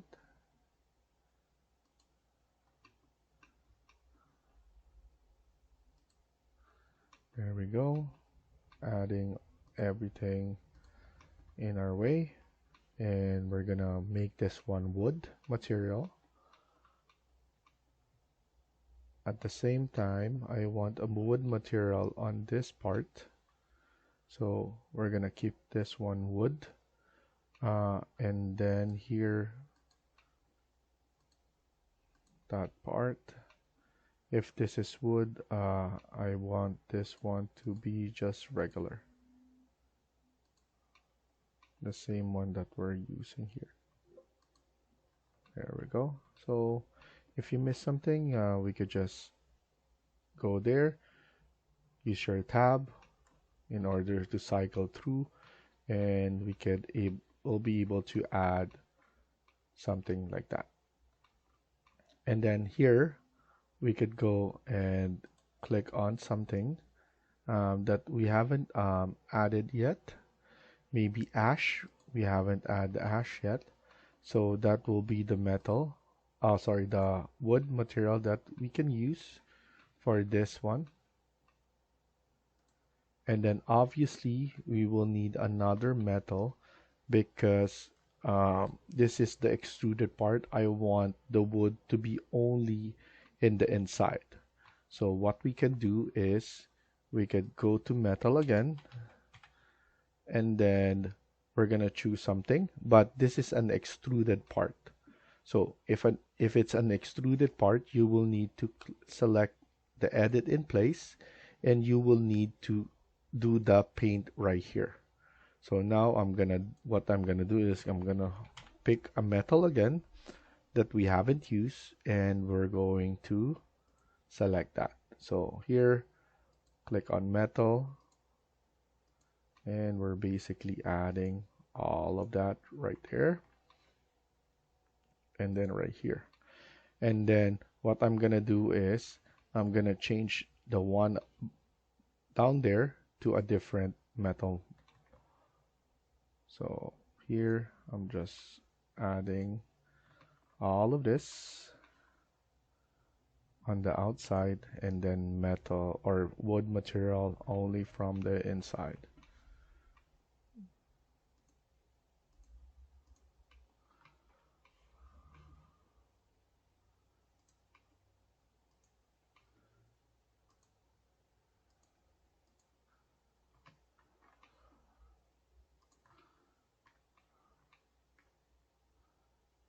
And then don't forget the one below, and then the one below right here as well.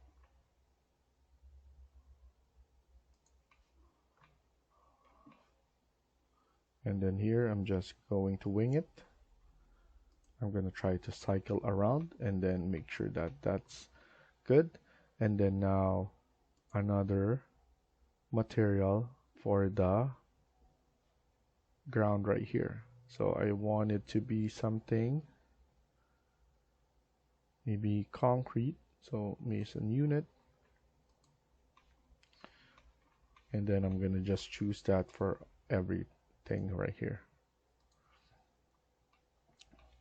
So this is just to differentiate different kinds of materials in your model.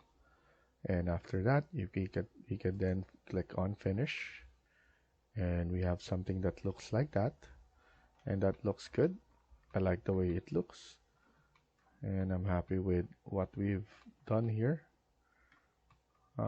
Next thing we're gonna do is let's finish up and adding all the rest of the floor. So let's go to ground.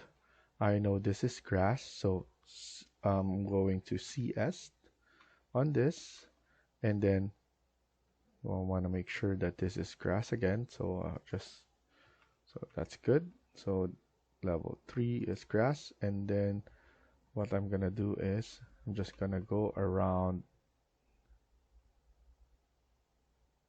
like that, and then go around here as well.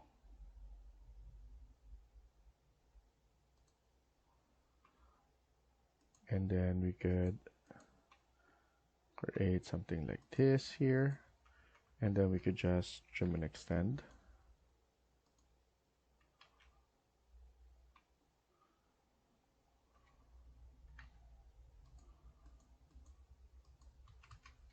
TR,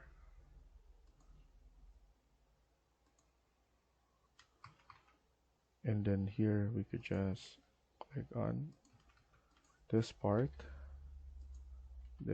right here, TR on this, delete, and then TR on this,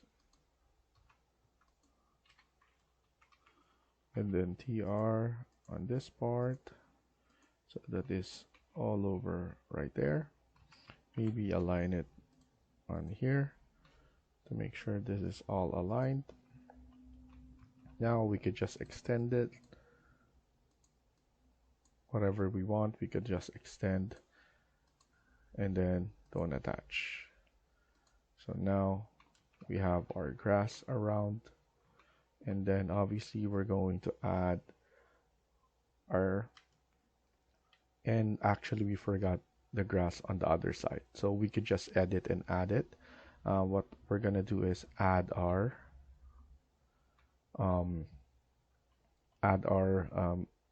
sidewalk right here.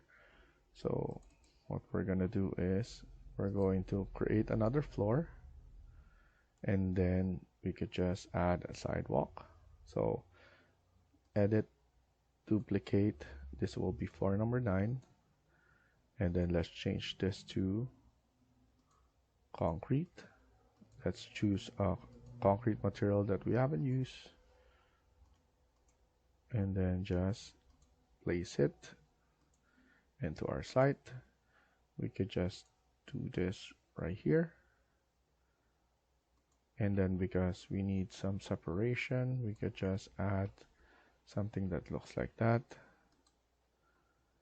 and then here as well.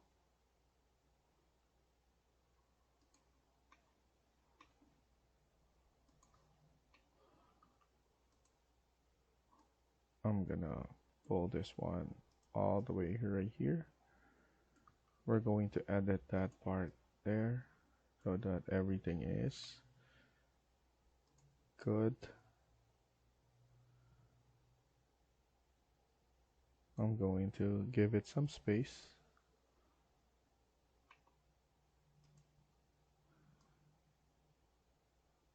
Somewhere like here. And then we could just fill a arc here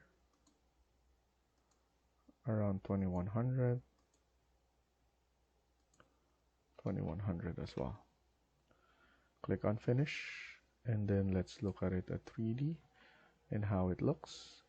Now we're gonna offset this to probably 100. Let's see how it looks. That's too much actually, so maybe -50 only, just to offset it a little bit. It's actually doesn't look good because this one is going down too much. So why not let's just leave it like that, and instead let's do the flooring for the street. Also, I'm gonna edit this, and I'm going to add something like this right here, and then delete this, and then trim this one, PR, and then pull it all the way right here. And then let's edit this. We could just push this one right here, and then on this side, and then add another one right here for the grass portion on this side. We can even make it bigger or smaller depending on what we want. Don't attach again, and then let's create the floor. Edit, duplicate 10, and then change it to a different concrete material. So concrete, and then pull this one up, apply, OK, and then OK. And then here we could just simply add it on this the way it is, and then grab this pick line and then pick this lines right here, and then we could just SL here and then TR on this part. So we could just grab it on there.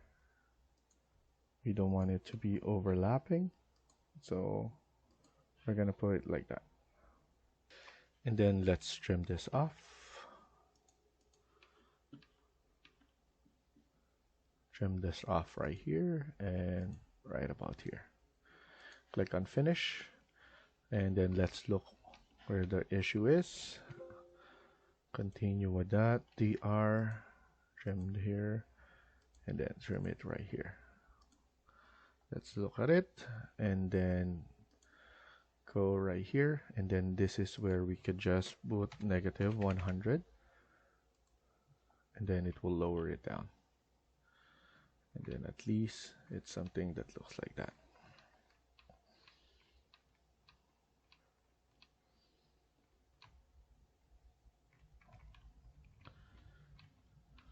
And then what we could do is just select this wall right here, pull it down, so negative base offset, -100.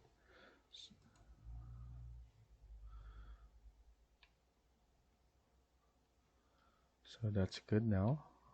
We could just add in something right here so that it flows perfectly.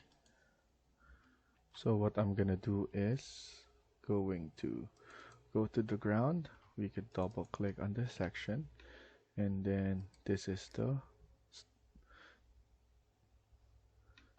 and then we have something right here. So from the floor to another floor, we could create an edit from here. So CS, or we just need to know which is the finish. So I'm gonna copy this finish, and then I'm gonna use a model in place in order for me to make this one nicer. And then pick a plane. I'm gonna choose this wall as my plane, and then after that I'm gonna make this one curve,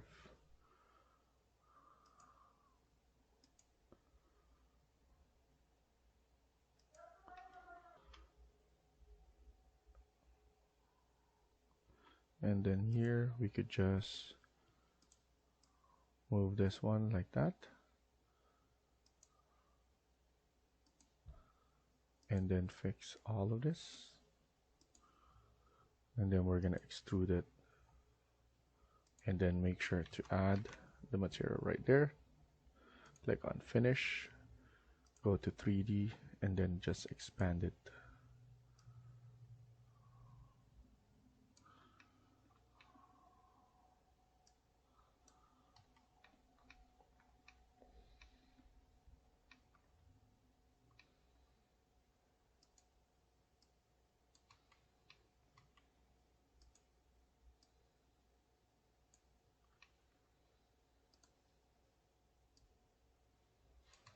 There we go. That's good enough. At least we have that slope right there, and it looks good enough. And then after that, what I want to do is to add a model text. Here I'm gonna create or add a model text. Let's go to our south elevation. I'm gonna add the number there.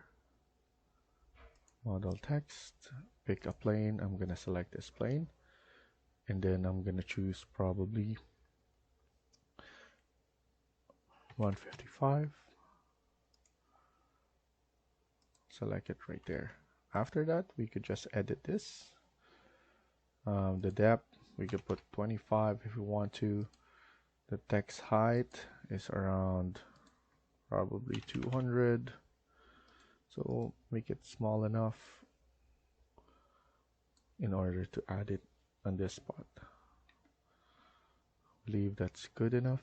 And then the materials, of course, metal. We're gonna put, so just add a metal finish. That's already there, so different one. And then let's look at it at 3D, and that's about it. So we're gonna finish for now and continue on the next video.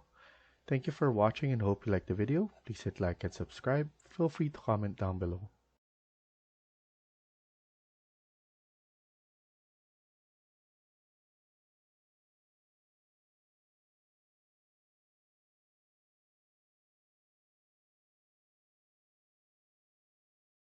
Hi everyone, welcome back to my channel. In today's video, we're gonna continue working on part 15 of this house build. Let's get started. So in the previous video, we finished a modeling. Now, what I'm planning to do is add in some information right here, but we want to go to south elevation first. I want to fix something. I want to fix this one. So I'm gonna select that, edit in place, and then I'm gonna select one of this, and then I'm going to edit extrusion, and I want to move this one all the way down, and then click on finish, and then we could move this actually down and it will space it out properly. So I'm just estimating the sizing of that, and we could just move it a little bit down and then click finish. And then once we do that, what I'm planning to do is delete all of this. So I'm gonna edit this one again and then select this ones right here. So I'm just deleting them in order for us to add the one that we fixed. So I'm gonna copy this and then hit the corner right here because I know everything is consistent with the sizing. So I just add in the multiple so that I can add it multiple times and then click on finish and then review it in 3D view. And that looks good. This one looks nice. And then what I'm gonna do is I'm gonna click on ground and then I just want to add in some planter box right here. I want to add it right here and then right here. So what I'm gonna do is click on architecture, click on component model in place, and then click on generic model. And then here I'm gonna click on extrusion. I'm gonna set it up at my level, which is the ground floor, and I'm going to select probably one of the concrete. So I'm gonna use this one. I haven't used this yet, so I'm gonna use that. After that, click on rectangle, and I just want to add a rectangle box right here in front of the house, and then add a rectangle right here as well in front of this.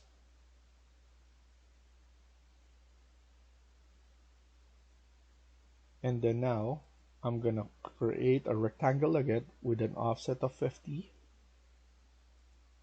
and just make it very small like that, and then offset it to the inside and then clicking spacebar to change the orientation of that offset. So now once we're good, click on finish. Let's go to 3D in order for us to just push it up. So here we could push it all together going up,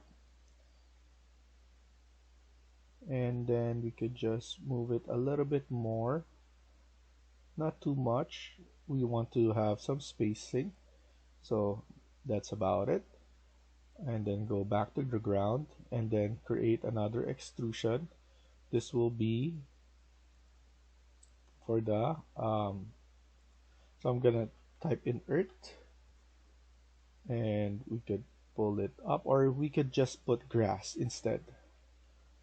I think that will be the best way, and then add it from the inside.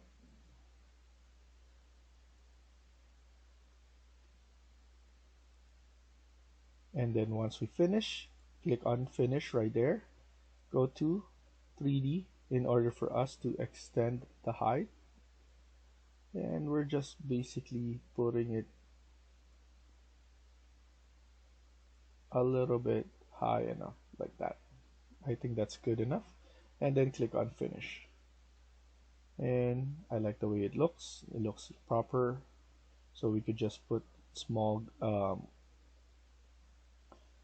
flowers or whatever that we can see right here in front of the house, and that will be looking good. And then after that, once that's done, what we can do now is create our sheets. So right now we could go to the project browser, and then you can click on the sheet right here, right click, and then new sheet. Right now we have A0 metric. If you go to load and check your title blocks, we have multiple title blocks right here. I'm just gonna stick on A0, but if you want to load it, you can click on open and it will be in this list. So now I have my A0 right here, which is the default. I'm just gonna click on OK. It will start off with A101. You could basically click right here if you want to change. So project name will be MJ House, and then owner is myself, ACD, Archcore Design, and then whatever, this will be cover sheet. And then you could just leave it like that. And then every time you create another one, you can click on duplicate, or you can click on new sheet right here. If you keep on clicking, Revit will recognize the sequencing, and then it will just follow along that sequence. So now right here, what we can have is we can put in our site plan.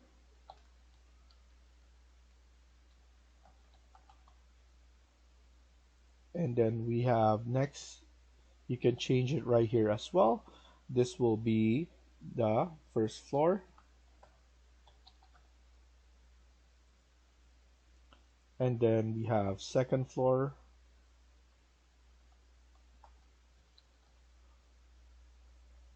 And then we have another one will be our elevation. You can put roof plan if you want to. And then we need to add new more sheets.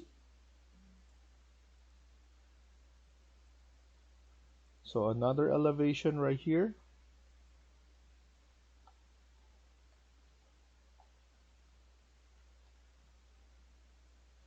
And then you can put in section if you want to. So might as well create some section just to show what we can do. And definitely you can click right here if you want to change all of this namings. And then after that, in order for us to create a cover sheet, what I want to add here is a view. So from the ground, what we could do is we could create a rendering. So I'm gonna create a camera right here, and then I'm gonna focus it all the way there. It will create this shot right here, and then from here we could add all of this. So we could make it fine, realistic, or shaded, or whatever we want. So right now I'm gonna put in shaded. We could select this one and then rotate it from here. So we could just basically do that. We could crop all of this, and we could change the view. You can change all the clippings right here, and then the eye elevation. So depending on what you want, the height of that elevation. What I'm planning to do is just a simple shaded. So I'm gonna click on graphic display, and I want my background to be gradient. Click apply, and the simple of that, I like the way that it is viewed. What I want to do after that is I could click on right here, rendering. So I could render it and then put it, I'm just gonna render a draft just to see how easy it is to render. But obviously there's different kinds. There's high resolution and those kind of stuff. This is only draft, so it's basically a simple rendering.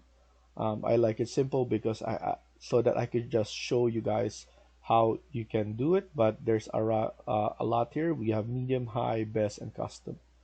So it differs on how long it will take it to render. So you can basically adjust the exposure if you want to. You can save it to the project, and you can also export the file. So here I could just basically create a different exposure, and I could hide, and then I could apply all of those. So I could save this to my project. I'm gonna change it to here, and it will create a rendering view right here on my project browser. Afterwards, it's right here. So I could close this one, and then I'm gonna go to my cover sheet, and then here you'll be able to just drag and drop. After that, we could click here, no title, and then we could double click here and then enlarge this.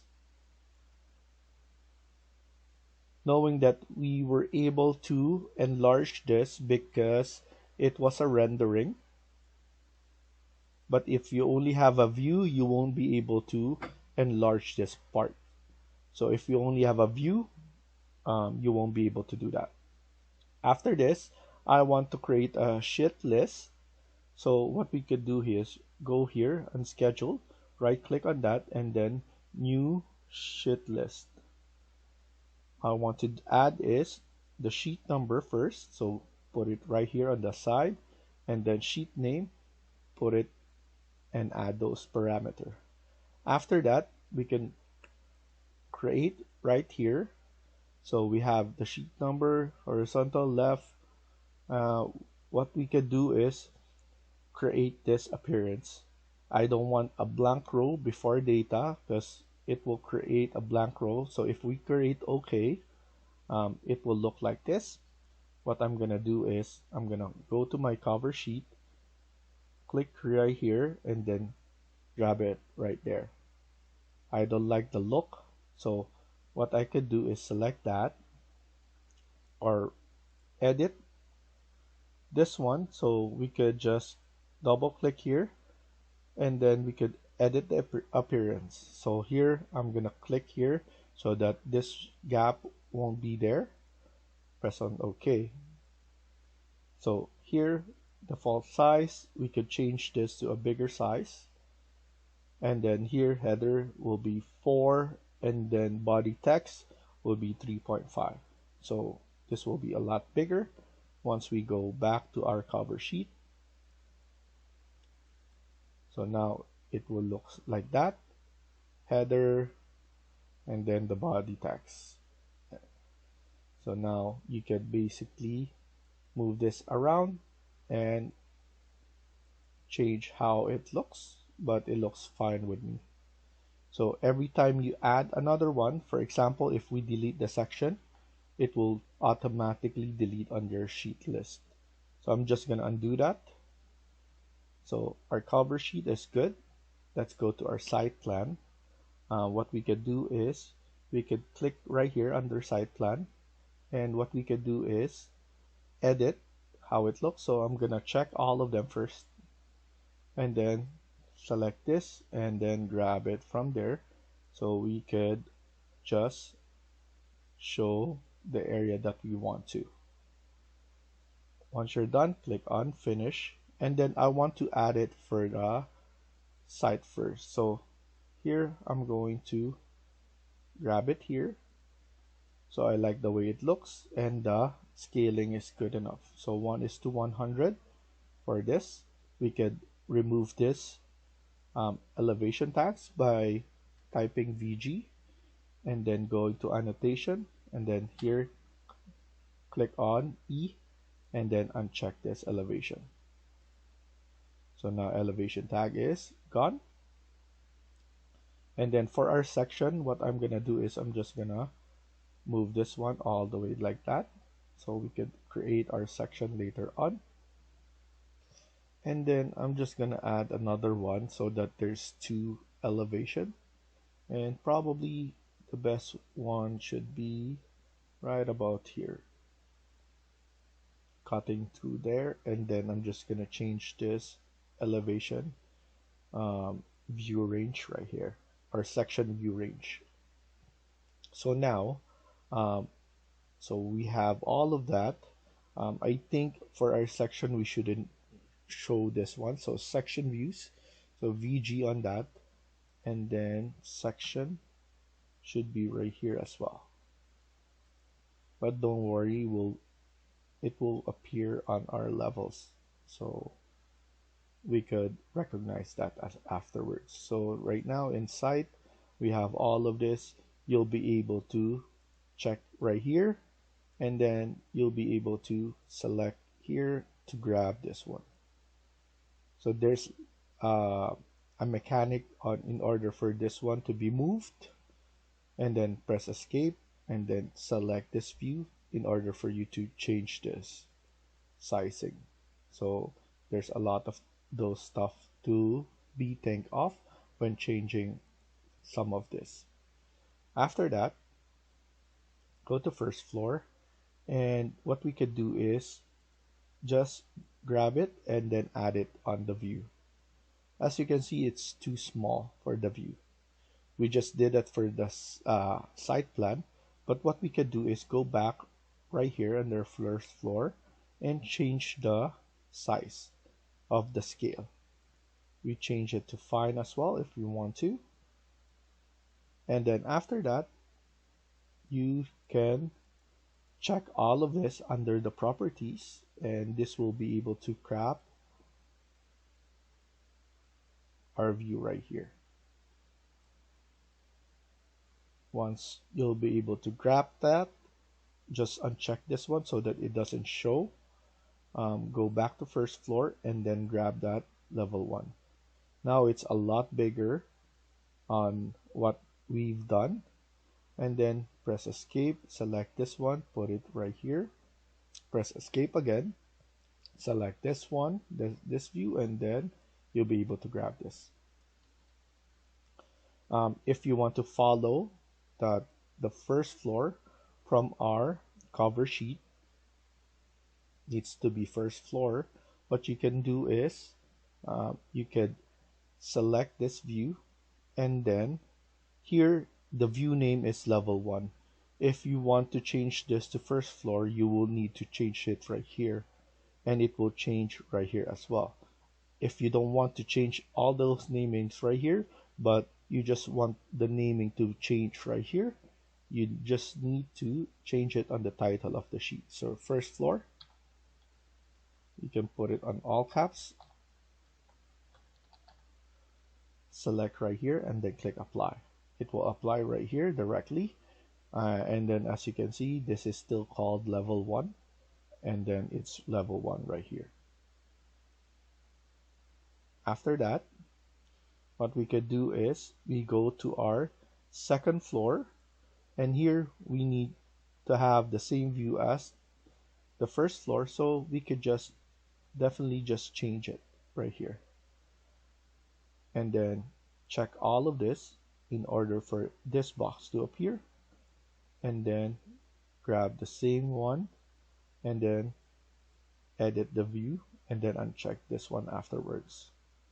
So now that this is ready, we go to our sheet and then grab this one and then add it right in the middle, but we need to edit the level again, so click here and then type it on this second floor, click it on the right side, and then click apply, press escape, double time, and then right here, put it right here, select the view again to change the view line right here.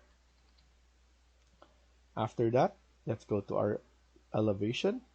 What we could do is test it first, how it looks. This looks very small, but we could do is we could test it out, maybe increase the section view, and then let's go back right here and then grab it and see how it looks. So that looks good, but if we go to our north and if we change the scale, will it look the same? So now we're just testing first before we completely add it. So it looks fine, and then I just don't want the boring view of the elevation. So what we can do is we could go right here, we change it to fine, we change it to consistent color to change different, or we could just do the hidden. But what we could do is go right here, graphic display, and then change the background to gradient so it will look nice. We can even go to sky if we want to, but that doesn't look nice, so gradient it is. Click on open, and then here go to your properties and then check those 3 boxes again so that we could crop this and then fix it to the view that we want. Now we need to do this on all of them in order for us to see it better.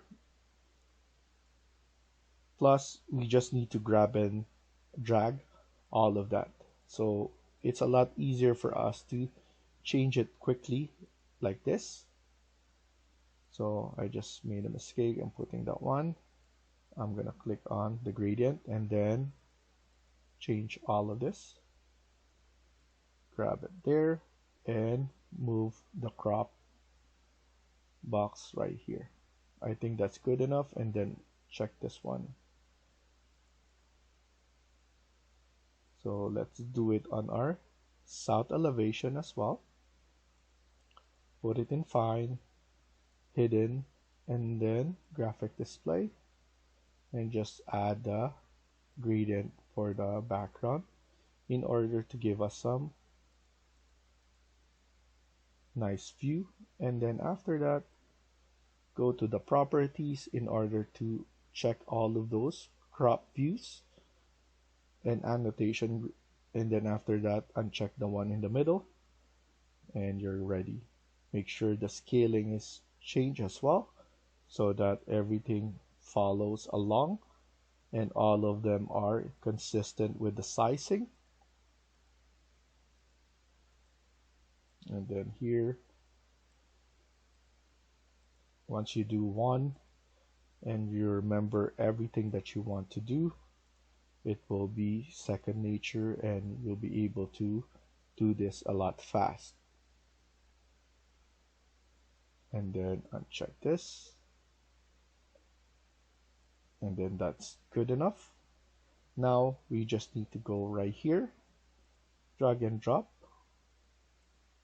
east elevation and then north elevation, go back or just click on the second elevation, click on the south elevation and then the west elevation.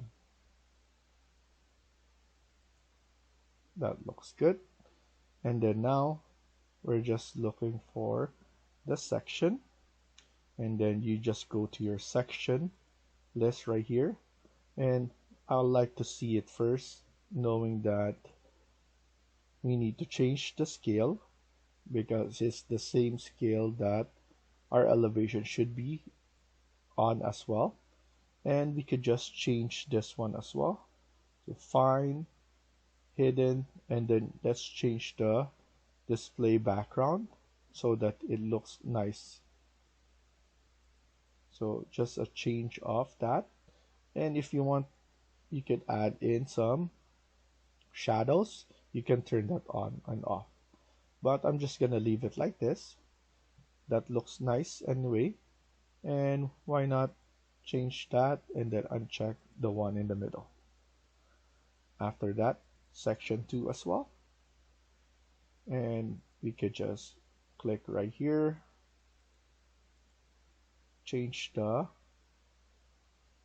scale, put it in fine, change the background view to gradient again, and that looks really good. What we could do is uncheck this one, and then once you're finished with everything, just drag and drop and you have all your views ready. So the next thing that we could do is just print it. So what we could do is click on print. After that, select your printer or whatnot, check here, make sure that what's the sizing of metric 0.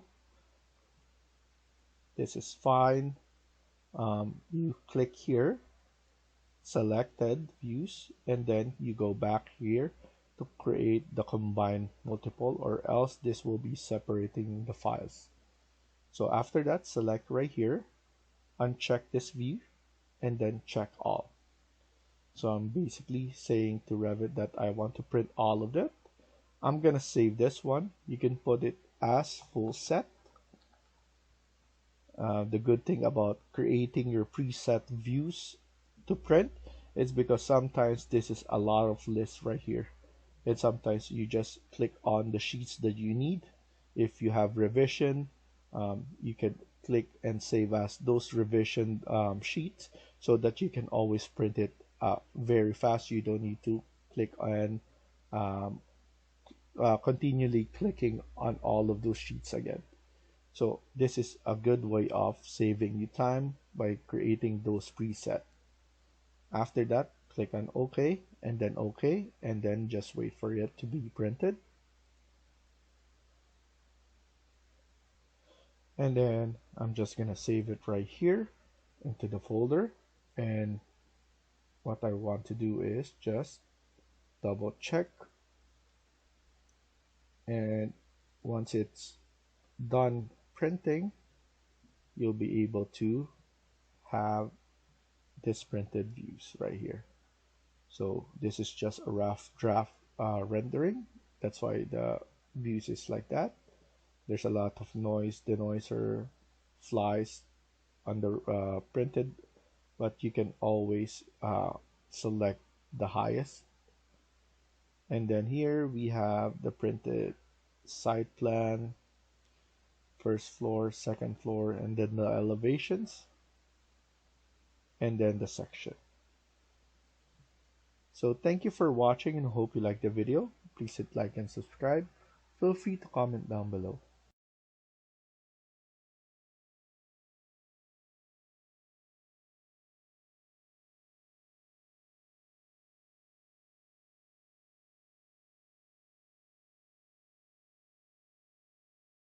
Hi everyone, welcome back to my channel.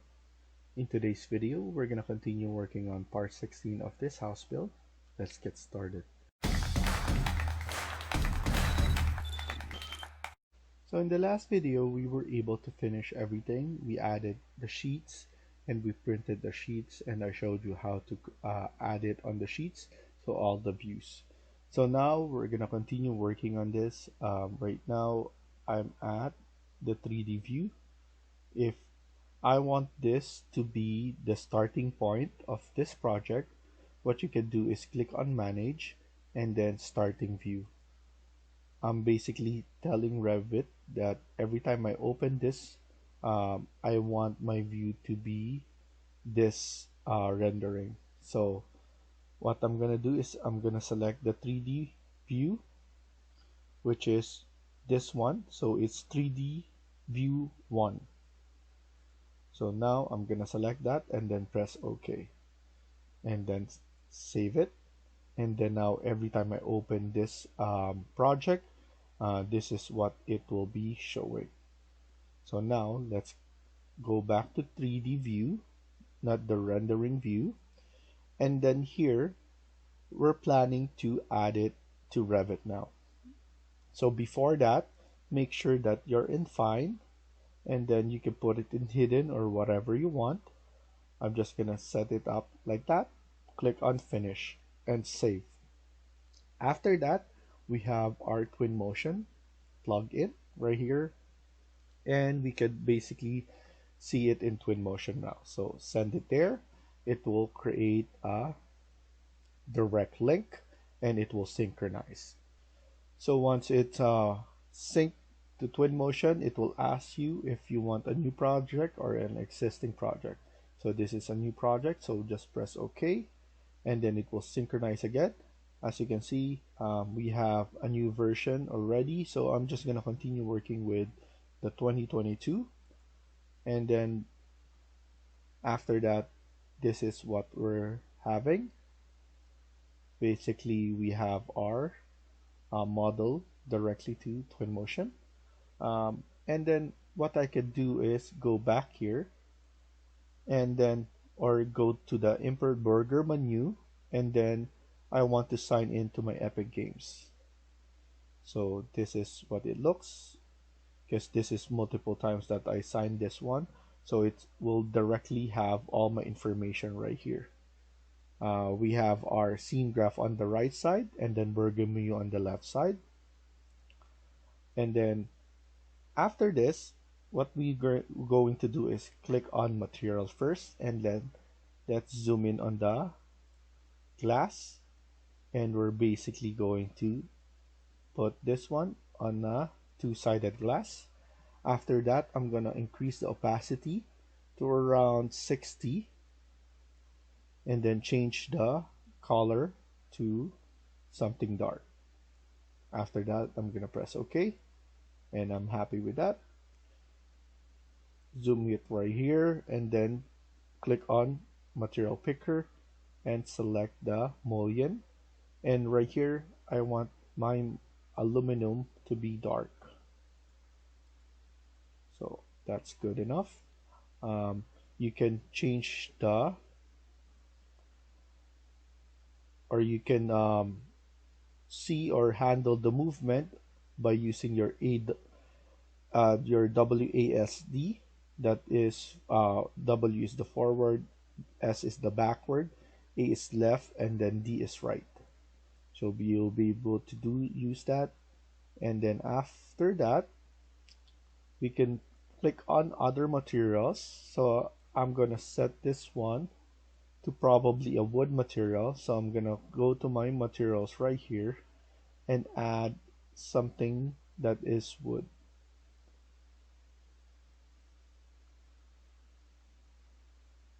And I'm going to increase the view or the scale right here and up to my liking. So I'm gonna increase it more. As you can see, it's too small. I want the planking to look good. And why not go to our Quixel Megascan? They have a large variety of planks that I like. And one thing that I like the most is one of this one with facade. We could download that. We have this gray one as well. Let's download that as well. So you can basically choose some of this right here, and wooden cladding, wooden planks. So I'm just downloading some of them, and we could just add it right there. And as you can see, it's too fast, so I'm gonna put it to number 3 in order for us to zoom it nicely. We could add a different one because I don't like the way it looks. This is too old looking. So let's find another one. So I'm just gonna download multiple ones and see how it looks.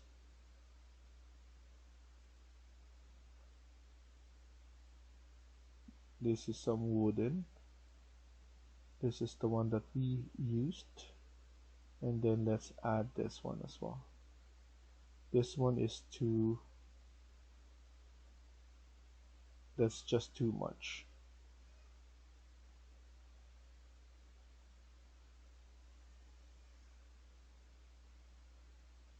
I don't like the black one because I want it to have a natural wood finish. Maybe this one is the one that I'm looking for. I just forgot which one. This is nice enough.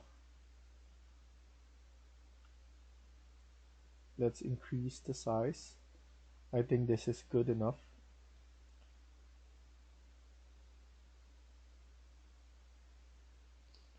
And then let's try different ones.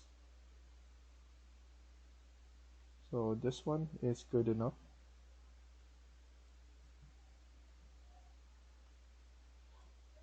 And it is the same look as that one. So I'm happy with that. So we have the wood.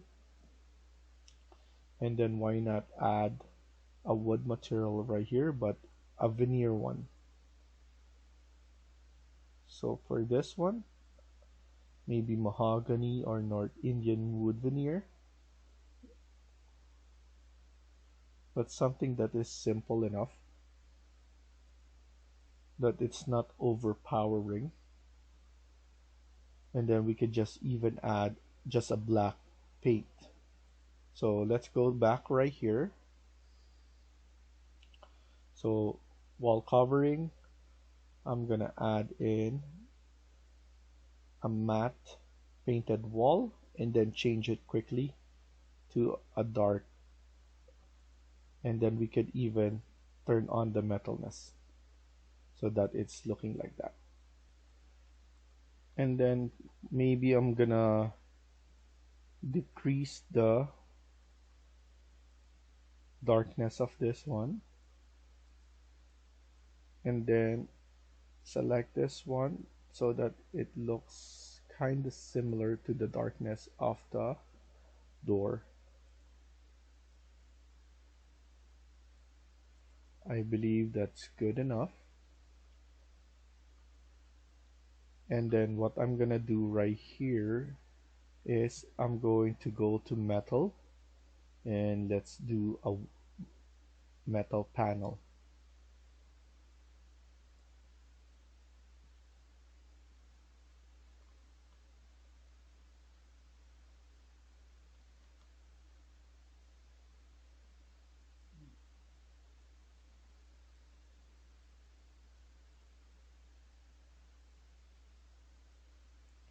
And then here we're going to put it at a gray metal that is very light. And as you can see, we could create a little bit of reflection. But at the same time, we're going to go with a chestnut finish on this one for the wood. That's looking good. And then here, let's do this one first. This one should be a dark metal wall paint. And then here we could just make it dark. So that looks good right there. And then here we could just change this to something like a tile, but something good enough.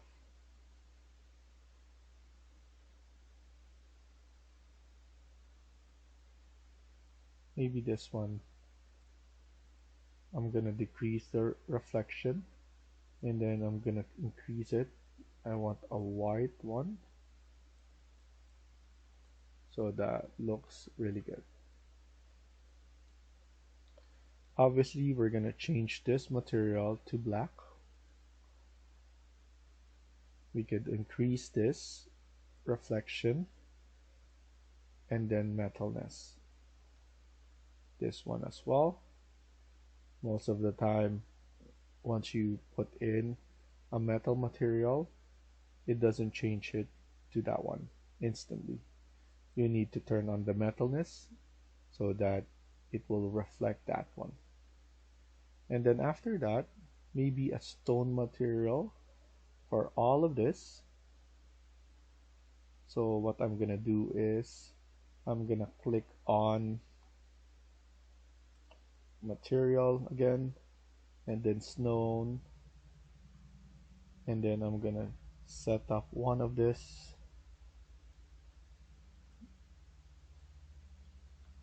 I'm gonna choose this one instead, and we're gonna put this one to the same thing, same material. So instead of that, I'm gonna set this up first so that it looks good, and then at the same time I'm gonna add it there so that it has the same scaling.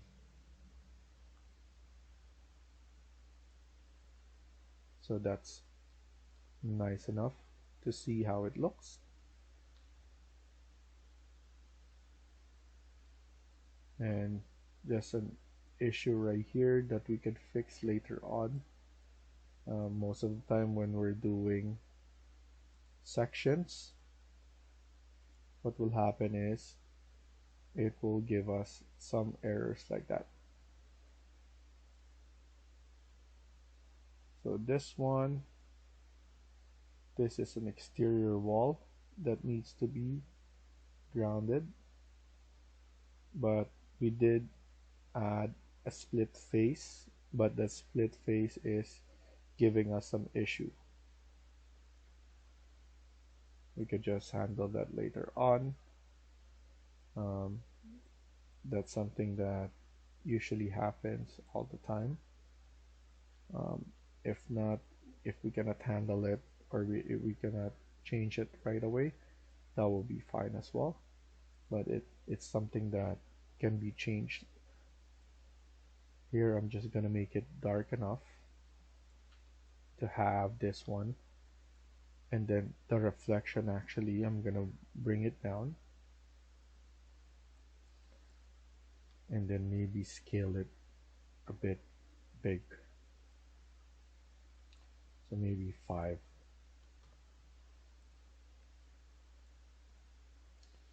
And I just want it to be simple like this. And what we could do afterwards is to add a vehicle. I'm gonna put in a car, and it will be just this type of car. Change the orientation to 90, and I'm just gonna change this to a red material so that it's visible outside, and then just put it right there. That's good enough. And then here what I can do is make this one really black.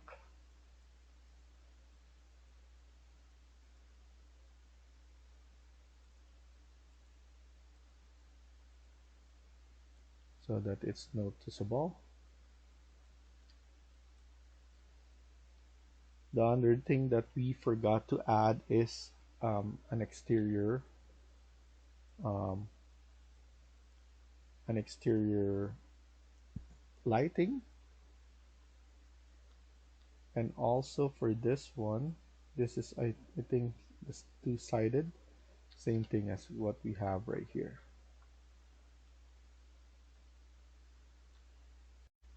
Before we forget, make sure to save this and then put it to the proper folder.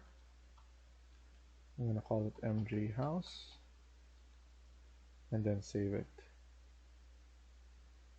And you have to do some saving all the time. And then after this, let's add in the concrete floor right here.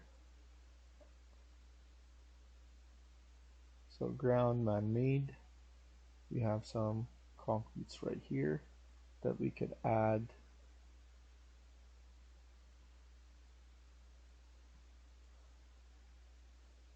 I'm just gonna add it here and then change the orientation or rotation, so 90 degrees. So that one looks good. And then at the same time we will create something right here as well. This one changed to this orientation, so the flooring. And then after that, why not just add concrete right here? We can even darken it a little bit more.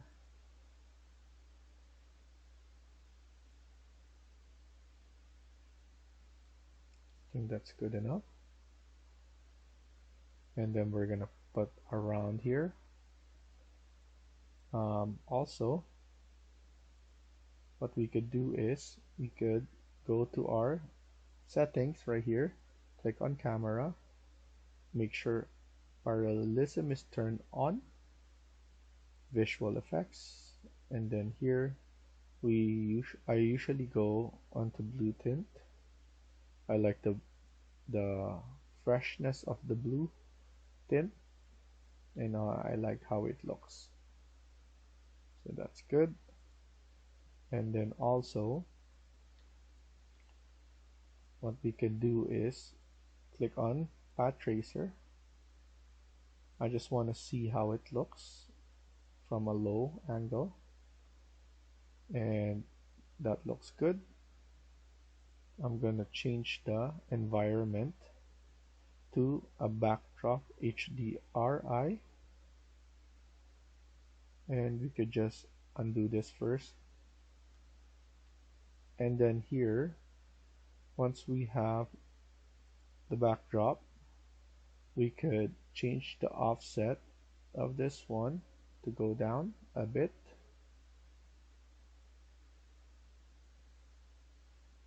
so you can see, and then change the rotation,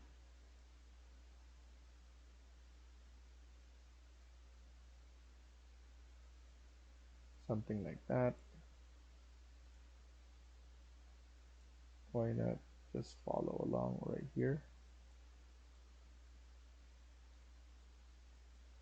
and then we could change the size of this if we want to.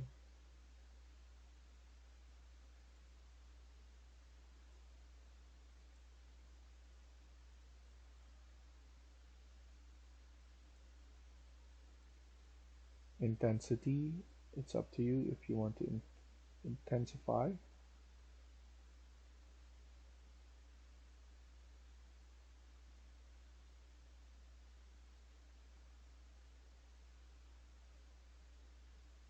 So then for me it depends on how the look right now. Changing the intensity will increase something like that.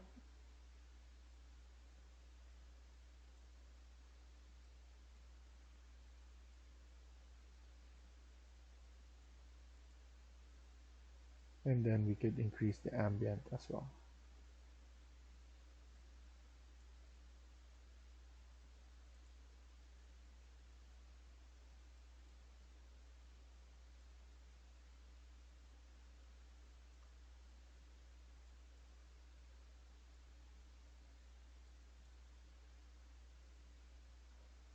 And that looks good. I'm happy with the way it looks. And then after that, we're gonna stop here for now and continue on the next video. Thank you for watching, and I hope you liked the video. Please hit like and subscribe. Feel free to comment down below.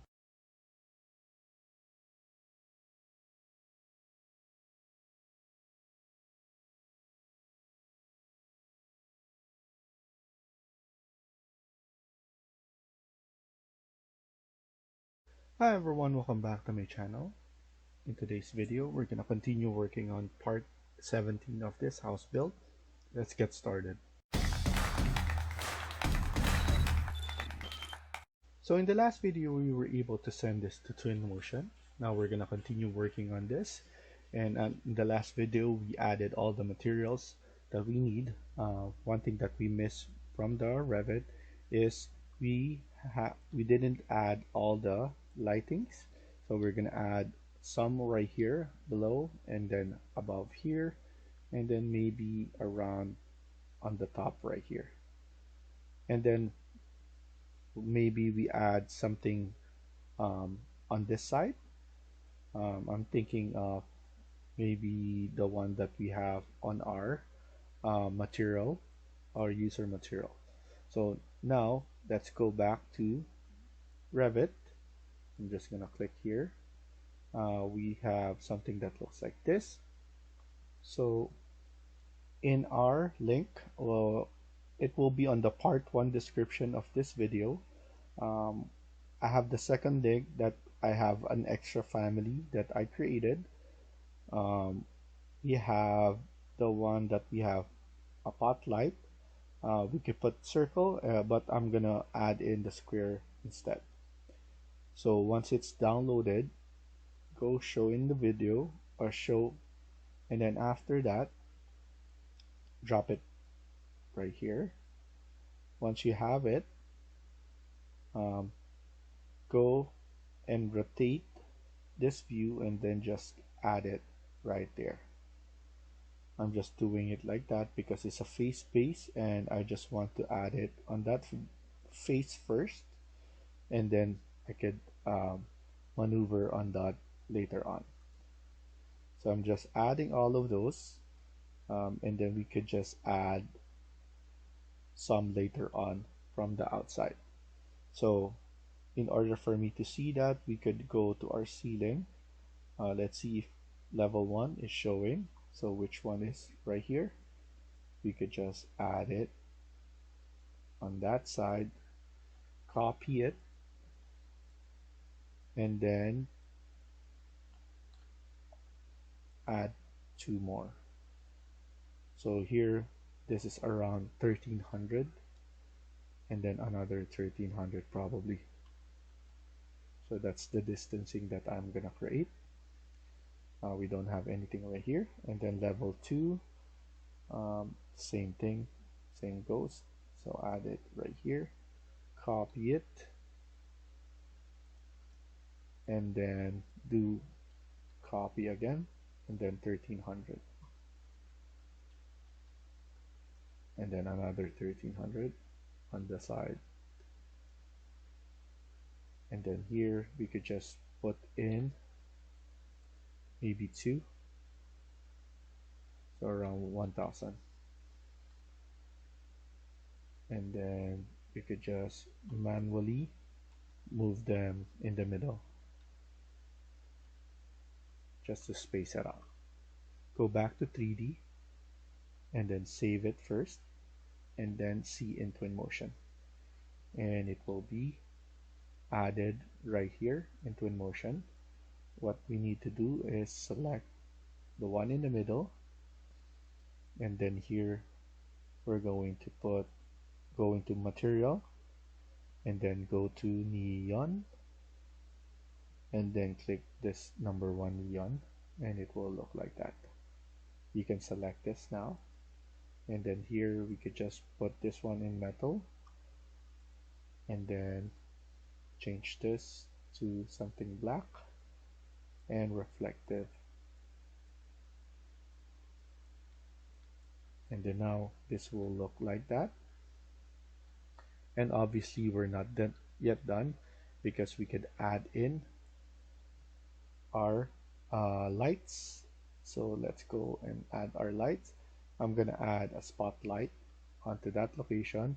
I'm gonna change my speed to number 3 in order for me to handle this much better. I'm gonna put it right there, and then move this one right here, pull it down a little bit. After that, I'm gonna change my intensity to around 10, because this will be too much once we render it. After this,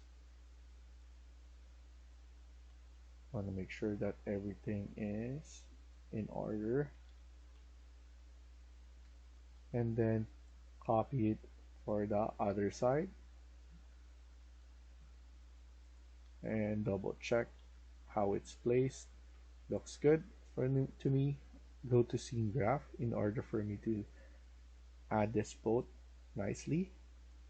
Hold on shift, and then put it on the right side, and then put number 2, because we're gonna add 1 and 2 right here, and then 1.3, because that's 1300 in meters. Now this is added right there. I'm gonna add the same one right here as well. So I'm gonna add a light, a spotlight right here, put it a little bit above, and then put it right in the middle right there, and then change this to 10 again, and then after that hold on shift, and then put it in 1 meters. So just like that. We could even maybe hold all of this, but I know this is different from the top, so I'm gonna add a spotlight and do the same thing like what we did earlier. Pull it up a little bit,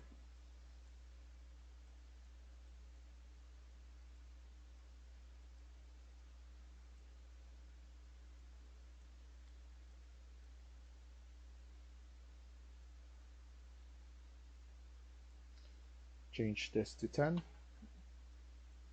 and then add this one on this side first, and then add everything else again. Spotlight, hold on shift, 1300 as well, 1.3, and then change this to 2, then just press OK. And as you can see, everything looks nice. It looks brighter now on that side. After this, I want to add a spotlight, probably going right here onto this side, but let's add the grass first. So I'm gonna select all of this. So I'm gonna select this floor and then this one as well, and then I'm going to isolate them. Right click on that, then isolate those floors. And then what we're gonna do is we're going to go to our context, vegetation, paint, go back right here, grass, and then we're going to add in our long grass. And then after this, what we could do is select this first to increase the density, select this again, and then we could just change the diameter right about here. I know this is hard because we need to basically add this one correctly to our floors, but what we could do is isolate the floors right here first, but it's really hard to select. I want to isolate this floors first.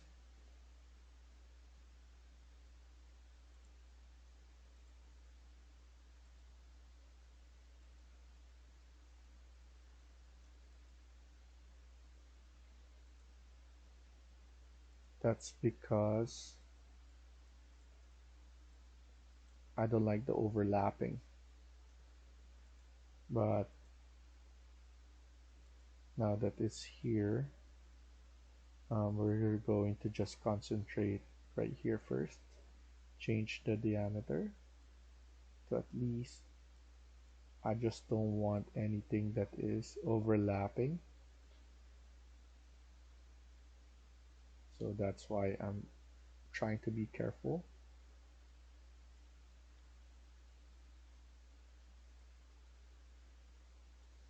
And probably this will be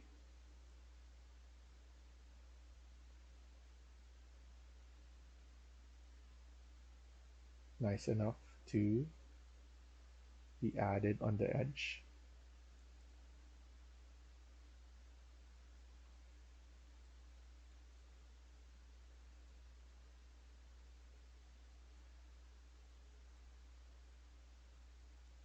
I'm just trying to be careful on the edges.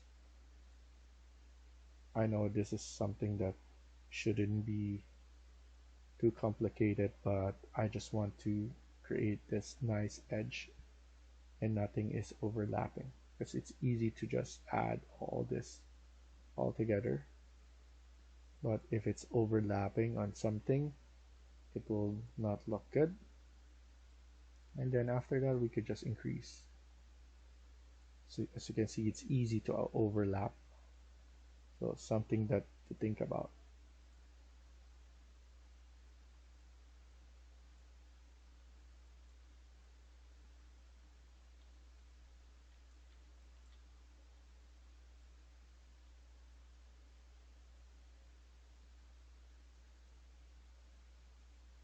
At least as you can see, this one was able to create a nice edge on this one.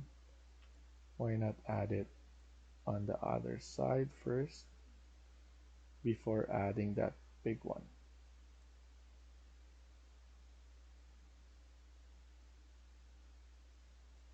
And then we're gonna do the same thing for the planter box. and then increase it if you want to. Of course, the bigger you do, the faster you can be able to finish this, but obviously it's hard to maintain the edge like this.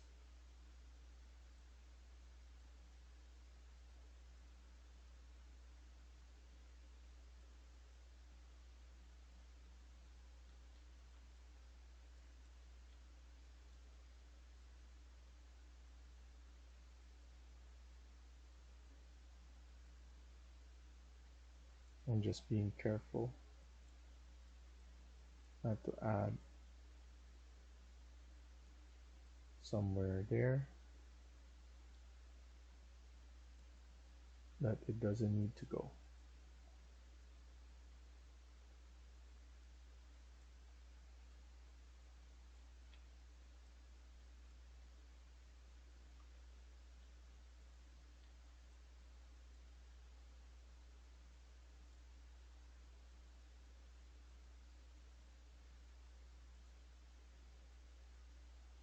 Then once you're here, you can just make everything small so that it doesn't go over to where it's not supposed to go.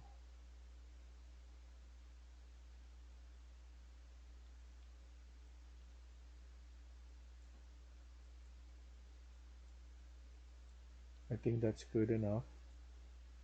And then here you just need to unisolate those, and I just want to do this generic model and then isolate this part. I'm gonna add in the vegetation again,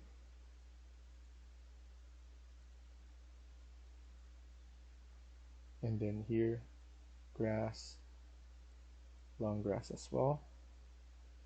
Select that. To change density, select this one to add all of this.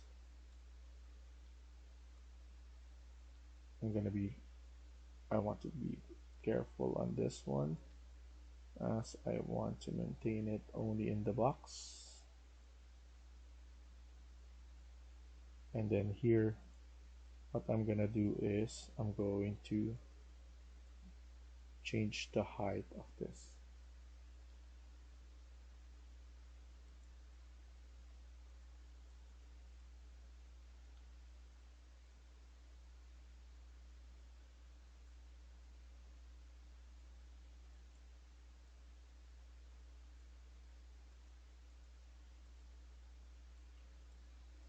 And then after that, select that,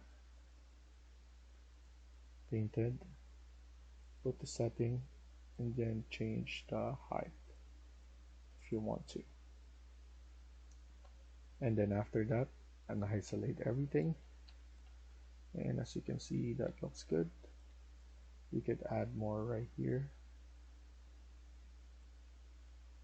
Just increase it a little bit. And then just add some.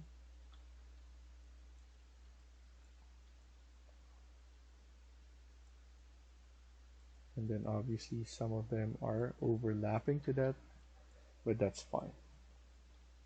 After we have the grass, what we could do is add in basically the trees as well. And then here, what I'm planning to do is add in different kinds of bushes, probably, though the small ones, because I want to just add in something like this right here that will go in between these ones.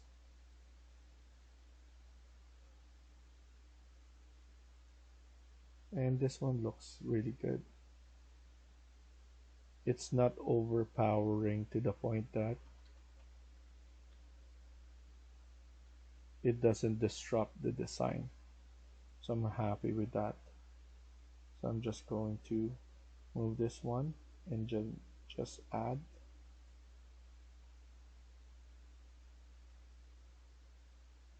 holding on shift to keep on adding, and then last one right here.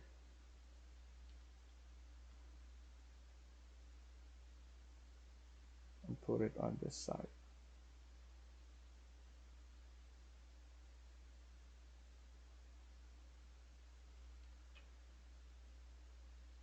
So that's good enough. And then let's add something right here as well. So go back right here. And then maybe just add something right here. 10 of them. And then the last two should be deleted.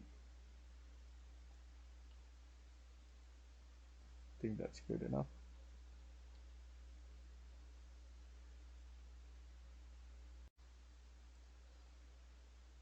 And then probably I'm gonna add in some lights right here, a spotlight, but I'm gonna change it to 180 right here and put it like that.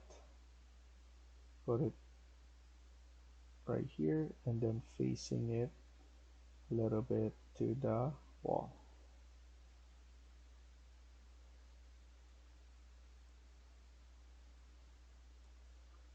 And then change this to probably 30. And then after that,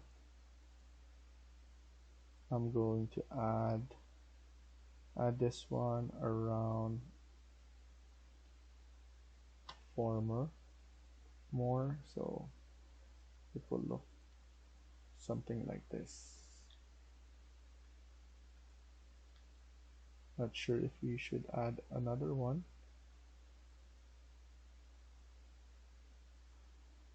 So just add one more onto this side.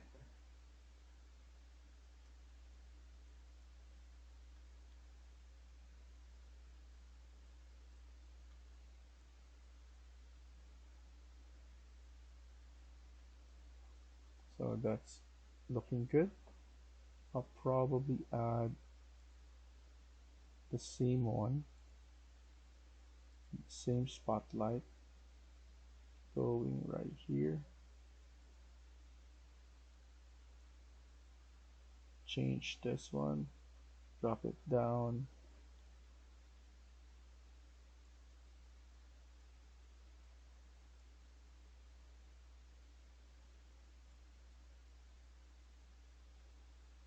And just like that.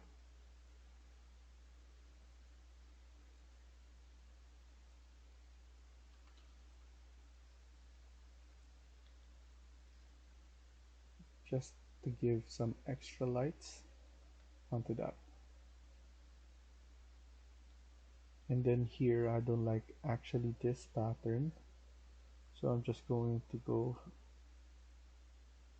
and change this to maybe this one.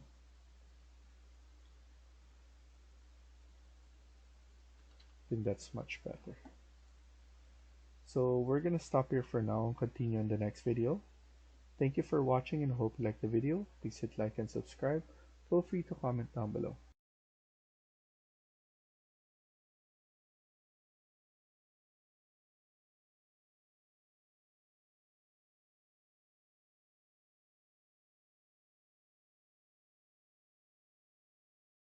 Hi everyone, welcome back to my channel.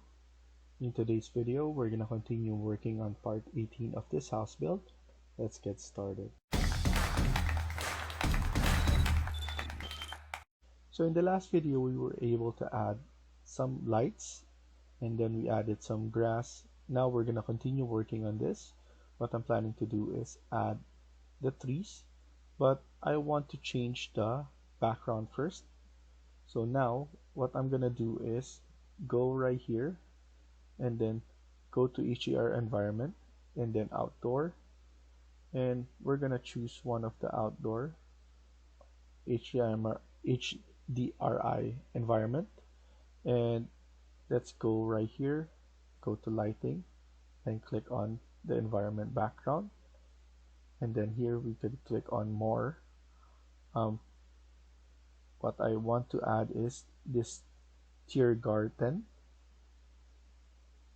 and then add it to our scene. After that, as you can see, it looks really good. So what I'm planning to do is go back here, and then I want to go to my weather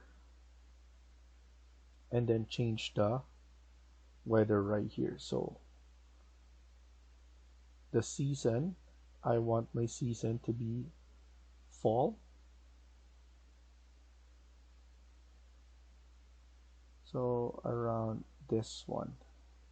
So anything that we add for a tree should be the one with fall, and then it needs to be a wet. So I'm going to choose this one as my wet background, and if we check it out, it will be looking like that, and that's pretty good. So right now what I'm gonna do is I'm gonna go back here to our vegetation paint and add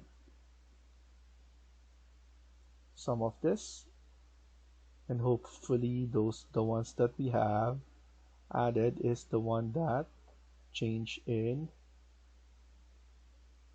color. So this one changed color, so I'm gonna add it right here. This one should be on this side. This one changed color as well.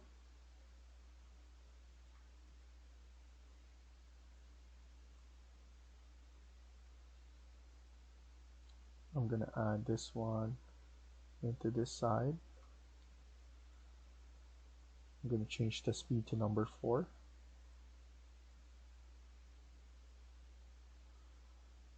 And then let's add in some greenish, and this one should be added inside of this house, but change in size, and that looks good, not overpowering as well. And we could just add it on this side.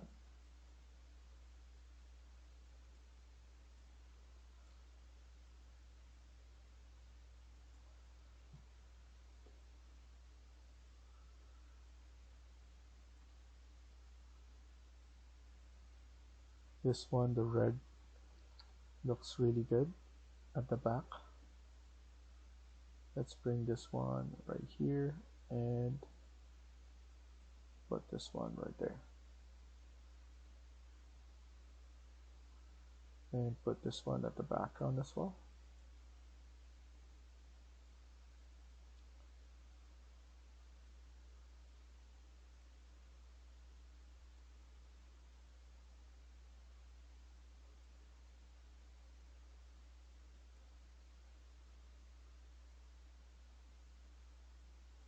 And just add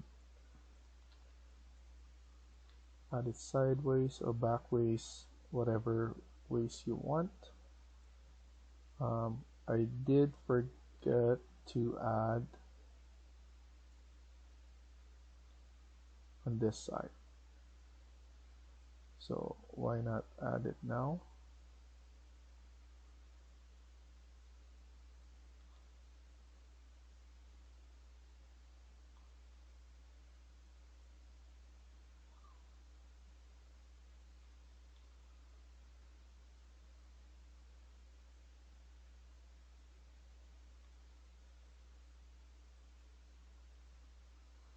And then just change this up, something like that. That could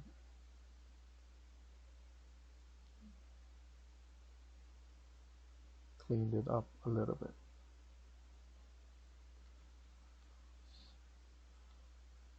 And then here for the back, what we could do is to increase the size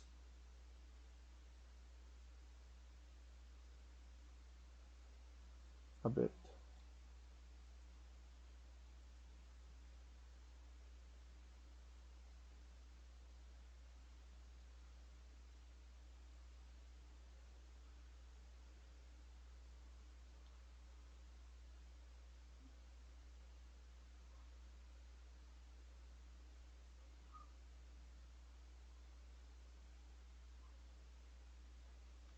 Okay, so that's looking good. Then what we're gonna do is we're just going to add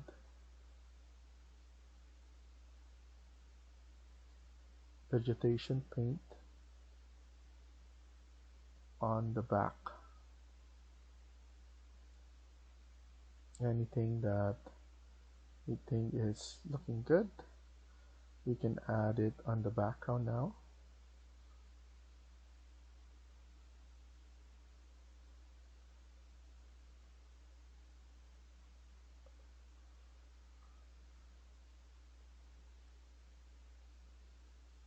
And then select all of this to increase density. Select this one, and then we could just randomly add it on right here at the back.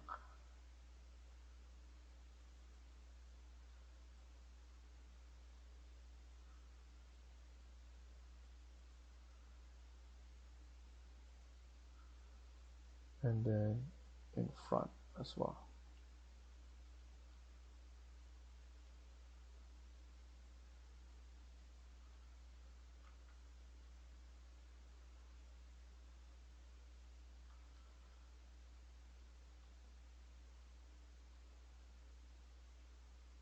And then press escape.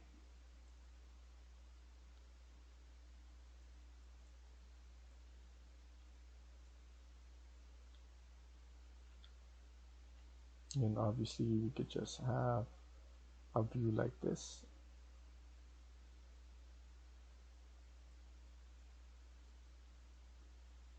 And then let's look at it at high if we want to see how it looks. I think the view is doing good. I'm just going to change the opacity right here to 50 and then change this one as well, and then change it back so that we still have a reflection that is really nice. So I don't want that too dark.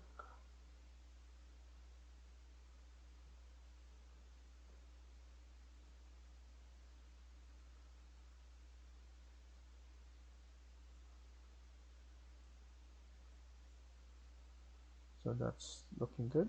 I like the reflection as well, and I like the light bouncing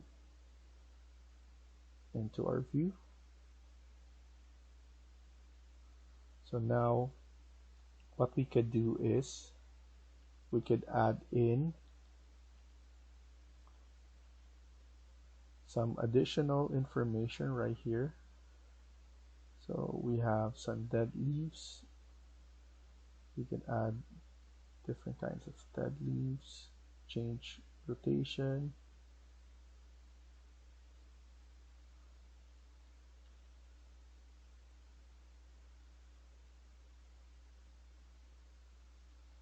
so adding most of it onto that side, showing off that there is some leaves falling, and then we could add in some rocks.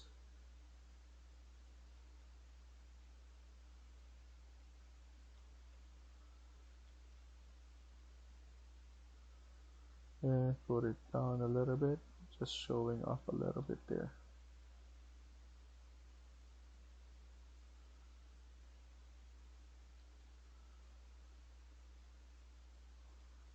maybe the one at the back.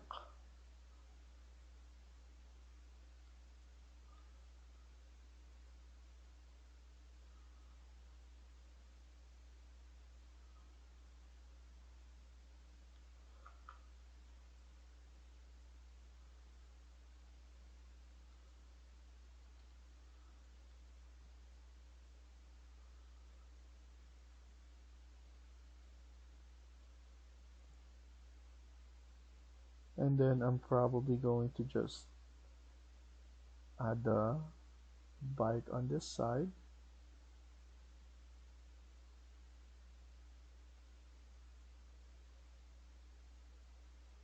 Park right here.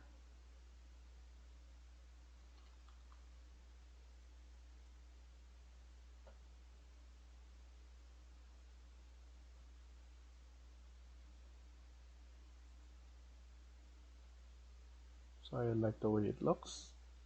I'm happy with how this one looks right here. What I'm planning to do is just add a nice tree as well right here in front.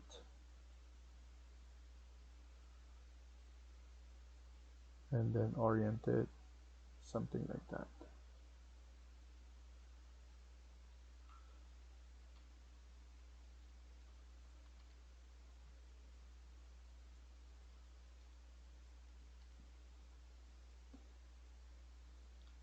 And I like the way it looks.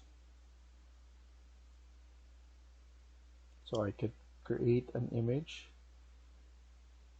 looking like that. What we could do is go here in media and create a image by clicking right this one. I'm gonna change the focal length to right here. Select this one, move it back like that,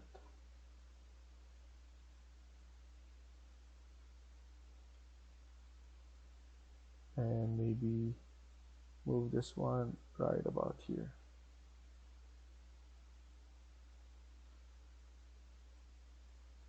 And then I'll go back here and change the focal length.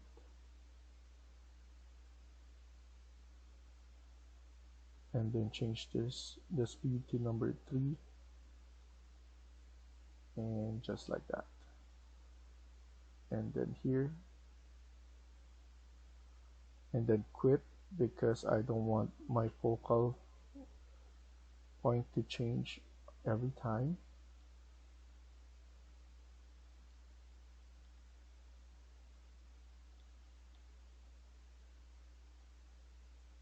Because if we just change it like that, even though this one looks good as well, so I'm gonna create one like that as well, and then quit, and then go right here.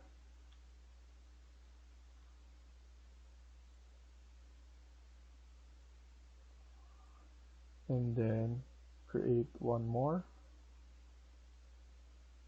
showing it like that, dead straight,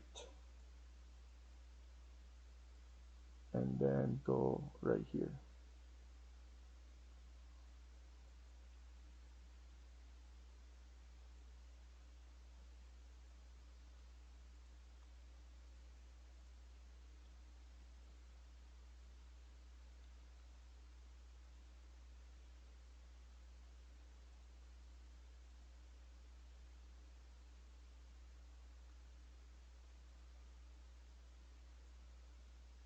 And then before I do, I'm gonna click that and then select this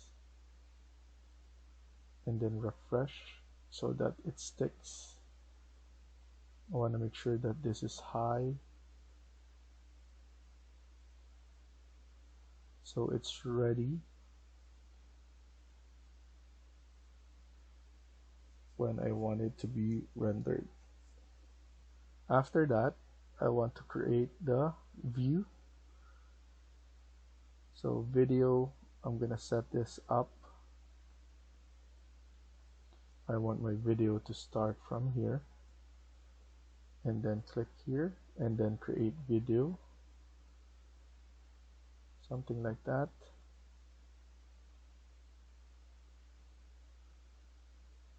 Refresh here and then zoom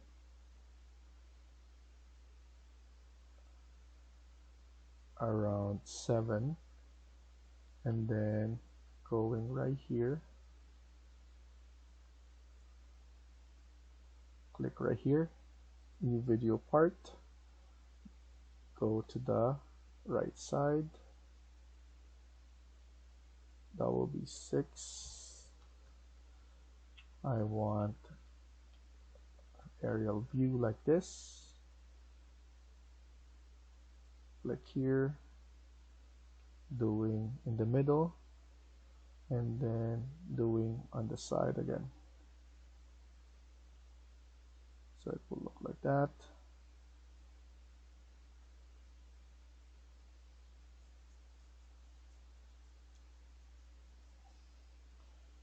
You can basically review, and then after this,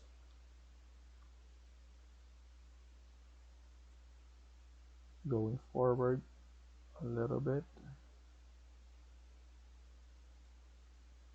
so that's around 5, and then going like this.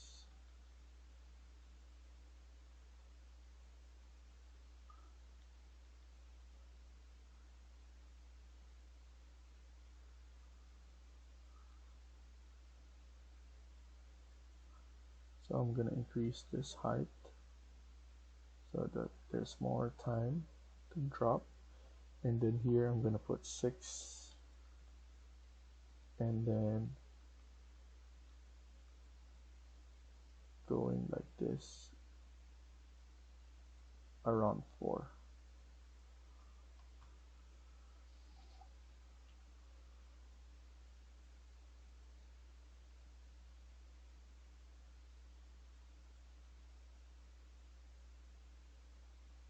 I'm gonna go back now,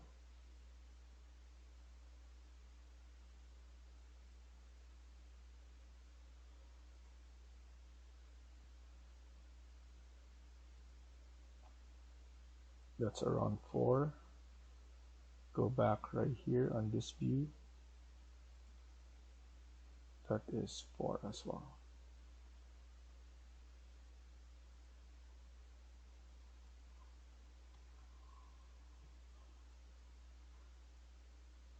And then going back on this as well.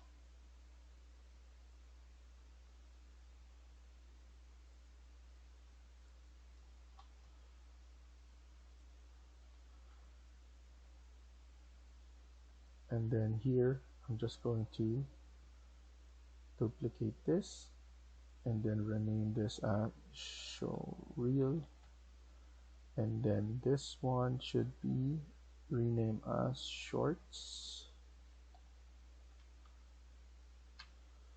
and then click on more, format this custom. I put this one to 1000 and this one to be 700. And then in terms of shorts, you try and change this first. Sometimes it's to zoom in and zoom out. So this one, what I'm gonna do is I'm gonna create it here, refresh, and then just do it like that. Refresh on this. This one will be good enough. Play it again, going inside,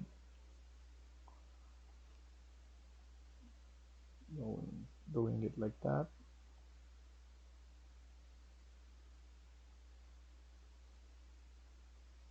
And then going out.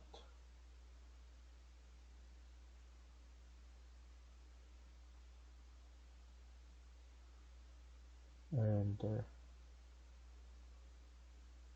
So after that, you need to quit, and then after this, save first, and then once you're saved, let's click on